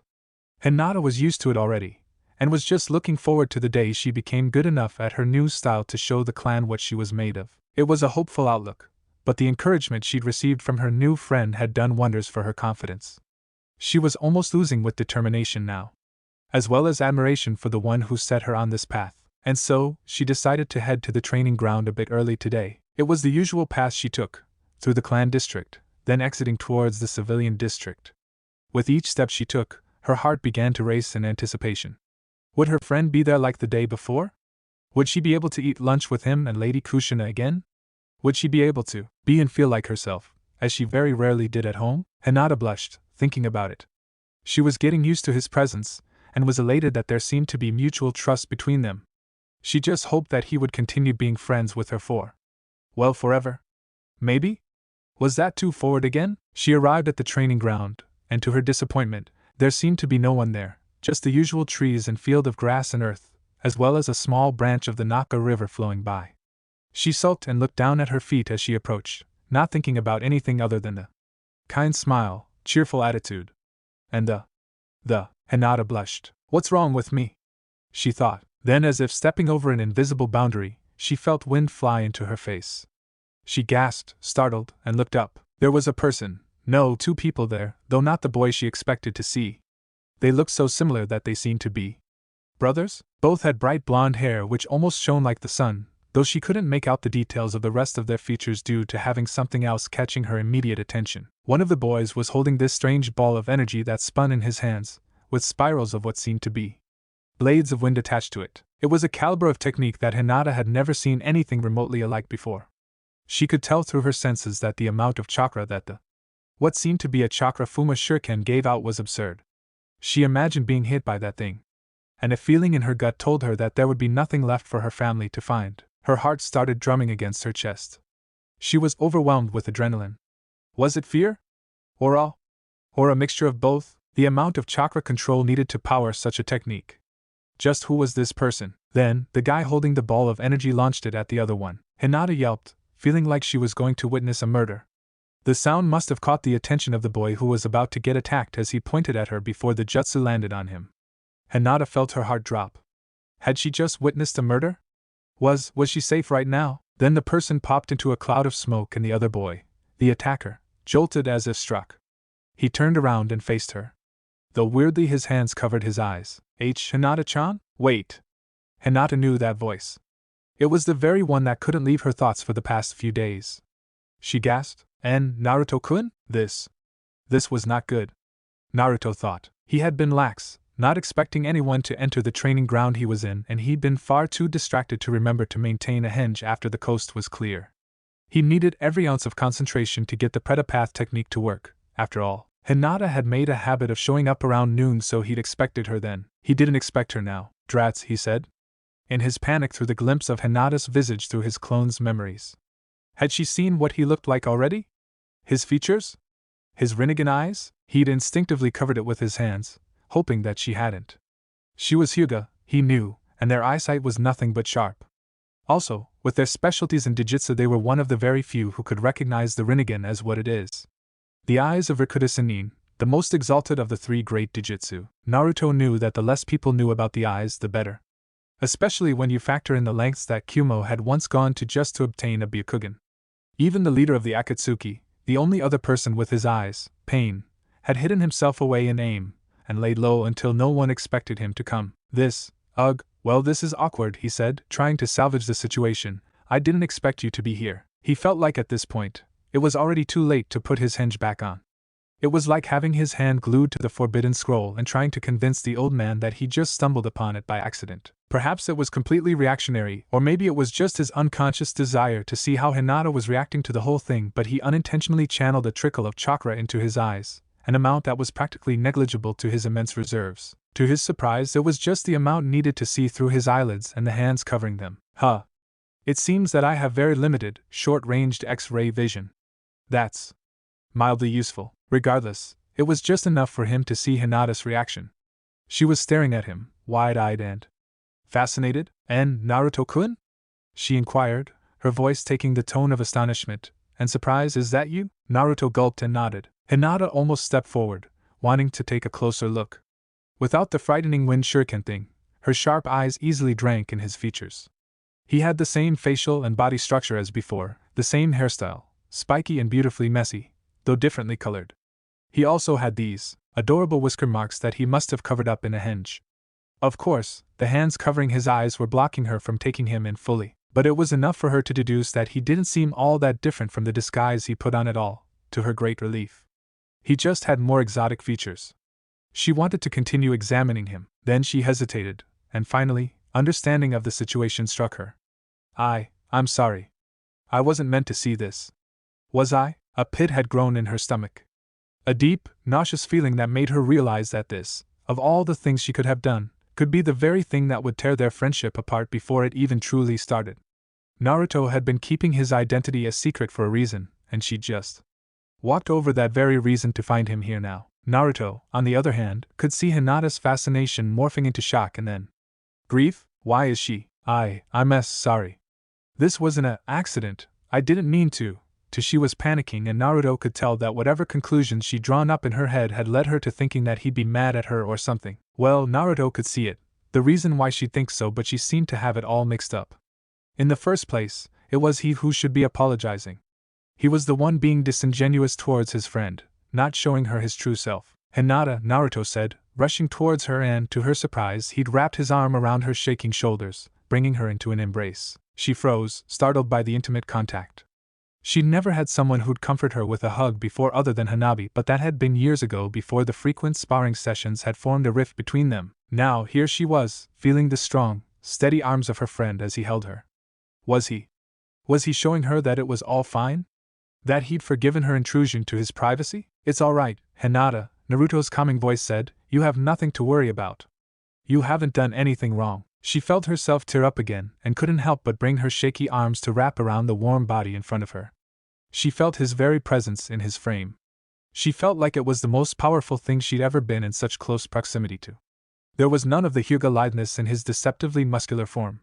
He felt solid, unmoving, steady as a mountain to the stream that was the world's problems. I'm sorry, Naruto-kun, she tried to explain. I should have paid attention. I didn't mean to intrude on you like this. I know you must have kept your identity a secret for a reason. She couldn't see his face due to having her own in his chest, but the words came stumbling out of her like a torrent. Naruto only listened until she finished. I told you I don't have anyone I could call a friend, so I'm grateful beyond belief when you came into my life. I just got you, and I don't want to lose you because of some stupid mistake that I made because I was too lost in my head, thinking of you, to make you think that I don't respect your boundaries, to not pay attention as I stepped over them. She tried breathing in, but it came in choppy. Her throat felt dry and her stomach wanted to protest against the breakfast that she ate hours ago. Naruto only embraced her tighter. He sympathized. No, he pitied her. He pitied the fact that she was freaking out over something that was completely out of her control, thinking that she was the one who did something wrong. He was so angry at the sort of situation that she grew in, the sort of situation that ripped apart her self-esteem to the point that she was currently having a panic attack over a misunderstanding. It was his fault that this all happened in the first place. The privacy ward hid him until she was within its proximity. At any other time, he'd have noticed her approaching way earlier than he did, or the fact that the proximity sensor had rang as she'd entered. He'd simply been too focused in his training to realize that she was there. Now she was crying. And it was because of him. Making a girl cry, especially one as sweet and kind-hearted as Hinata, was the worst thing a man can do. "Hinata-chan, please look at me," he said. He no longer cared about his secrets in front of his distraught friend. He needed to show his genuine self, all of him, to fully be able to apologize to her. She didn't listen to him, burying her face deeper into his now soaked black jacket. It was as if she was afraid of the reprimand, the look of disappointment that she was expecting to see. "Hinata, please," he asked gently, his voice almost whispering in her ear, "look at me." Slowly, she tilted her head up. She didn't look him in the eyes at first, as it dragged from the ground to his jacket and stayed there for a couple of seconds before seeming to gain the courage to travel upwards. When she met his purple-ringed eyes, she almost jumped out of her skin. Her eyes were so wide and her expression was one of such shock that she almost became pure white as the blood left her face. "This is a misunderstanding," he said firmly, "such that there could be no doubt, and it's not your fault. At all. It is mine for hiding myself from you." Hinata could only stare at him. Her pupil-less lavender eyes flickered back and forth between his own, as if questioning if she was really seeing what she was seeing. The shock, to Naruto's surprise, had calmed her down almost immediately. She unconsciously lifted her hand to caress his cheek, just on the cheekbone right under his left eye. "You're right in a sense," Naruto continued, "I have secrets. Though not for the reasons that you may think." Hinata, just realizing where her hand was, blushed and stepped back. The shock had calmed her, but the situation was still uncertain. Would she walk out of this friendless and alone once again? Would she? Would she have to once more endure an existence filled with loneliness? Naruto must have seen the doubt creep back in her eyes because he continued. "We're okay. And you're okay. You have nothing to even feel sorry for. You don't have to be nervous about losing a friend, Hinata. It's going to take a lot more than that to get rid of me, Databeo." Hinata still has her eyes locked on his own, never once leaving them all this time. They were so mesmerizing, and she searched within them to see if he truly meant what he said. Despite being such a strange sight, with the purple tint and the multiple dark rings filled with tomo, it was incredible how much emotion they showed. Are you sure?" she asked, almost surprised that she still had the ability to speak. Naruto stared at her, and his gaze was so intense that Hinata had never felt so exposed to anyone in her entire life. It was almost as if he was staring into her soul. He gave her a kind smile. "What, to stay as your friend?" he said, shaking his head as if in disbelief that she'd asked such a ridiculous question. "I've never been so sure of anything in my entire life." Hinata blushed. "I mean, you're kind, smart, and one of the most beautiful people I've ever met." His thoughts went on a tangent for a moment when he said that. In terms of beauty, Hinata was S-class. As was Sakura. Ino. Tenten. Tsunade Bachan. Kurinai-sensei. Mei Terumi. Sabaka no Tamari. And probably a lot of other people. But he was a bit biased currently, and has yet to set this list in stone from an objective standpoint. He'll probably need to revise it at some point. Kunoichis were naturally beautiful for some odd reason. However, his mother still reigned above all. If there existed a rank above S, then she'd be there. He was definitely unbiased on that part. Ero Sanin had a theory that, appearance-wise, being able to utilize chakra to its fullest extent enhances your body to a point where it wasn't comparable to a civilian's. It was common for many kunoichis to have flawless skin, perfect hair and teeth, a healthy, seductive body, and generally be the best looking their genetics can allow them to be. Though, a very lucky few like the ones he just mentioned were in a league above all others. Why did he just zone out for a bit to focus on the topic of beauty, you ask? It was because it made him realize just how pretty Hinata was up close. The feeling started rising within him again. Her innocent lavender eyes, large and expressive, her unblemished pale skin, her bodacious figure, her giant melons. Stops. He snapped back to the conversation with all his might, controlling the blood that rushed south before he would have to excuse himself and shun Shin out of there. Once again, his unfathomable willpower immediately put a clamp down on those thoughts. He was blushing furiously now, but easily managed to get a hold of himself. Beyond anything though, Naruto continued coughing and picking up where he left off, I think you're far stronger than you realize. You just need the courage to acknowledge it. It was one of those seemingly simple quotes that if anyone else had said it to her, she wouldn't have cherished it the way she did when it came from him. Her blush continued burning furiously. Really? Really, Naruto assured, and after checking for sure that she was alright, he gave an exhale of relief. Now, did you come here early because you wanted to train? That snapped Hinata out of her fugue. Why, yes, Naruto smiled. Well, since you've already seen me like this, I don't have to hold back as much now, do I? Hinata felt a chill running down her spine. Oh, the smirk he gave her was dangerous, in more ways than one. Ready? Naruto, or rather his shadow clone, said. She, to her reluctance, was asked to go all out. Since she was fighting a clone, that meant she could literally go at him with the intent to kill without harming his real self. That being said, it only took one effective blow to pop the clone, but Naruto just smiled at her when she pointed that out. Hinata gulped and gave a nod. With his encouragement, she activated her jujutsu, and she almost went blind. He had so much chakra. From just his clone, no less. Realizing what had happened, Naruto put a damper on the amount of chakra that he gave out, effectively bringing it down to regular shinobi levels. Whoops. The clone said, sorry, I forgot to do that beforehand. You alright? It only took a second for her vision to come back, but then she broke out in cold sweat over the chakra monster that laid in front of her. Just. Who are you, Naruto-kun? Hinata said. A person who's about to be very disappointed if you hold back. He responded. Then he rushed her. His speed. It's faster than. Hinata was airborne. Why was she airborne? She landed on her haunches. Ow, I thought you said you were ready. Naruto exclaimed, worried. I was. I just didn't expect it, she said, rubbing her backside. She blushed when she realized she was doing so. How unladylike. Naruto just coughed again before looking away, ears going red. Well, they don't call me the most unpredictable ninja in the world for nothing, Databayo, he said. Now do what you practiced yesterday and come and get me. For some reason, Hinata found the entire thing rather amusing. It was a very, very long time that she had considered training as something fun, yet here she was. Fine, she said, don't tell me I didn't warn you. In the distance, Naruto watched in surprise at the confidence Hinata had just shown. Her attack was becoming smoother, like she'd experimented, her strikes not as rigid as the traditional gentle fist, and she displayed more flexibility. She was able to chain her misses into another strike, almost like one never-ending chain of attacks. Naruto had felt like a big burden had been lifted off his shoulders. He'd shown Hinata who he truly was. Well, who he truly was now with the new eyes and all, and she reacted. Fine. She was all right about it, it seemed. He knew he had some further explaining to do, but for now she seemed to have been satisfied in just looking at the real him. He caught the smile that was etched on her face, and she tried again and again to pop his elusive clone. Ha, what did you know? In a few months' time, I bet she can beat up Niji in her sleep. He needed to prepare for his fight tomorrow. He was sure he had enough to deal with the tricky old man, but it was better to be safe than sorry. I guess it's time to chuck Raisin Shuriken at myself again.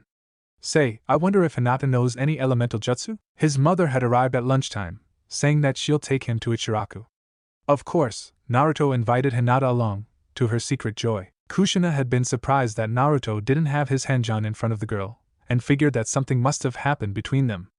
Of course, this elicited a pang of motherly protectiveness, and caused her to bring Hinata to the side before they left to have a personal chat with her. They came back with Kushina beaming and Hinata looking like she'd just gone through war. XXX. At the stall, it seemed as if mother and son were starved beasts ravaging their first meals in days. Whilst initially, Hinata had been shy about having table manners when eating ramen, she soon found herself amusingly joining the Uzumakis in devouring her meals. Tucci and Ayam felt like they just won the jackpot with how many bowls the three were going through. It took a combined 28 bowls between the three of them, and surprisingly, it was Hinata who led in that department. Both Uzumaki stared at her, as if questioning where it all went. They both knew. Hinata, of course, blushed but seemed more relaxed and unapologetic about it all. I was hungry after what Naru-kun put me through, okay. The other two just snickered. With Naruto back in public, he'd fallen back to his persona of Naruyuki. Just as all three got up to leave, however, they encountered a rather strange sight. Two guys in skin-tight green spandex ran past them. On their hands, OSU. Coming through. The smaller one said. Let the fire of youth ignite us, Lee-kun. The bigger one said. Naruto's sweat dropped. There were some things that couldn't afford to be different, he supposed. Both Naruto and Kushina were in the Hokage's residence again, with Naruto choosing to have the mind-walking appointment as soon as possible. Ino's father, Inoichi, was also present. Worry not about your disguise, Naruto-kun. Inoichi here has been sworn to S-rank secrecy the moment he accepted the project, Hiruzen said. Inoichi nodded. It is as Hokage-sama said, and I take my orders very seriously. Naruto smiled at them. I already know that type of person you are, Inoichi, at least the version of you where I came from. And with that, Naruto released Henge. Inoichi gasped. Perhaps it was because of the eyes, or perhaps it was because he looked somewhat like his father. It took only a few seconds for the seasoned shinobi to compose himself. I see why you wanted this to be a secret, Hokage-sama. There are too many questions I have already. Hiruzen nodded. Questions that will be answered soon, I suppose? Inoichi gestured for Naruto to sit. Do you know how this procedure works, son? Naruto shook his head. I was a former container of Kurama, the Kyuubi. It was too dangerous for anyone to enter my mind. The Yamanaka patriarch shakily nodded. He'd been privately briefed, but the tale he'd heard was so ridiculous that it didn't fully process in his mind until now. The Kyuubi, the one that had been taken by the Shinigami from the fourth and his son's sacrifice. Not this one, Naruto responded. I see Inoichi didn't have anything else to say, so he went on to explain the procedure. I will perform a full mind scan to check if your memories have been altered, then upon confirmation, I will enter to view your memories. I can allow 2 witnesses to accompany me. One of them will be Hiruzen, and from request, the other will be Uzumaki Kushina. Afterwards I will remove the memories from my mind, and undergo a confirmation procedure with the Hokage. The only thing I will know afterwards was that I had an S-ranked mission that required me to do so. Naruto nodded. Hi. Naruto felt nervous about letting someone into his mind for the first time. He knew it was necessary, and the Hokage must be eager for confirmation of his identity to take such measures. Naruto felt Inoichi place his hands gently on the back of his skull. He glanced backwards to see Hiruzen and Kushina holding on to Inoichi's shoulders. Hiruzen was trying to remain stoic in front of Kushina's irritated glare. She must have been angry that this was all happening in the first place, but Naruto wanted to put the doubts to rest once and for all. At least for the 2 people who he needed to believe in him, that was enough. Kushina met his eyes and gave him the kind, warm smile that she'd always given him since he arrived here and got to know her. Naruto smiled back. I'm ready. Naruto felt a tingle in his mind, and then the next thing he knew, they were in his mindscape. A sewer?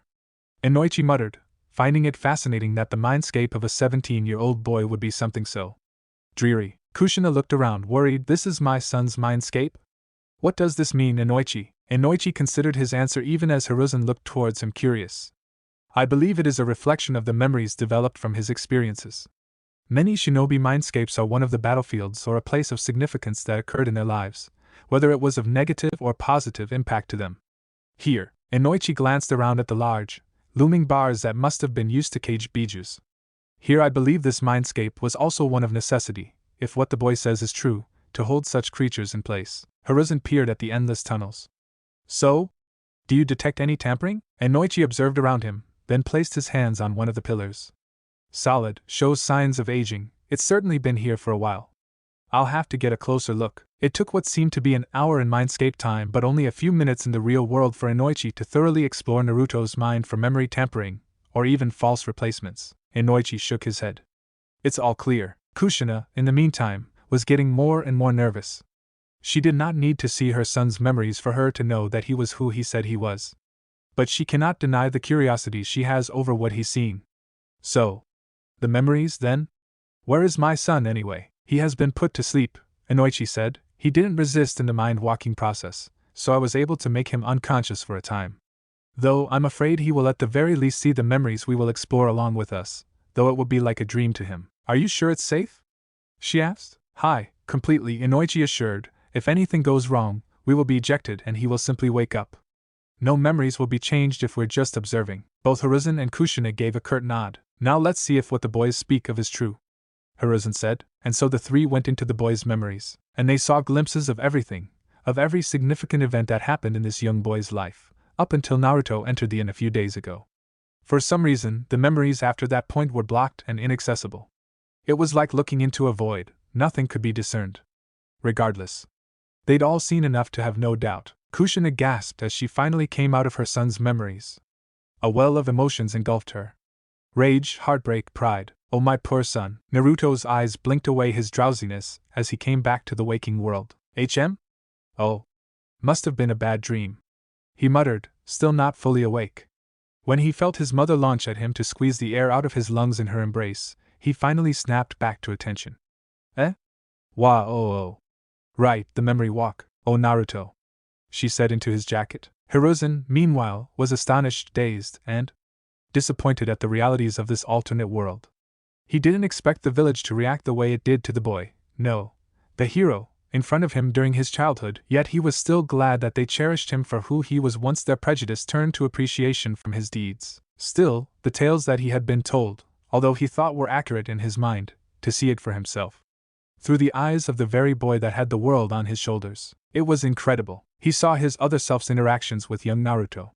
Without parents, Hiruzen had taken the role of a grandparent, treating him almost as Konohamaru's troubled older sibling.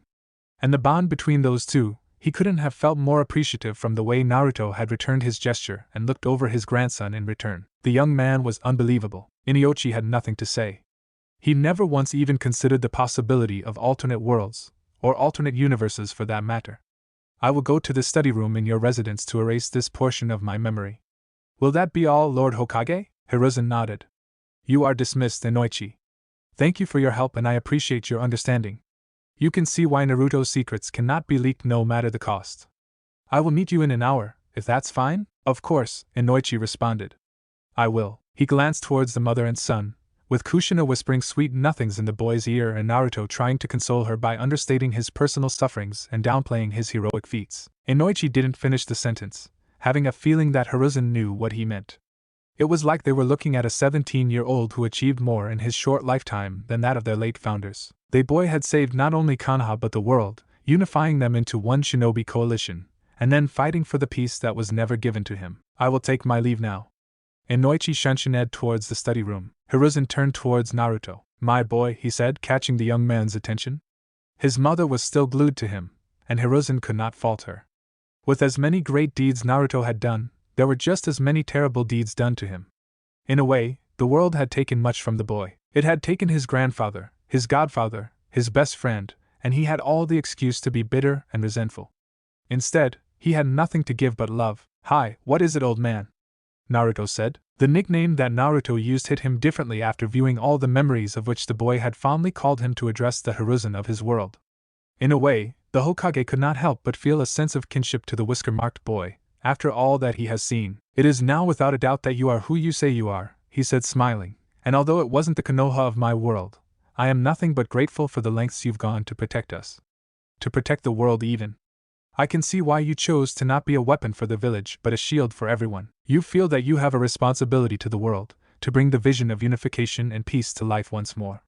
For that I thank you. To Naruto's astonished embarrassment, Hiruzen bowed to him. Hat and all. GG. There's no need to, Hiruzen chucked, interrupting him as he retook his original posture. It is tradition to pay respects to our great heroes, boy. Though just because I've seen who you are now, doesn't mean you can get away with that duel you owe me tomorrow. You might have fought Madara or even a goddess, but you haven't faced me. Besides, I need absolute confidence that you will be fine as a jonin, even if you enlist on special terms. Naruto grinned. I wouldn't miss it, old ma. Wait, jonin? Hiruzen rolled his eyes. You're a bit young, but I'm sure you can keep up with, well, anyone I can think of after what I've seen. You just need to prove that you're responsible. I'm responsible. Hiruzen raised his eyebrow. I'm responsible. Naruto remained stubborn. Most of the time. The old man chuckled. I don't doubt that. Still, it would put my worries to ease in ensuring that you can handle yourself. Though, I think I know most of your tricks now after viewing your memories. Naruto's eyes widened. That's cheating. No, it's not, the old man shrugged. You agreed to this, but that was for, Naruto's eyes twitched in irritation, whatever. It doesn't matter if you know what I have under my sleeves. I'm the #1 most unpredictable ninja in the world, Databayo. Hiruzen only chuckled more. Speaking of which, we should speak of what you plan to do now. At this, Kushina perked up from Naruto's side, leaving wet tear stains on his jacket. You better treat him right, Hiruzen, she said sternly. Hiruzen smiled. I know, he's done enough in his life to catch a long break.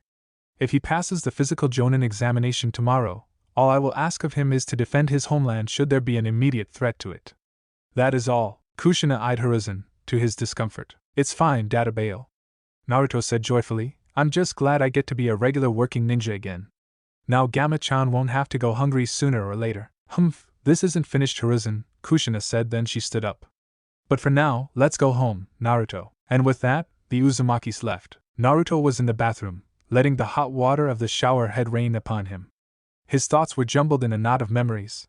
Memories of all the significant events that happened in his life earlier this evening. It was so much. Anything and everything all at once, yet he felt free. Like sharing his memories to a few people he could trust lifted a giant boulder off his shoulders. He sighed, using the soap to scrub in his arms. He usually took a quick cold shower in the morning as well, just to freshen up and jumpstart his day. But his nightly ones, they were the ones he looked forward to. Normally at the end of the day, he'd have trained hard enough for his muscles to ache, for his bones to feel like lead, and taking a bath was a small luxury to him, to make all that pain go away. He hoped that it would further ease his mind once he got in. Then the bathroom door creaked open. Naruto? Naruto froze. It was the voice of his mother. WH, what is she doing here? Why yes, he responded. May I come in to wash your back? Kushina asked. WH, what? Naruto exclaimed. Kushina laughed behind the door, before promptly opening. Naruto's jaw dropped to the floor. There his mother was. In nothing but a bathroom towel. He took her all in. Her crimson red hair that flowed to her backside, her flawless skin, a bit tanned from the sun now, her impossible figure that still showed through the shape of the towel covering it. Kami have mercy. She was a perfect combination of curvy and athletic. Her tall Uzumaki frame made her seem slim, yet even it could not bear the magnificent flaring of her hips and the roundness of her ass, nor the reality-bending perkiness of her gorgeously large breasts. His eyes processed all of this within a second, and the thing between his legs twitched. Kushina, on the other hand, was completely nonchalant about the whole situation. Mom? What are you doing? Naruto swallowed. Oh? Isn't it obvious? Kushina said, approaching him whilst holding her towel up with her hand. I thought we'd have some mother-son bonding time by bathing together. Naruto quickly grabbed a small bath towel he placed nearby to cover his privates. Why, you could have told me beforehand, Naruto said, panicking. Kushina only giggled as she made her way to sit behind him, fetching a bath stool near the laundry basket in the meantime.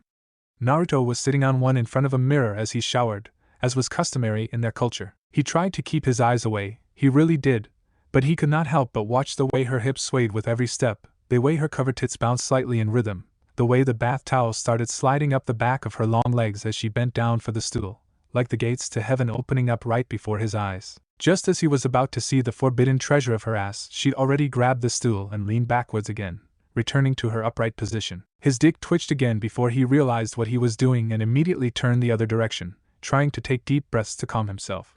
They were choppy and uneven. He heard the clacking of the bench as it was placed behind him and he gulped, feeling his cheeks burn. He felt like he was about to faint from the lightheadedness that overtook him. Relax, his mother said, her voice soothing. It's normal for family members to wash each other's backs. Right, Naruto responded. And so, Kushina grabbed a small shower scrub, put some soup on it, and went to work.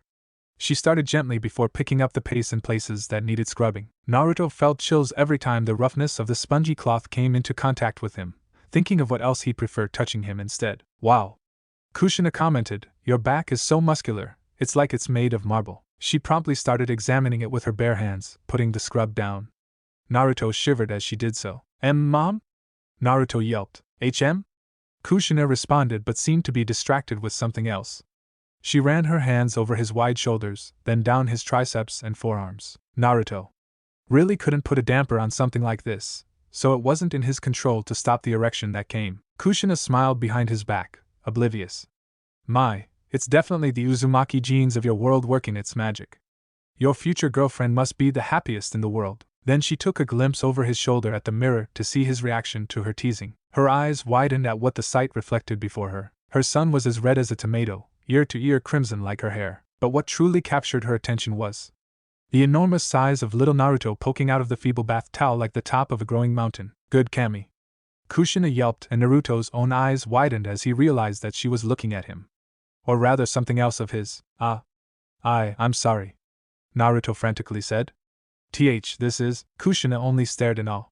Even when she was a young girl back in Yuzushigakure before it was destroyed and had been frequently brought to mixed-gendered hot springs by her parents, her impeccable memory had never picked up any Uzumaki matching her son's prodigious size.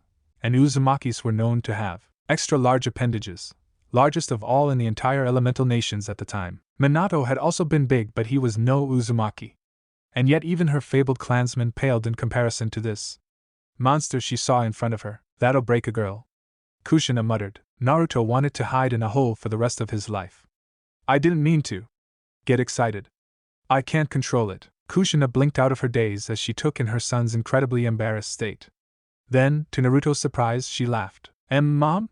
Naruto addressed. It's perfectly alright, son, Kushina got out between chuckles. It took a moment for it to die down. It's only expected for an Uzumaki to have a very high life force. It's in our blood after all. That includes an unfathomably high sex drive, practically to the point where one goes mad. Ah, really? Naruto asked, surprised. Kushina blinked, realizing that her son truly had no idea about this from seeing the way he grew up in his memories. Oh my son, I saw through your memories that even though Jiraiya taught you about the birds and the bees, he hadn't known just how bad it gets for us Uzumakis, especially as we near full adulthood. Naruto looked at her curiously. What do you mean? Have you ever felt something strange awakening you? Kushina asked. Something hungry or something lustful? Naruto froze, then blushed even harder. Only recently. How did you know? Kushina only nodded. As expected, while you may be an Uzumaki only in your world's terms, we still share the same traits. The Uzumakis here undergo an extremely intense need for sexual gratification sometime before they are 18. Without control, it eventually makes them go mad with lust and turns their chakra rabid and uncontrollable. It's often a time of hardship, but with preparation, it becomes manageable. Naruto was nervous now. This was all completely new to him, but he was glad that there was someone on his side to guide him through whatever this was now. Wait, you meant it literally when you said Uzumakis go mad? What do I do? Kushina squeezed his shoulder for comfort, sending goosebumps down his arms. There is a seal that can be drawn just above your groin that will control your libido. It will effectively make you go into complete abstinence from sexual release for a year. Naruto almost choked on his spit. What? Kushina looked unsympathetically. I understand your confusion, but it isn't forever. Only a year. Without it, your chakra may change irreversibly to something too wild to control. I know it's a bit sudden, and it's my fault that I failed to realize that you wouldn't have known about it beforehand, but with the seal, your chakra will be stabilized until it finally matures and can no longer change its nature. And after the seal is lifted, you'll be so sensitive to chakra that you'll gain the ability to sense chakra around you like I do. Seriously? Naruto asked, baffled. That's where the Uzumaki sensory abilities came from? Kushina nodded. Yes, I went through the same thing. I will give you some time to process. I'll do it. Naruto interrupted. Kushina stared at him, wide-eyed. You've already come to terms with it? Naruto nodded resolutely. While it was rather difficult, especially as a disciple of Jiraiya, to not touch himself for a year, it was barely even noteworthy in difficulty as compared to the other things he'd done in life. I trust you, and if you think it's necessary for me, then I have no reason to doubt it. Kushina beamed at him, proud. I can do it now if you want. It's a relatively simple seal, and since you're already naked, it'll be easier to administer the procedure without too much hassle. Naruto blushed at that, covering his crotch to Kushina's amusement, but he nodded. It didn't take long for her to be back with an ink bottle and a brush. Naruto just stayed on the bath stool, awaiting her. When she approached him once more, he tried not to let his eyes wander again where it shouldn't. He failed. Good thing Kushina didn't really seem to notice. Or did she simply choose not to? The thing was, though, she didn't come to sit down behind him as she did before. She picked up her stool and placed it to his right, before sitting there instead, giving a better view of her. Turn towards me, son, so I can put it on, she said. Naruto did so reluctantly, his erection standing at full mast. Kushina started to dip the brush inside the ink bottle, then she paused, looking at the twitching appendage. Then she chuckled. Do you want to relieve yourself for the final time in a year first, son? Naruto's face was on fire. Like right now. Kushina placed the brush and bottle aside. I can wash your front in the meantime. I've seen practically everything the world has to offer at this point, so you shouldn't be embarrassed. Naruto really thought that wouldn't make this any easier for him, but his mother just started using the bath cloth to wash his chest, unconcerned. So Naruto would have to just get on with it. He started touching himself, going slowly before picking up the pace. He tried not to think about it, about the finest specimen of humanity in the entire world that was in front of him as she was scrubbing him down, so close in proximity to him. Then, Kushina abandoned the cloth she used to wipe him, thinking it too rough, and used her delicate hands instead. Good Kami. Why is she being so calm about this? Her hands feel so wonderful. Then those magic hands worked their way down to his torso, making sure to clean his ticklish sides, before journeying down to his thighs. On the way, her thumbs had slightly touched the sides of his rod, and he almost came from the sensation. It was at that point Naruto had noticed something. The bath towel that Kushina was wearing was becoming undone. As Kushina was moving and bending her arms to wash him, the towel had become slightly looser and looser. and looser. Naruto's pace and his pumping had picked up in anticipation. Then, a miracle happened. The towel slipped off to reveal a strapless one-piece bathing suit? Oh my! Kushina yelped, surprised. It's a good thing I'd put this on so that I can get into the bath with you. Otherwise, you'd have seen this old lady in her birthday suit. You're not old. You're so ridiculously beautiful. Naruto didn't say anything else in response, and as he watched his mother glow in embarrassment, the movement of her converted tits as she moved, the wonderful shape of her hips, her exposed plump thighs that were all visible because of the skin-tight material, he came harder than any time in his entire life. Kushina was barely able to flinch before ropes upon ropes of cum landed upon her face, hair and breasts. It was like a gushing stream that seemed to never end. It went on for a literal minute, and she could only sit there and watch, stunned. When it was over, Naruto let out a satisfied breath before realizing what he'd just done. He looked mortified. "Oh Kami. I'm so sorry," he screeched. Kushina was just slack-jawed. But an oddly curious thought invaded her mind. She licked her lips and processed the substance that had landed within her open mouth when she had gaped at him during his climax. It tasted good. That was new. The taste of a man's seed like Minato's had only ever been tolerable to her. Naruto's semen tasted like how he smelled, of honey and apples.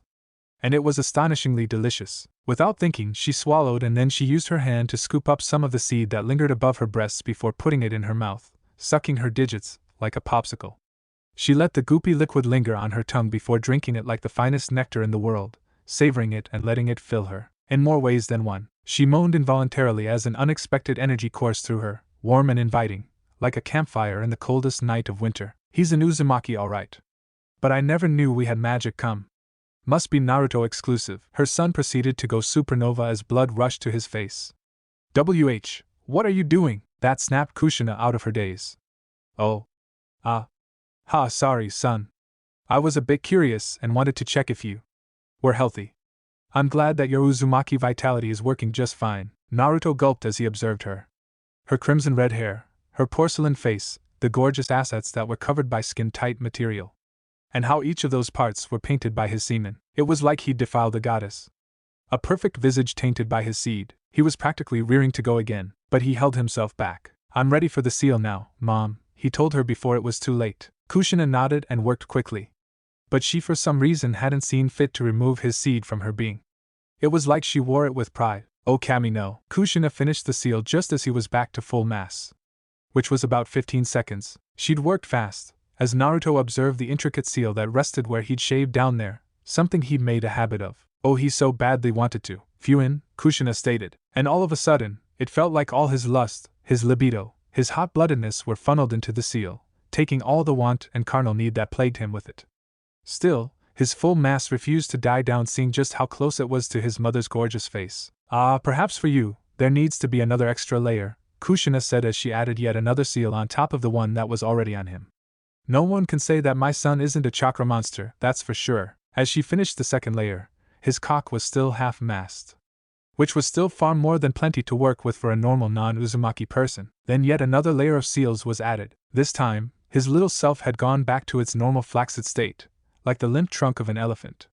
He could still feel it, but it was like it refused to get hard over sexual needs. My, Kushina commented, giggling, "to need 3 entire layers where one was already far more than enough to subdue even my father's lustful self. You sure have incredible vitality, son." Sorry, Naruto apologized. Kushina shook her head.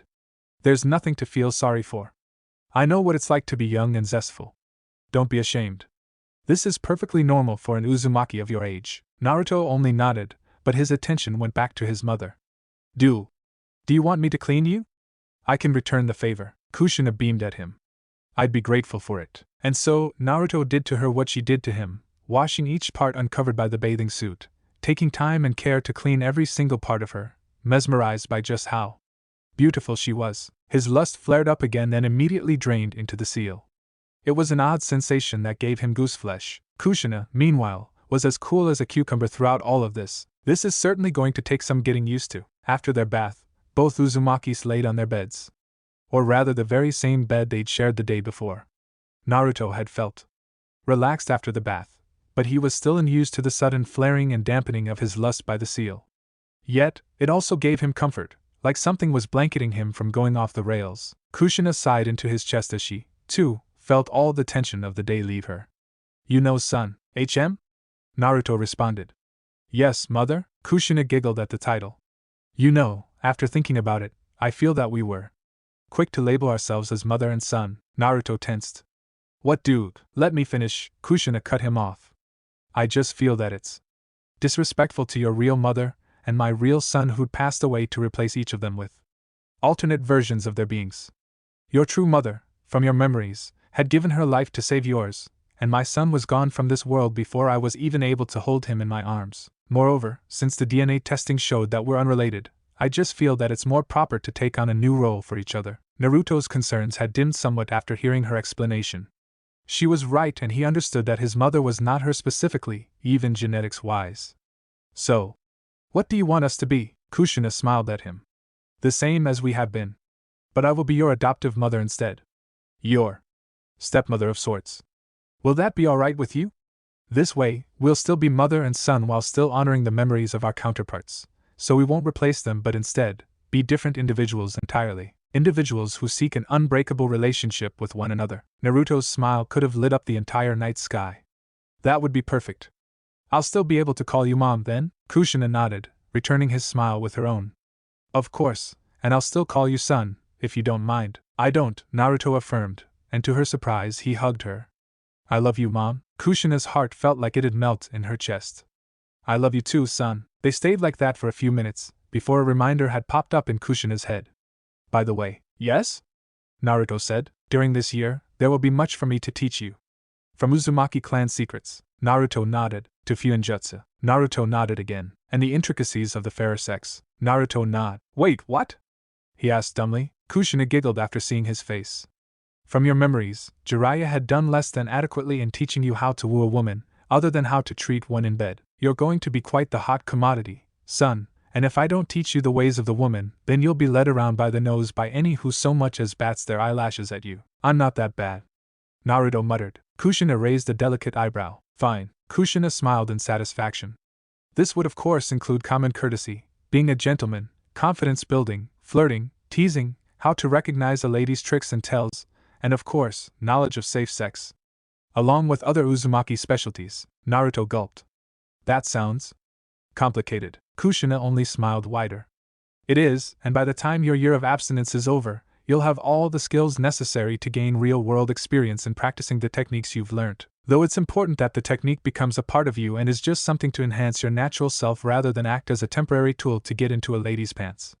That would be just disingenuous. Naruto could only nod, feeling his ears heat up again. Kushina chuckled and embraced him harder. Oh, you'll do just fine, son. In fact, I think you'll be considered prodigious in this regard. Day 7. The first thing the next morning saw Ino Yamanaka standing outside the Uzumaki residence. Naruto had checked through the peephole after the wards were triggered. He marveled when his mother explained the concept of it to him. He hoped he would have the opportunity sooner or later to get started on learning the Uzumaki clan Fuinjutsu, despite his inability to sit still for long periods of time. As well as learning about other things, Naruto placed his usual henge on him before he came out to greet her. The old man said to wait until his rank was finalized before his presence can truly be announced, though with what identity, they are yet to further discuss. What would the other nations do if they discovered that the son of the fourth Hokage was still alive? Especially IWA, even if he's an alternate version of him. He'd have to probably take on a new identity. Naruto-kun, Ino said, much to Naruto's discomfort. Whilst he originally picked the name to honor Haku, a person who made an impact on his early career, he still wasn't used to it. Whatever his new identity was, he needed to make sure that he wasn't a Yuki, for he definitely does not have the ability to use ice jutsu. Ah.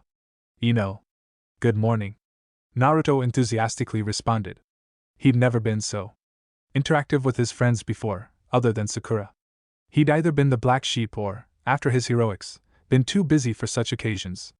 He had been the person holding the world on his shoulders, after all. Speaking of Sakura, maybe he should check up on this world's version of her to see how she was doing. Ino blushed at his casual use of her first name.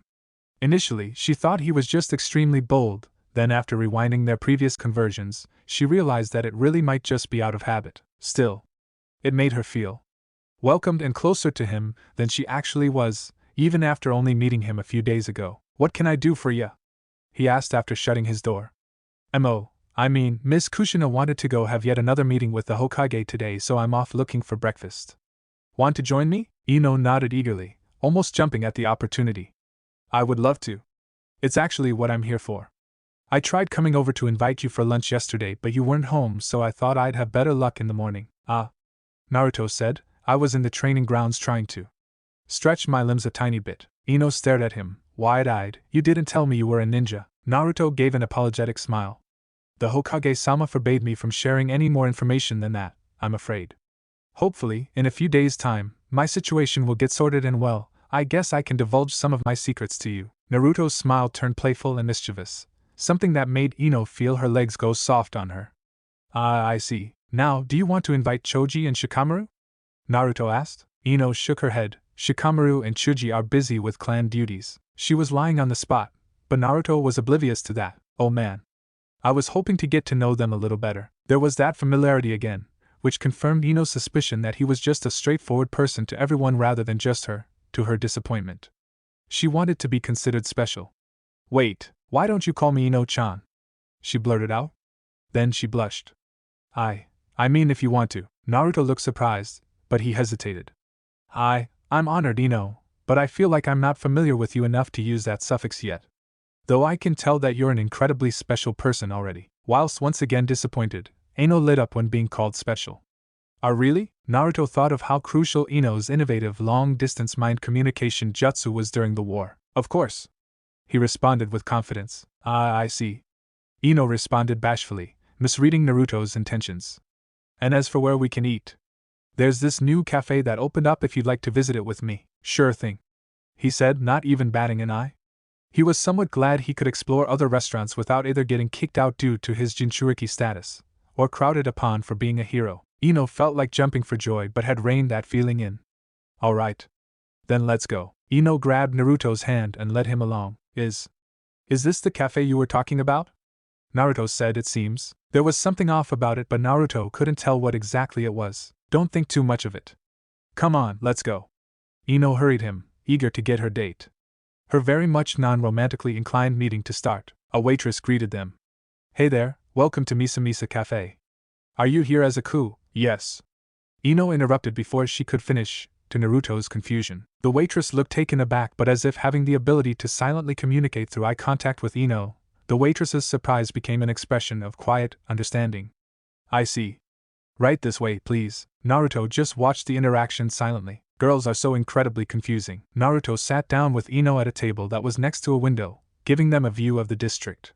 Naruto smiled, finding it rather cozy and well. Frankly, this was his first experience in a restaurant other than Ichiraku ramen and the yakiniku restaurant that Team 10 goes to. If you don't mind, may I order for us both? Ino asked. Naruto didn't really mind at all. Sure. Then calling the waitress and almost whispering to her so that Naruto didn't catch what she was saying, the waitress nodded and gave them both a humorous smile. Naruto scratched the back of his head, completely lost once again, though he didn't say anything. After Ino was done, she went back to looking like the cat that caught the canary. Sorry about that, Naruto-kun, I wanted breakfast to be a surprise. Naruto shook his head, amused at his friend's antics. I don't really mind. But you're certainly putting a lot of effort over just breakfast. Ino blushed at this and pretended to not hear his unasked question. Naruto chuckled and the sound sent chills down Ino's spine. Why am I so into this person? So what have you been up to lately? She asked, trying to make conversation. Naruto leaned back on his chair to relax. Oh, you know, just training a little bit for a physical exam coming up. Ino tilted her head. For medical purposes? Naruto snickered. No, for competency purposes. I just hope I don't get my ass kicked. Ino's eyebrows raised. Who's going to be testing you? Naruto gave her an apologetic smile. That's a bit too much information to divulge, I think. Oh, Ino sulked a bit. Changing the topic, Naruto asked, why don't we talk about what's going on in your life instead? Ino brightened up at this. Sure. Well, as you know, I've recently finished my second year of the academy, and in a year's time, I'll be considered a genin. Naruto still couldn't get over the fact that people in this world only made genin at 18 instead of earlier, but it must have been a great milestone for someone like Ino. Despite what he's been through, he still very much considered himself as a youngling trying to learn more about the world. I see. Say, does everyone in your class make it to third year, or are some held back? Ino shook her head. Yes, we have proficiency tests for knowledge, taijutsu and a basic academy ninjutsu each year. This year, we learned the clone jutsu and only about half passed. The other half gets sent back to do an extra year of schooling. Naruto nodded. Mind if I ask who else passed with you? Ino hadn't minded at all. In fact, she enjoyed being questioned by him. Not at all. Let's see. It's me, Shikamaru, Chuji. As you already know, then there's Aburaim Shino, Inazuka Kiba, Hyuga Hinata, Hyuga Hanabi, some others whose name I don't really remember then. Then Haruno Sakura and Uchiha Sasuke. At the last two names, Ino couldn't help but leak bitterness in her tone as she almost spat at their names. Naruto raised an eyebrow. What's with your reaction to the last two? He was glad that his class hadn't changed much from his previous worlds. Though he was absent, and was replaced by Hanabi, which made him wonder how the teams would be formed. Had an argument with them around a year ago. Ino muttered. You seem disappointed. What happened? If again, you don't mind me prying, Naruto inquired. Ino sighed. Well, Sakura and I used to be really good friends since our childhood. Then after reaching middle school, we found out that we liked the same guy and that led us to have this massive fight. We split after that. As for that asshole Sasuke, Naruto almost spat out the water that had been drinking. Never before had he heard Sasuke's name said with such contempt. Especially from who Naruto thought was one of his fangirls. That asshole told me that I was a bleached-haired waste of space and said that I should fuck off. Right after I worked up the courage to confess to him. Ino sneered. I'm 100% natural and very much not useless, thank you very much, good lord. Sasuke's patience must have run out after all these extra years. He's harsher than I remember him being, Naruto gulped. So then this Sakura and Sasuke. They're dating then? Ino took a minute to catch what Naruto was implying. Oh no, if you thought what he said to me was bad, she had it even worse. I almost feel bad for her, in fact. Then, catching the sight of someone walking by the window, Ino almost gaped as she tried to duck down and hide herself. Speak of the devil. Too bad for her, Sakura had already caught a glimpse of her former friend. She stared for a second from outside the window, pausing in her step, then she looked towards Naruto. Then her eyebrows twitched, and made a motion with her mouth that if it wasn't for the window separating them, Naruto would have imagined she said, TCH, something that Sakura would have never done in his world. Ladies need elegance and all, she was as beautiful as Naruto remembered her being. She had bright pink hair, clear teal eyes that were like gems, and unblemished pale skin. The only difference was that she had long hair as she did during her childhood, and wore a hoodie and baggy pants instead of her usual sleeveless dress. Just as Sakura began to turn away and leave, seeming pissed off, Naruto knocked on the window, catching her attention. He then gestured for her to come in. What are you doing? Ino said from under the table. She'll see us. Naruto laughed. She already saw us. I wanted to invite her in to talk to her. The more the merrier, right? What? No. Ino retorted, but it was too late as the cafe bell above the door rang, alerting the waitress to welcome her. Sakura only said a few words to the waitress and pointed to the two of them before making her way here, much to the waitress' confusion. She approached our table, which thankfully sat 4 instead of 2, and Ino avoided looking into Sakura's eyes the entire time. What do you want? Sakura said, and Naruto was surprised at how curt she sounded. With the way she was postured, and held her expression unimpressively at him, she almost seemed like a delinquent. A gyro type of girl, so to speak, from cultural stereotypes. No, it can't be. Naruto thought. Hi. Naruto greeted, his heart almost skipping a beat. He still held a flame for his old crush and teammate, no matter how different she seemed. Seeing her alive and well. He was happy to have been able to meet her again. Well, Ino was just talking about her classmates, and your name came up. I just wanted to meet you in person considering it was such a coincidence. Naruto tried to play it cool, but he couldn't keep the eagerness out of his tone at talking to her again. He gestured to the spare seat beside Ino, who was sitting opposite him. You want to have a seat? Naru-kun, what are you doing?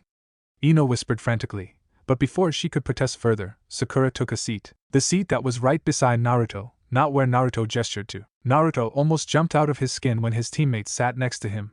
His Sakura had always been conscious of setting boundaries between them, aware of Naruto's feelings for her, though Naruto realized that the reason why this world Sakura sat where she did wasn't because she wanted to sit next to him but because she didn't want to sit next to Ino. So, Sakura said nonchalantly, thinking nothing of the whole thing, addressing him. Who do I owe the pleasure of speaking to? Ino was gritting her teeth like she just witnessed someone stealing her lunch. Yuki Neru, from the land of hot springs, Naruto said, though feeling guilty about keeping up with his persona. Nice to meet you. Sakura didn't respond but rather rudely continued. So what made you decide to go on a date with a pig like Ino? Oh Cammy, she is a delinquent Jiraiya type. Then what she said registered in Naruto's mind. Date? He said, oh no, you misunderstand. I'm just here for a breakfast meet-up with her. It's nothing like that. Sakura arched her delicate eyebrow. Good Cammy, was she pretty? Naruto shuddered. She had these delicate exotic features that made her look like an untouchable flower. Good thing the seal of lust, as his mother so aptly named, was working its magic just fine. You're telling me you came to a couple's? Sakura started. Shush. Ino interpreted. Stop talking or I'll punch you, forehead. Sakura looked taken aback, her eyes bouncing between the two of them. Then, as if realizing what was happening, she began cracking up. She clutched her stomach as she tried to stop the giggles from turning into outright laughter. Why, you're telling me that you tricked him into coming to a couple's cafe, Ino pig? Ino was getting up from her seat, rearing to punch her former friend, before Naruto gestured her down, panicking at the turn of events. Calm down, Ino, you too, Sakura-chan, Sakura. Now Ino wanted to hit Naruto, though only slightly. What did you just call her? Sakura actually froze up in the middle of her laughter at the slip of his tongue. Naruto said, trying to think of a lie on the spot. I have a close friend back in Hot Springs who happened to also go by the name of Sakura. Apologies. That seemed to calm Ino down, but still perplexed Sakura. You're kind of a weird one, Sakura said to Naruto. Then she turned towards her nemesis. Figures that the only way for you to get a date is by tricking them into it, Ino pig. Ino looked positively venomous and really wanted to smack her former friend right in the forehead. But before she could exact her vengeance, the waitress came by with their food. Here's the extra-large couple's pancake that you ordered, dear customer, she said, placing the plate down, and the size of the thing made the three forget about the rising tension for a moment to look down at it in wonder. It was tall and truly large, with its diameter almost the length of Naruto's elbow to the tip of his hand. Then, snapping back into attention, Ino pointed at Sakura. You're ruining my and Narukun's one-on-one time together, forehead, so why don't you politely leave? No, I don't think I will, Sakura responded. It's not like this is a date, is it? Ino also really wanted to punch that stupid smirk off of Sakura's face. Naruto looked between the two, trying to figure out a way to put out the fire. Then he decided to just jump in. Alright. Time out, he said. Why don't we all just calm down and talk this out before the cafe owner gets us thrown out? Ino once again gritted her teeth before reluctantly sitting back down. Sakura looked almost triumphant. Naruto sighed. Why are you two so at each other's throats? She's a bitch, that's why, they both said at once. Then both were surprised that the other said the exact same thing they did, before they glared at each other. You shouldn't be lured into this girl's trap, Yuki-san, Sakura said. She's a bad one, Ino snarled. And you shouldn't listen to this harlot's lies, Narukun. And you two should just try to bury the hatchet, Naruto muttered. They both looked at him as if he just said something completely ridiculous. Hell no / absolutely not, Sakura and Ino said respectively, once again speaking over each other. They proceeded to go back to glaring. Naruto promptly decided that he was terrible at this mediating thing. It was like trying to mix oil and water. He could see now why his mother had suggested that ladies' training. Why don't we eat this giant pancake first before it gets all soggy? Naruto suggested, choosing to bide his time. Ino harumphed but picked up her utensils, cut off a piece of the pancake, and proceeded to try and feed it to Naruto. Here, Narukun. Yeah? Naruto said, taken aback. I can eat by myself just fine, Databeo. Mao Narukun, don't make me wait for so long. My arm is getting sore. Sakura jumped in and snatched the piece of pancake from the fork with her mouth before going back to sitting where she was, chewing as if she hadn't done what she just did. Ino's eyebrows twitched. Oh, she didn't want to punch Sakura anymore. She wanted to murder her. Naruto raised his hand to call the waitress over before the antics escalated any further. Would you mind getting us an extra pair of cutleries, please? For Sakura over here. The three finished their breakfast in silence. The two girls stared daggers into each other whilst Naruto tried his best to be cordial to both. Thankfully, they all managed to finish the absurdly large thing before leaving. They were now walking out of the store, for some reason choosing to stay together.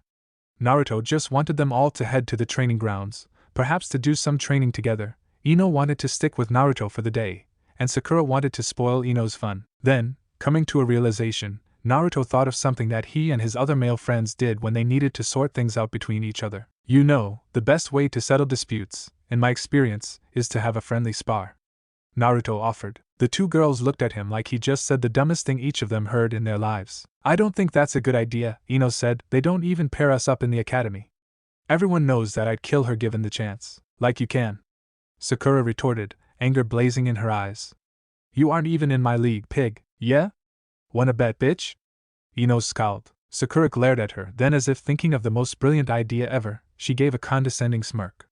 Fine. How about a wager for it then? Ino accepted the challenge. Fine. If I win, you go back to wherever you came from and never bother me and my Naruto again. And if I win, which I will, Sakura responded, I'll be the one taking Yuki-san here, away from you. Ino almost exploded in her anger. This bitch dares to come intrude on my date and take my man away from me. Oh, I am so looking forward to busting her teeth in. Naruto wanted some friendly competition that could get sorted out during the fight, but even to him this seemed to be a bit much. There was always an understanding that came from clashing kunais against another. He just hoped that it worked out in the end. Sakura and Ino stood facing each other. Ino didn't change, having already worn her usual clothing which was versatile enough for any occasion. Sakura, however, Naruto couldn't help but gawk as Sakura unzipped her hoodie. Underneath she wore a red sports bra that hugged tight to her modest bosom and stopped right under it, revealing her tight midsection. He blushed. It was a lot more skin than his Sakura usually showed. Like ever. She didn't seem to notice his gaze though, almost as if she expected no one to be looking at her the way he did. The seal twinged again, a small reminder that it was doing its job. Then the fight started. It went on, and on, for about 8 minutes. Naruto really couldn't tell what he was looking at. He really couldn't. He'd expected that 2 future kunoichi prospects who just finished the 2nd year of the academy would at least stick to foundational taijutsu principles. But this was what they called a cat fight. There was hair pulling, slapping, scratching. Even a bit of biting? Just as Ino went in for another slap and Sakura for another kick, Naruto jumped between the two, catching both strikes with his hands. That's enough. His voice sent shivers down both the future Genin's spines. Powerful and commanding as it was. What is it, Naruto-kun? Ino asked, her cheek having scratch marks and her lip a bit swollen on the right side. Sakura was also in bad shape with one of her eyes turning purple. I would have gotten her. No, you wouldn't, Naruto said firmly, either of you would. I'm calling this fight off. But the bet, they both said. The bet can go to hell, Naruto said, his voice disappointed. Maybe it was stupid of me to expect a clean fight with proper taijutsu techniques. It seems I was mistaken. The two looked away in shame. Naruto sighed. It's my fault for suggesting this. He then looked at the two, and to their surprise he made 2 clones. One of them headed towards Ino, and picked her up. What are you, Naruto-kun? The other headed towards Sakura and did the same thing. Hey wa, then they shunshined away from each other. The original Naruto rubbed his forehead in frustration. Well, that didn't go as planned. Girls are so weird. With Ino, yeep. She said as Naruto's shunshin landed on the grassy hill near the roots of a tree. Oh Kami. That was weird. Naruto's clone shook his head. You get used to it after a while. Ino looked at him astonished. You're rather talented, Naruto-kun. You look the same age as me, but you can make solid clones and even know how to shunshin already. Naruto shook his head. It isn't anything special. It's something people can learn with time if they set their minds to it. Now let me look at your injuries. From the instructions of his former teammate, Naruto had learned how to heal basic cuts and surface wounds.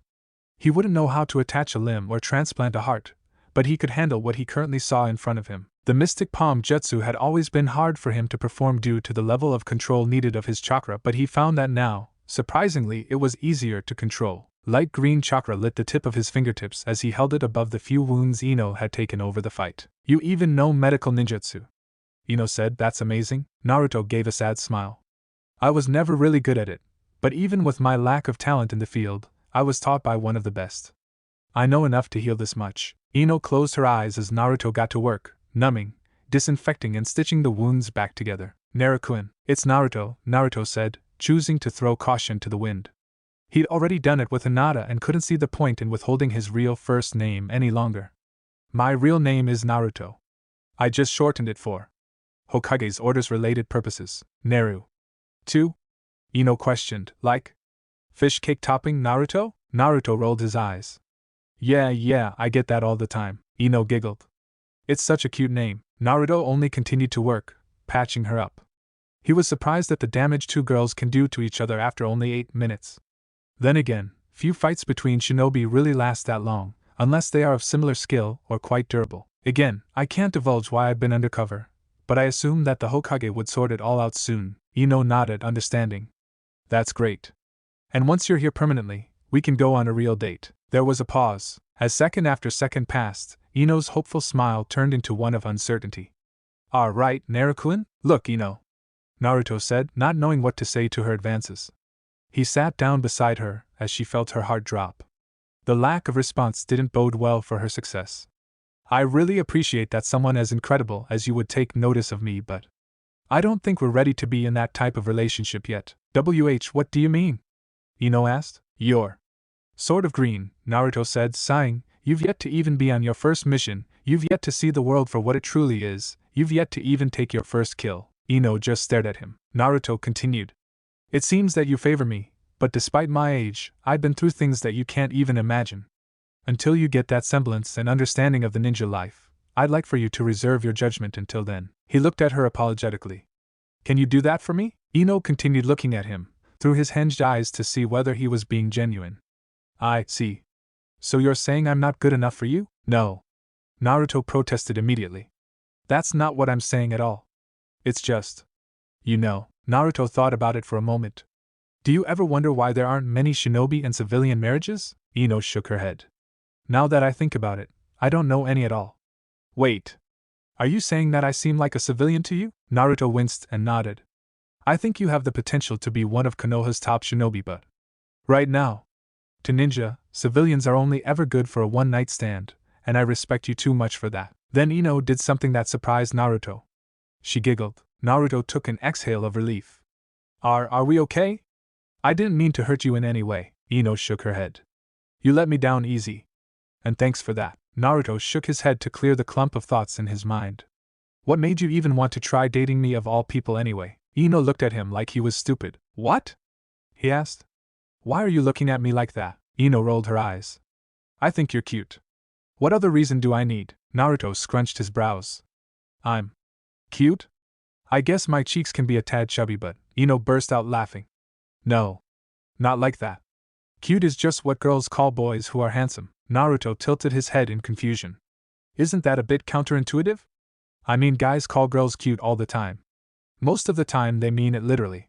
Felt like she was truly looking at an innocent soul for the first time, at least in terms of romance and dirty deeds. By the way, Naruto-kun, said, and the sultry way she said his name sent shivers down his spine. When exactly will you see me as a fully fledged kunoichi? Naruto thought of it. Then shrugged.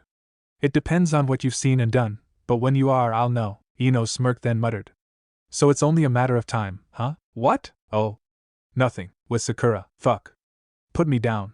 Sakura screeched as Naruto landed at the base of another tree away from where his other fellow clone and were. Alright. Alright. Sorry. Naruto said, doing just that. He gently placed Sakura on the grass. She let out another volley of curses that would even make sailors blush. I can't believe that bitch. First she dumped dirt water on me when I tried confessing to Sasuke, and now she has the gall to pretend like she did nothing wrong and I'm the harlot who ruined her date. Bitch, please. As if you deserve anything. You stupid pig. She punctuated her final words by punching the stump of the tree. By the end of it, her hands were shaking and tears were forming from her teal eyes. I can't believe I agreed to get into this stupid fight in the first place, she said finally before slumping to the grassy ground. Small sobs came out of her despite her attempt at holding them in. Sakura-cha, Sakura. Naruto said, regretting his suggestion that they duke it out like he did. Now that he thought about it, Sasuke never saw his side of the argument after they tried to kill each other. Then there was Gaara, so perhaps his way of doing things worked out only half of the time. Naruto approached the crying girl slowly, as if afraid of scaring her away. When he got close enough, he asked, Hey, may I sit here? He gestured to the ground next to her. She didn't say anything in response, too lost in her thoughts. Naruto decided to go with his gut and sat down next to his former teammate. His presence must have startled her out of her reverie. What do you want? I wanted to apologize, Naruto said after thinking for a moment. It was my fault this all happened. Sakura wiped the tears from her eyes and shook her head. It's not your fault. This was a long time coming, she said, pausing in between the swipes. Here, let me heal you, Naruto said as he proceeded to do the same thing his other clone was doing to Ino. Sakura watched him do it, looking at him incredulously. You can't be much older than me and yet. Naruto shook his head. We grew up in different circumstances. Don't compare yourself to a person who got a bit of a head start. It means nothing and does nothing other than make you feel worse about yourself. Sakura bit her lip, preventing what she wanted to say next. Yet it still came out. I'm just a dirty, pathetic whore who doesn't know a man's dick from an animal's anyway. She muttered under her breath, reciting the hurtful words Sasuke spoke to her some time ago. Naruto's hairs prickled on end. Excuse me? Sakura blushed, embarrassed. It's nothing. No, Naruto disagreed. It clearly wasn't nothing. For a second there I thought I heard you debase yourself in a manner that was very much unbefitting for someone whose potential is as high as yours. Sakura laughed, though it was full of contempt. You're just saying empty words to try and make me feel better. Just like my parents. Naruto was in disbelief as he continued healing her. What made you think of yourself like this? Sakura didn't answer. Naruto decided to take a guess.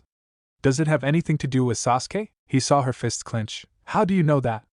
She accused, her tone scathing. Ino was talking about the history behind you two before you came along, Naruto answered. Should have known that bitch would spill in front of any pretty face she sees, Sakura said, sighing. Naruto arched an eyebrow. So that's a yes? It's none of your business, pretty boy, Sakura spat. Pretty boy? Naruto had never felt more sure that this world had it backwards as compared to his up until right this moment. Sakura calling him a pretty boy. The world must be flipped on its head. I see, Naruto responded, putting the final touches to his work on her arms before lifting her chin to work on the bruises on her face. I just think you're putting yourself down for no reason. The girl I see in front of me isn't useless or anything even close to a whore. I see someone who's fierce, passionate, drop-dead pretty and capable of being one of the strongest kunoichi in the world. Should she just put some faith in herself, even just a tiny bit? Sakura seemed stunned at his words. Her expression morphed from one of downcast to one of uncertainty and hope. What do you know about me? I saw you fight, Naruto said. PSH, Sakura scoffed. That was a bullshit fight and you and I both know it, though she kept her eyes on him like she was still wishing that he said something more of what he did.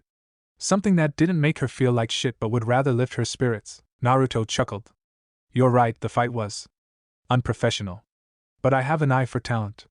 You have that talent in spades. Sakura turned away disappointed. Yeah, right. I'm terrible at taijutsu, terrible at ninjutsu. I don't even know where to even start with genjutsu. The only thing I know how to do is memorize words from a book. She spat the last sentence out as if the words personally offended her. Then she muttered, stupid Sasuke. Naruto knew that whatever it was that Sasuke said to her, it was very much in the realm of being uncalled for, seeing as to how much his words affected her. I even have shit chakra capacity, she continued. Maybe I should just give up. Don't say that, Naruto cut in, catching her attention once again. Did you join the academy in the first place because of Sasuke? Sakura took a moment to think about it before shaking her head. No. I did it because I wanted a better life for my parents. 2. I don't know, honor the Haruno name by becoming a strong enough kunoichi to establish a clan? For money? For power? She shook her head. I didn't know what I was thinking. On the contrary, I believe that you were thinking quite clearly, Naruto said, smiling. Just like everyone, you had a goal when you started. Did it ever change? No, but you got distracted? Naruto offered. Sakura didn't say anything. Whatever happened between you and this boy Sasuke? Would you really allow him to have power over you? He doesn't have power over me, Sakura retorted, and yet you let him change you. Let him make you think you are worthless when you are clearly not. Sakura had her mouth open, as if she couldn't believe what he was saying. How can you say things like that? It's as if I believe in you? Believe that you can be better? Naruto smiled again. You seem surprised that someone would even bother to do so. Much less a stranger you only met today. Do you think my judgment is flawed? He asked. Sakura looked down and didn't respond. Then I will just have to prove that you are more than the person you make yourself out to be, Naruto said. Sakura arched an eyebrow at him quizzically. Naruto smiled. Ever heard of the tree climbing exercise? How are you doing that? Sakura gasped as she watched him hang upside down from a tree branch. Naruto explained the concept to her. She looked like a puppy that was afraid of getting in the water for the first time. Her hands shook. As Naruto got back down, he grabbed her shaking hand, to her surprise, and placed the butt of a kunai into it. Use this to mark your progress. Sakura looked unsure as she stared at the blade, then she heard Naruto say something. You may not believe in yourself, Sakura. But I do, Naruto said. You have more than what it takes to be great, you just have to be bold. And don't worry, I will catch you if you fall. As if his words were the wind to her sails, she clenched her fist right around the handle. Determination flowed through her, and for the first time in a long while, she began to hope. And she began to believe. She took the first step on the tree. Incredible, Naruto muttered. No matter how many times he saw it, it was ridiculous that Sakura could catch on to the technique so quickly. He realized that she got the hang of it even faster than her younger self from his world, succeeding over just the second try. Sakura, herself, looked like she couldn't believe what she was seeing. "Yuki-san!" she screamed. I did it." Naruto laughed at her surprise, and that was enough to break her concentration. She yelped as she unlatched herself from the tree.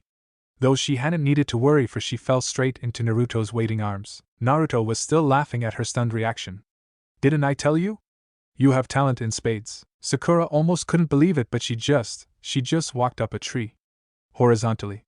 Without falling to her doom and breaking her hip. So much was going on in her mind that it took her a moment to realize where she was, in the arms of a shinobi. A shinobi who, in her time of vulnerability, she called pretty boy. She felt like jumping into a volcano and letting the universe decide her fate. Thanks for catching me, but," Sakura said. As if thinking nothing of it at all, he set her back on her feet gently. "It's no big deal. See? I knew you could do it." Sakura blushed. How? Naruto thought of the best way to put it. "Even though you said that your chakra capacity is low, I had the feeling that your control of it was top-notch.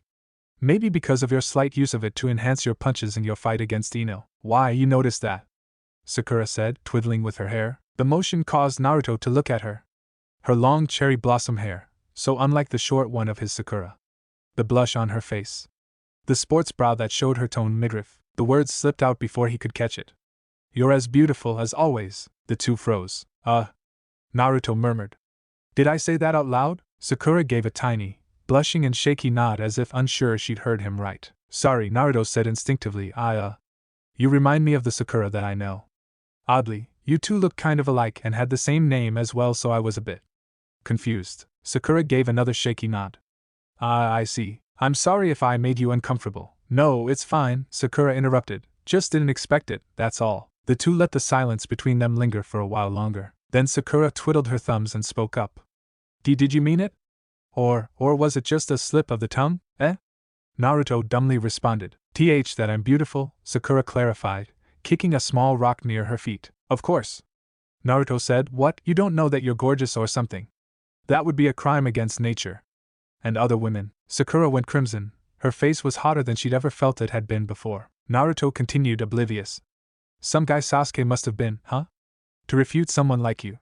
Wait a moment, how come I've never thought of this before?" Naruto looked at her, leaning in and making her even more flustered than she already was, as if intending to initiate the biggest gossip of the century. Do you think he's gay?" Sakura just looked at him, then she burst out laughing. She almost fell on her backside, as she clasped her mouth with both hands, trying to contain herself.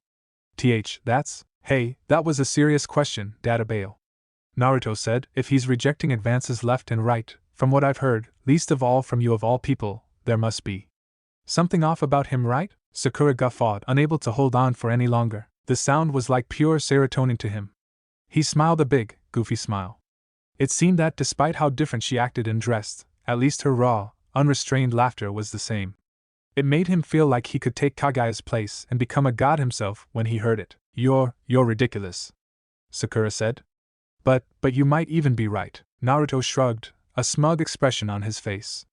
"Like I said, I got a good read on people, you know?" That brought Sakura back to what she was originally doing.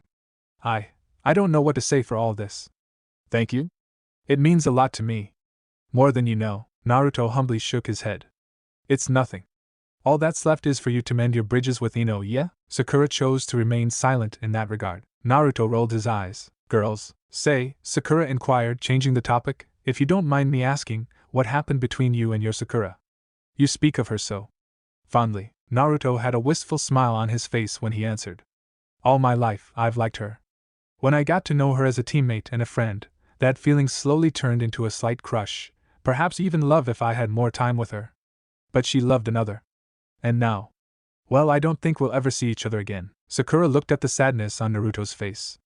She could tell that there was so much that he felt for this woman that perhaps he never had the chance to tell her how he truly and deeply felt. It was that longing and acceptance of reality that made him seem all the more sadder. Sakura placed her hand in his, bringing his attention back to her. "I'm sorry for bringing it up." Naruto smiled, his sadness evaporating like mist in a summer's morning. "It was nice to air out some of my memories of her with you. You just remind me so much of her, yet I know that you are very much different in some ways. Though like her you are just, if not more, talented. You just got to go for it, Databale. Sakura shyly turned her gaze away from him, unable to handle the sheer amount of belief in his eyes. It was so empowering. It made her feel like she could really do anything if she just set her mind to it. I can tell you aren't fully convinced, Naruto chuckled, so why don't you come back tomorrow and we can take the chakra control exercises up a notch, Sakura couldn't help but feel elated that this stranger that she'd only met today would go out of his way to help her to this extent. Thank you, Yuki-san. It's Naruto, Databale, Naruto said. Sorry? Sakura said. My given name, it's Naruto. I'd prefer it if you call me that instead. Sakura blushed at the relationship boundary she just leaped. Alright, then it struck her. Naruto. As in like fish cake toppings? Naruto rolled his eyes. It took until lunchtime before the clones had reunited with the sort of placated Ino and Sakura. One of the clones had just hung out with Ino and the other had given Sakura a few more tips on tree walking drills, especially doing things like running and fighting. By the end of it, Ino felt a lot better about being rejected and Sakura was a whole lot more comfortable in her own skin and interacting with Naruto. They also both agreed to be cordial enough to not kill each other on sight, which was good enough for now. Meanwhile, the original Naruto kept up his training, using the Preta path to take in natural energy. Now that he was consciously doing it, he found that he could take on even more than before. So much so that he felt the tip of his fingers turn into stone. He'd immediately released it after that, and his fingers thankfully turned back to normal. He needed some time to get used to it, it seemed. Naruto-san. Naruto-kun. Both Sakura and Ino called out as they approached him. They then glared at each other. Naruto-san? Ino mocked, trying to jump the gun a bit. Are we? Oh, I'm not the whore who's throwing myself at him. Sakura shot back. Why don't you dial back that horniness a little bit, And please address him like a person you met a few days ago rather than a person whose dick you want to. Whoa there, you two. Naruto interrupted. Aren't we trying to make up here? The clones next to them popped, and the rush of memories of what had occurred entered in Naruto's mind.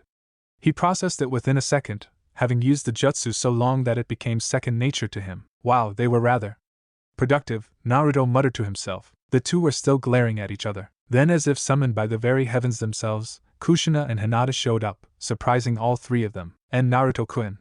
Hinata called out, one hand waving at him, the other holding a picnic basket. Then she caught sight of the other two girls. Ah. I mean Naruto-kun, Hinata-chan. Naruto said as he waved back. It's alright, they both know that my name is the same as that of a fish cake topping. Kushina snickered, obviously pleased with herself over her choice of naming him that. Hinata-chan? Both Ino and Sakura thought. They both looked towards the normally shy but incredibly sweet girl and instinctively knew that in the unaddressed race they were having, she was very much in the lead. Lunch that day featured two girls sniping at each other, a boy who was munching down on some delicious onigiri, one girl trying her best to not observe his reactions from the food she made for him, and a mother deep in thought about how her son's future love life was going to look like, and was planning the first few lessons to give him in her head. The duel. It was night. In the Hokage's personal training grounds, Naruto and Hiruzen stood, facing each other. The strange thing about this specific training ground was that it was actually just an abandoned section of the town due to a sewage leak decades ago, right at the very edge in the backside of Konoha. People had actually lived there before. Since the incident, however, even though the smell had cleared, the old residences refused to move back due to having newly renovated homes paid for by the Hokage. Now it serves a realistic urban area of combat for those who booked it or for the Hokage to use freely. As he did now. You should have ran when you had the chance, boy, Hiruzen said, engaging in playful banter. For your sake or for mine? Naruto quipped back, don't worry old man, I'll take it easy on your old bones. Wouldn't want your joints to ache after this, Hiruzen chuckled. Kushina stood in the distance, observing them. She bit her fingernails nervously, scared that something might go wrong. She wore her Jonin uniform which she hasn't adorned since her retirement more than a decade ago. She saw fit to wear it once more now that her son was back in her life. Who else was going to have his back? You know the rules? Hiruzen asked. Hi, Naruto nodded. Nothing fatal, nothing too dangerous, just checking what we each can do. Got it, Hiruzen nodded. Then Kushina, if you please. Kushina took in a shaky breath. Alright, you two ready? Both nodded. Then begin. Either of them moved. Any reason you wanted to start on a roof of all places, old man? Naruto asked. Oh. Well, Hiruzen pretended to think about it, then he smirked. It so I can do this. In the span of half a second, hand signs blared. Ninja art, tile shuriken. Naruto was surprised at the speed in which Hiruzen could execute a jutsu. He'd heard of legends of his grandfather figure when he was in his prime. The god of shinobi, knowing thousands of jutsu with the ability to discern a jutsu's nature from a glance. He was of course nervous in facing him, but most of all, he was excited. He caught each of the tiles with his right hand before neatly placing them down on the roof in which they belong. "Oh, old man, don't go destroying property for no good reason," Hiruzen chuckled, impressed. "Ha! Good reflexes, brat." Since Naruto hadn't seen Hiruzen's fight with Orochimaru personally, only the result of it, he didn't really know what to expect. "How about this?" Hiruzen said, Earth-style, Great Mud-Re. Naruto was already behind him. "Too slow." He snickered. His kick sent the Hokage flying. Despite being old, Hiruzen assured Naruto that he could still take a punch from Tsunade herself and survive, and Naruto was using nowhere near that level of physical strength.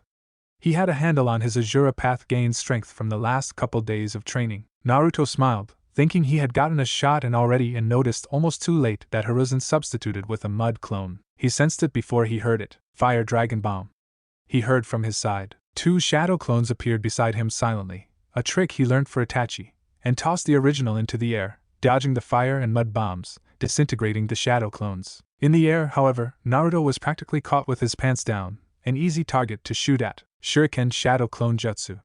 Hiruzen shouted. People often wonder why a few ninjas bothered to shout techniques, and the truth was that it mattered little. They normally did cast silently, but most, if not all the time, the jutsu reached the target before the sound waves did. It was also more theatrical, like in this case, especially during these types of duels where a show was being given. It seemed that Hiruzen was getting a bit of a performance going. They had an audience in Kushina after all, so before the first syllable even reached Naruto's ears, he was already dodging the barrage of shuriken. One struck him, however. Hiruzen smiled. "Got you, brat." Naruto popped out of existence, a shadow clone. When? Hiruzen couldn't finish as he felt a pair of arms bursting out of the roof underneath him, grabbing his legs and dragging him beneath, down to the topmost floor of the house. Hiruzen felt every bit of the roof as he was pulled through. Hiruzen barely had any time to recover when he landed before he was engaged in taijutsu with 4, 5, 6 Naruto clones. The old Kage struck back with unparalleled proficiency. But with every strike Hiruzen got in, a burst of smoke would fill the air, blocking his vision, and yet another 2 Narutos came through it. He led me into a close quarters area, using the shadow clone smoke to block my vision and potentially even choke me out, as well as surrounding me and attacking from all sides. "That's smart, but fire style. Fire dragon flame bombs," Hiruzen roared. The entire house was turned to dust within a second. Sarutobi, having silently cast the water jutsu on himself, was unharmed in the air, before he landed like a quiet assassin. When the smoke cleared, Hiruzen narrowed his eyes, knowing that the jutsu wasn't enough. "Where are you, brat?" "Aha!" Hiruzen spotted a shadow behind the smoke and debris and he immediately fired at it. Water style, liquid bullet. The person dodged, and immediately shot towards him, revealing that it was the original Naruto. Once again, Hiruzen found himself locked in a taijutsu battle, exchanging strikes and maneuvering around his opponent, as he did the same to him. Hiruzen had gotten past his guard a few times and his strikes didn't make this Naruto pop, confirming that it really was the original. After a few minutes of close quarters engagement, Hiruzen was astonished that Naruto was slowly but surely gaining an advantage, putting the god of shinobi on the defensive. This kid's got a knack for discerning and adapting to taijutsu styles and striking habits, rendering my monkey style less and less effective the longer the fight goes on for. After receiving a rather vicious headbutt from the blonde ninja, Hiruzen leaped backwards. "You alright, old man?" Naruto asked, a smirk on his face. In fact, a smile hasn't left his expression ever since the fight started. "I'm calling for help with this one." Hiruzen chuckled before his hands blazed once more, summoning jutsu, Monkey King Enma. An explosion of smoke appeared in front of Hiruzen just as Naruto arrived to interrupt him. The boy struck. But a giant hand caught his fist. "HM? Why are you calling me to deal with a brat, Sarutobi?" Enma grumbled after the smoke cleared. "Have you truly fallen so far as to need my help with disciplining the young? See for yourself first before you talk crap, Enma," Hiruzen retorted. Enma's fist swung, and with his immense strength, launched Naruto through multiple buildings. Kushina, who watched from a distance, winced and clenched her fists in concern, but chose to remain where she was, believing in her son. "See?" Enma said, barely any sweat. "I can't believe you." A punch landed on Enma's face that almost made his skull reverberate like a bell. It sent him flying even farther than Naruto had just a moment ago, though in the other direction. Enma flew through multiple walls, pillars, and stalls before landing in a house and having it collapse on him. It was a good thing that Hiruzen gave strict orders for his subordinates to not disturb him during his training and for Kushina to set privacy wards around the training ground before the fight, because the sound of those collisions alone would have already caused a major commotion by now. Ho! That was a good punch, Monkey-san. Don't mind if I return it in full. And more. Naruto said. Hiruzen gulped, catching sight of the boy. Enma was renowned for his physical strength, to the point where even late Hashirama would hesitate in getting in a fist fight with him. Yet this boy. Despite only knowing very few ninjutsu, Naruto knew more than enough to dispatch most of the shinobi Hiruzen could name just from the way he was fighting now. Watching Naruto fight through the boy's perspective in his memories was one thing, having the boy as an opponent in front of him was another thing entirely. The kid was downright terrifying. The boy took a breath, and Hiruzen almost felt heavier as the pressure of the air suddenly intensified. Senjutsu. Hiruzen could read the telltale signs. He channeled his own chakra, cracking the flooring beneath him. Though it was nowhere near what he was facing, the boy exhaled. This should be enough. Enma burst back from the building he was embedded in. What the fuck was that? Enma shouting, felt like I was hit by Hashirama. Oh, it's only just beginning, monkey man, Naruto said. Don't call me that. Enma shouted as he rushed forward, clashing with Naruto. In the entire span of Enma's existence, when the Monkey King, aptly nicknamed Ryukong, and Mighty Fist hit something, that something always gave out or at the very least moved. Naruto didn't move. Enma gaped at his fist, which was held in place by a boy who seemed to not even be completely into adulthood yet. What the foo? Enma was sent flying again. Before he could become another crater, however, he shape-shifted into a bow's staff and flew towards Hiruzen. When Hiruzen caught him, Enma gasped, trying to catch air. Which was weird as a staff. Who is this kid, Saru? You wouldn't believe me if I told you, Hiruzen replied. What's the plan? Enma said. Hiruzen observed as Naruto breathed in and out. He doesn't know many ninjutsu. It's the only advantage we have. We have to drown him with it. Gotcha, Enma said, transforming back into monkey form. Fire style. Fireball jutsu. Hiruzen shouted, forming the hand signs necessary to perform the jutsu. Wind style. Great breakthrough. Enma joined, enhancing the fireball. Naruto snapped his eyes open and dodged, moving far quicker than Hiruzen ever thought possible.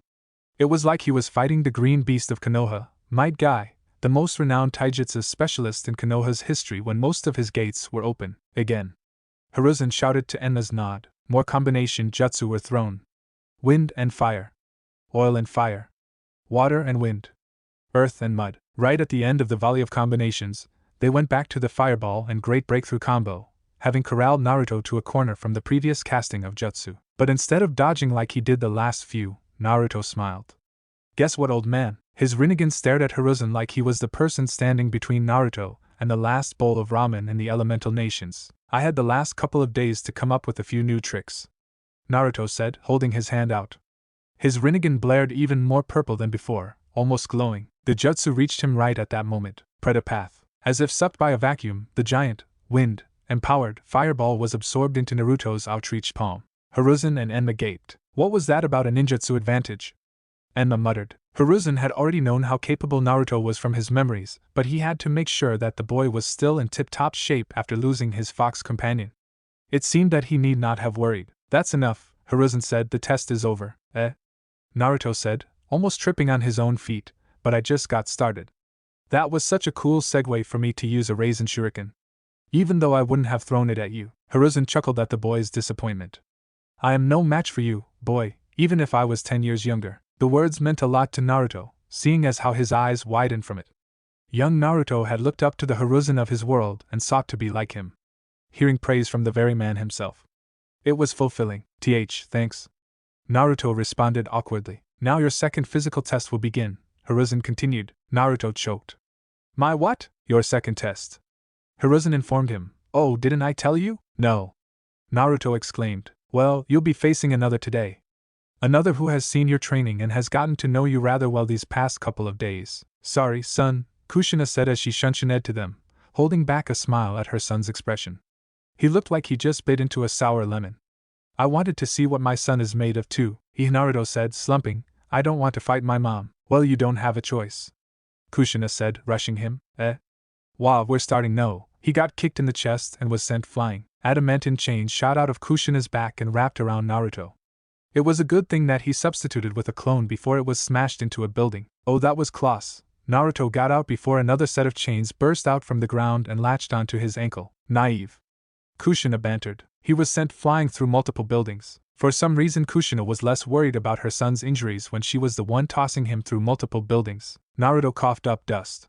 Alright, if that's how you want to play it. He channeled Sage Chakra, and found out that he couldn't.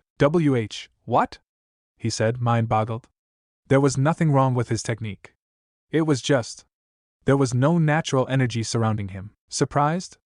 Kushina said, landing a few meters away from him. I didn't just set up privacy wards around the block, but chakra blocking wards as well. Naruto raised his eyebrows in surprise. But that's impossible. No medium can contain chakra energy for long unless they're a sage. Kushina shrugged. Oh, I know, but the talisman will hold for a few minutes. That's more than enough. In the meantime, Kushina didn't finish as she rushed him once again. Naruto cursed, having his major power-up jutsu taken away from him. He dodged, and suddenly he felt pain flaring as he was struck in the back. What, did you forget about me?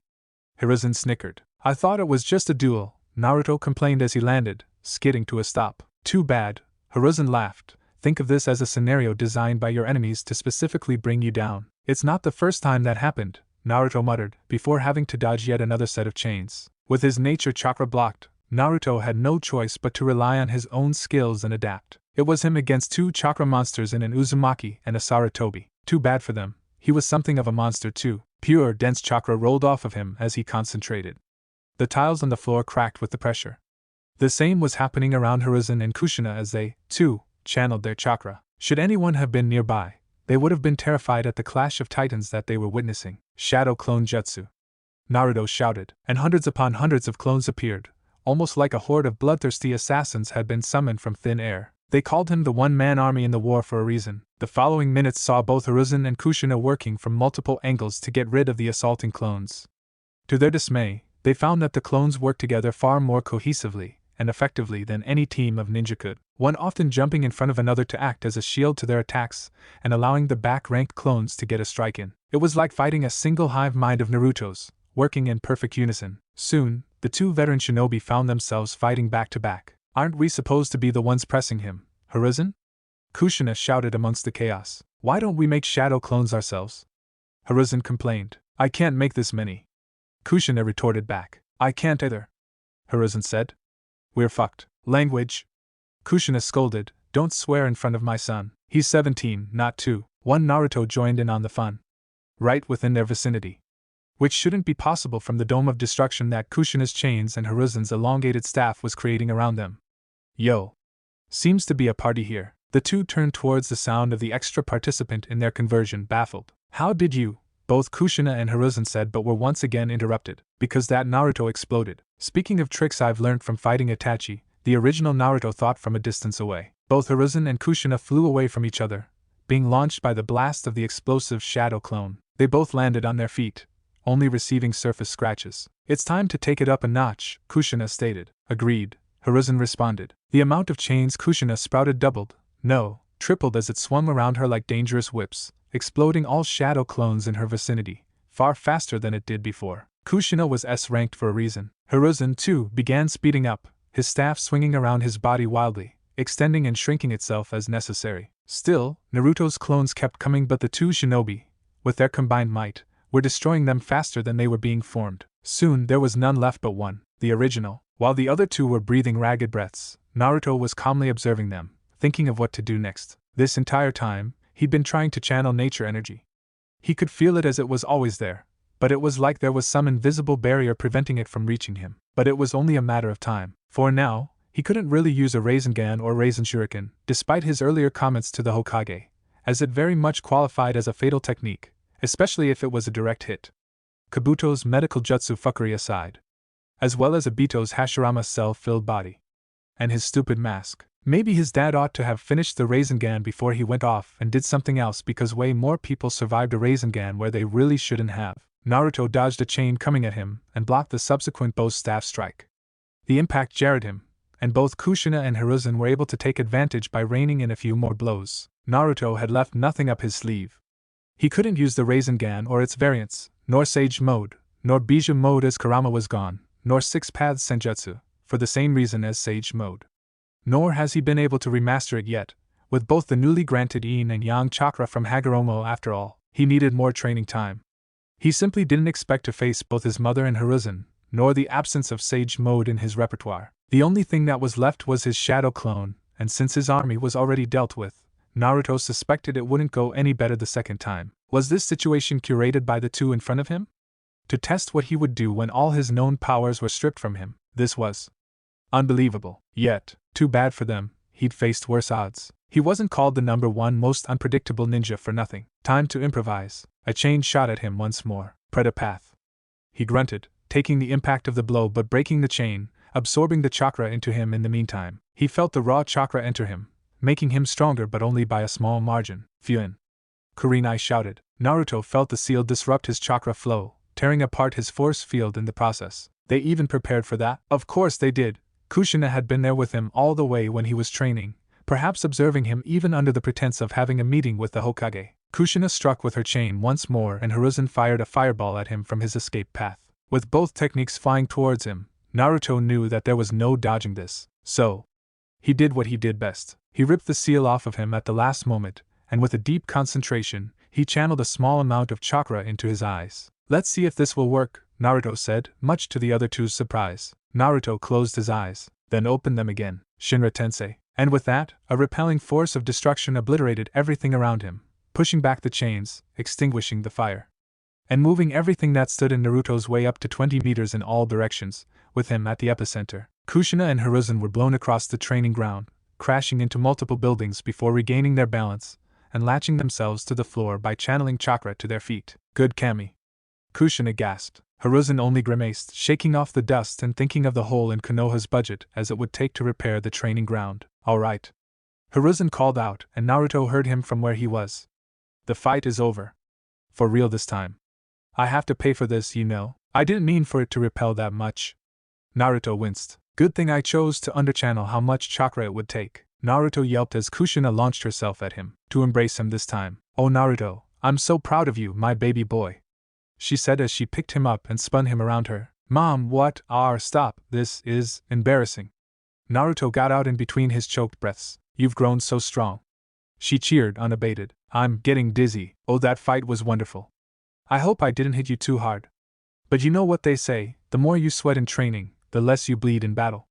So I didn't take it easy on you, and you still handled yourself phenomenally. That's great, but I'm about to. It was then that Kushina noticed how green Naruto was becoming.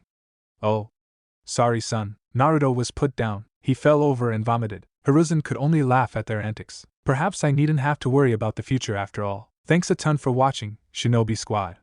I hope you had as much fun as I did putting this epic what if together. Make sure to smash that like button, subscribe, and hit the bell icon so you never miss a single twist in the story. Drop your thoughts, theories, or even wild ideas in the comments. I read every single one.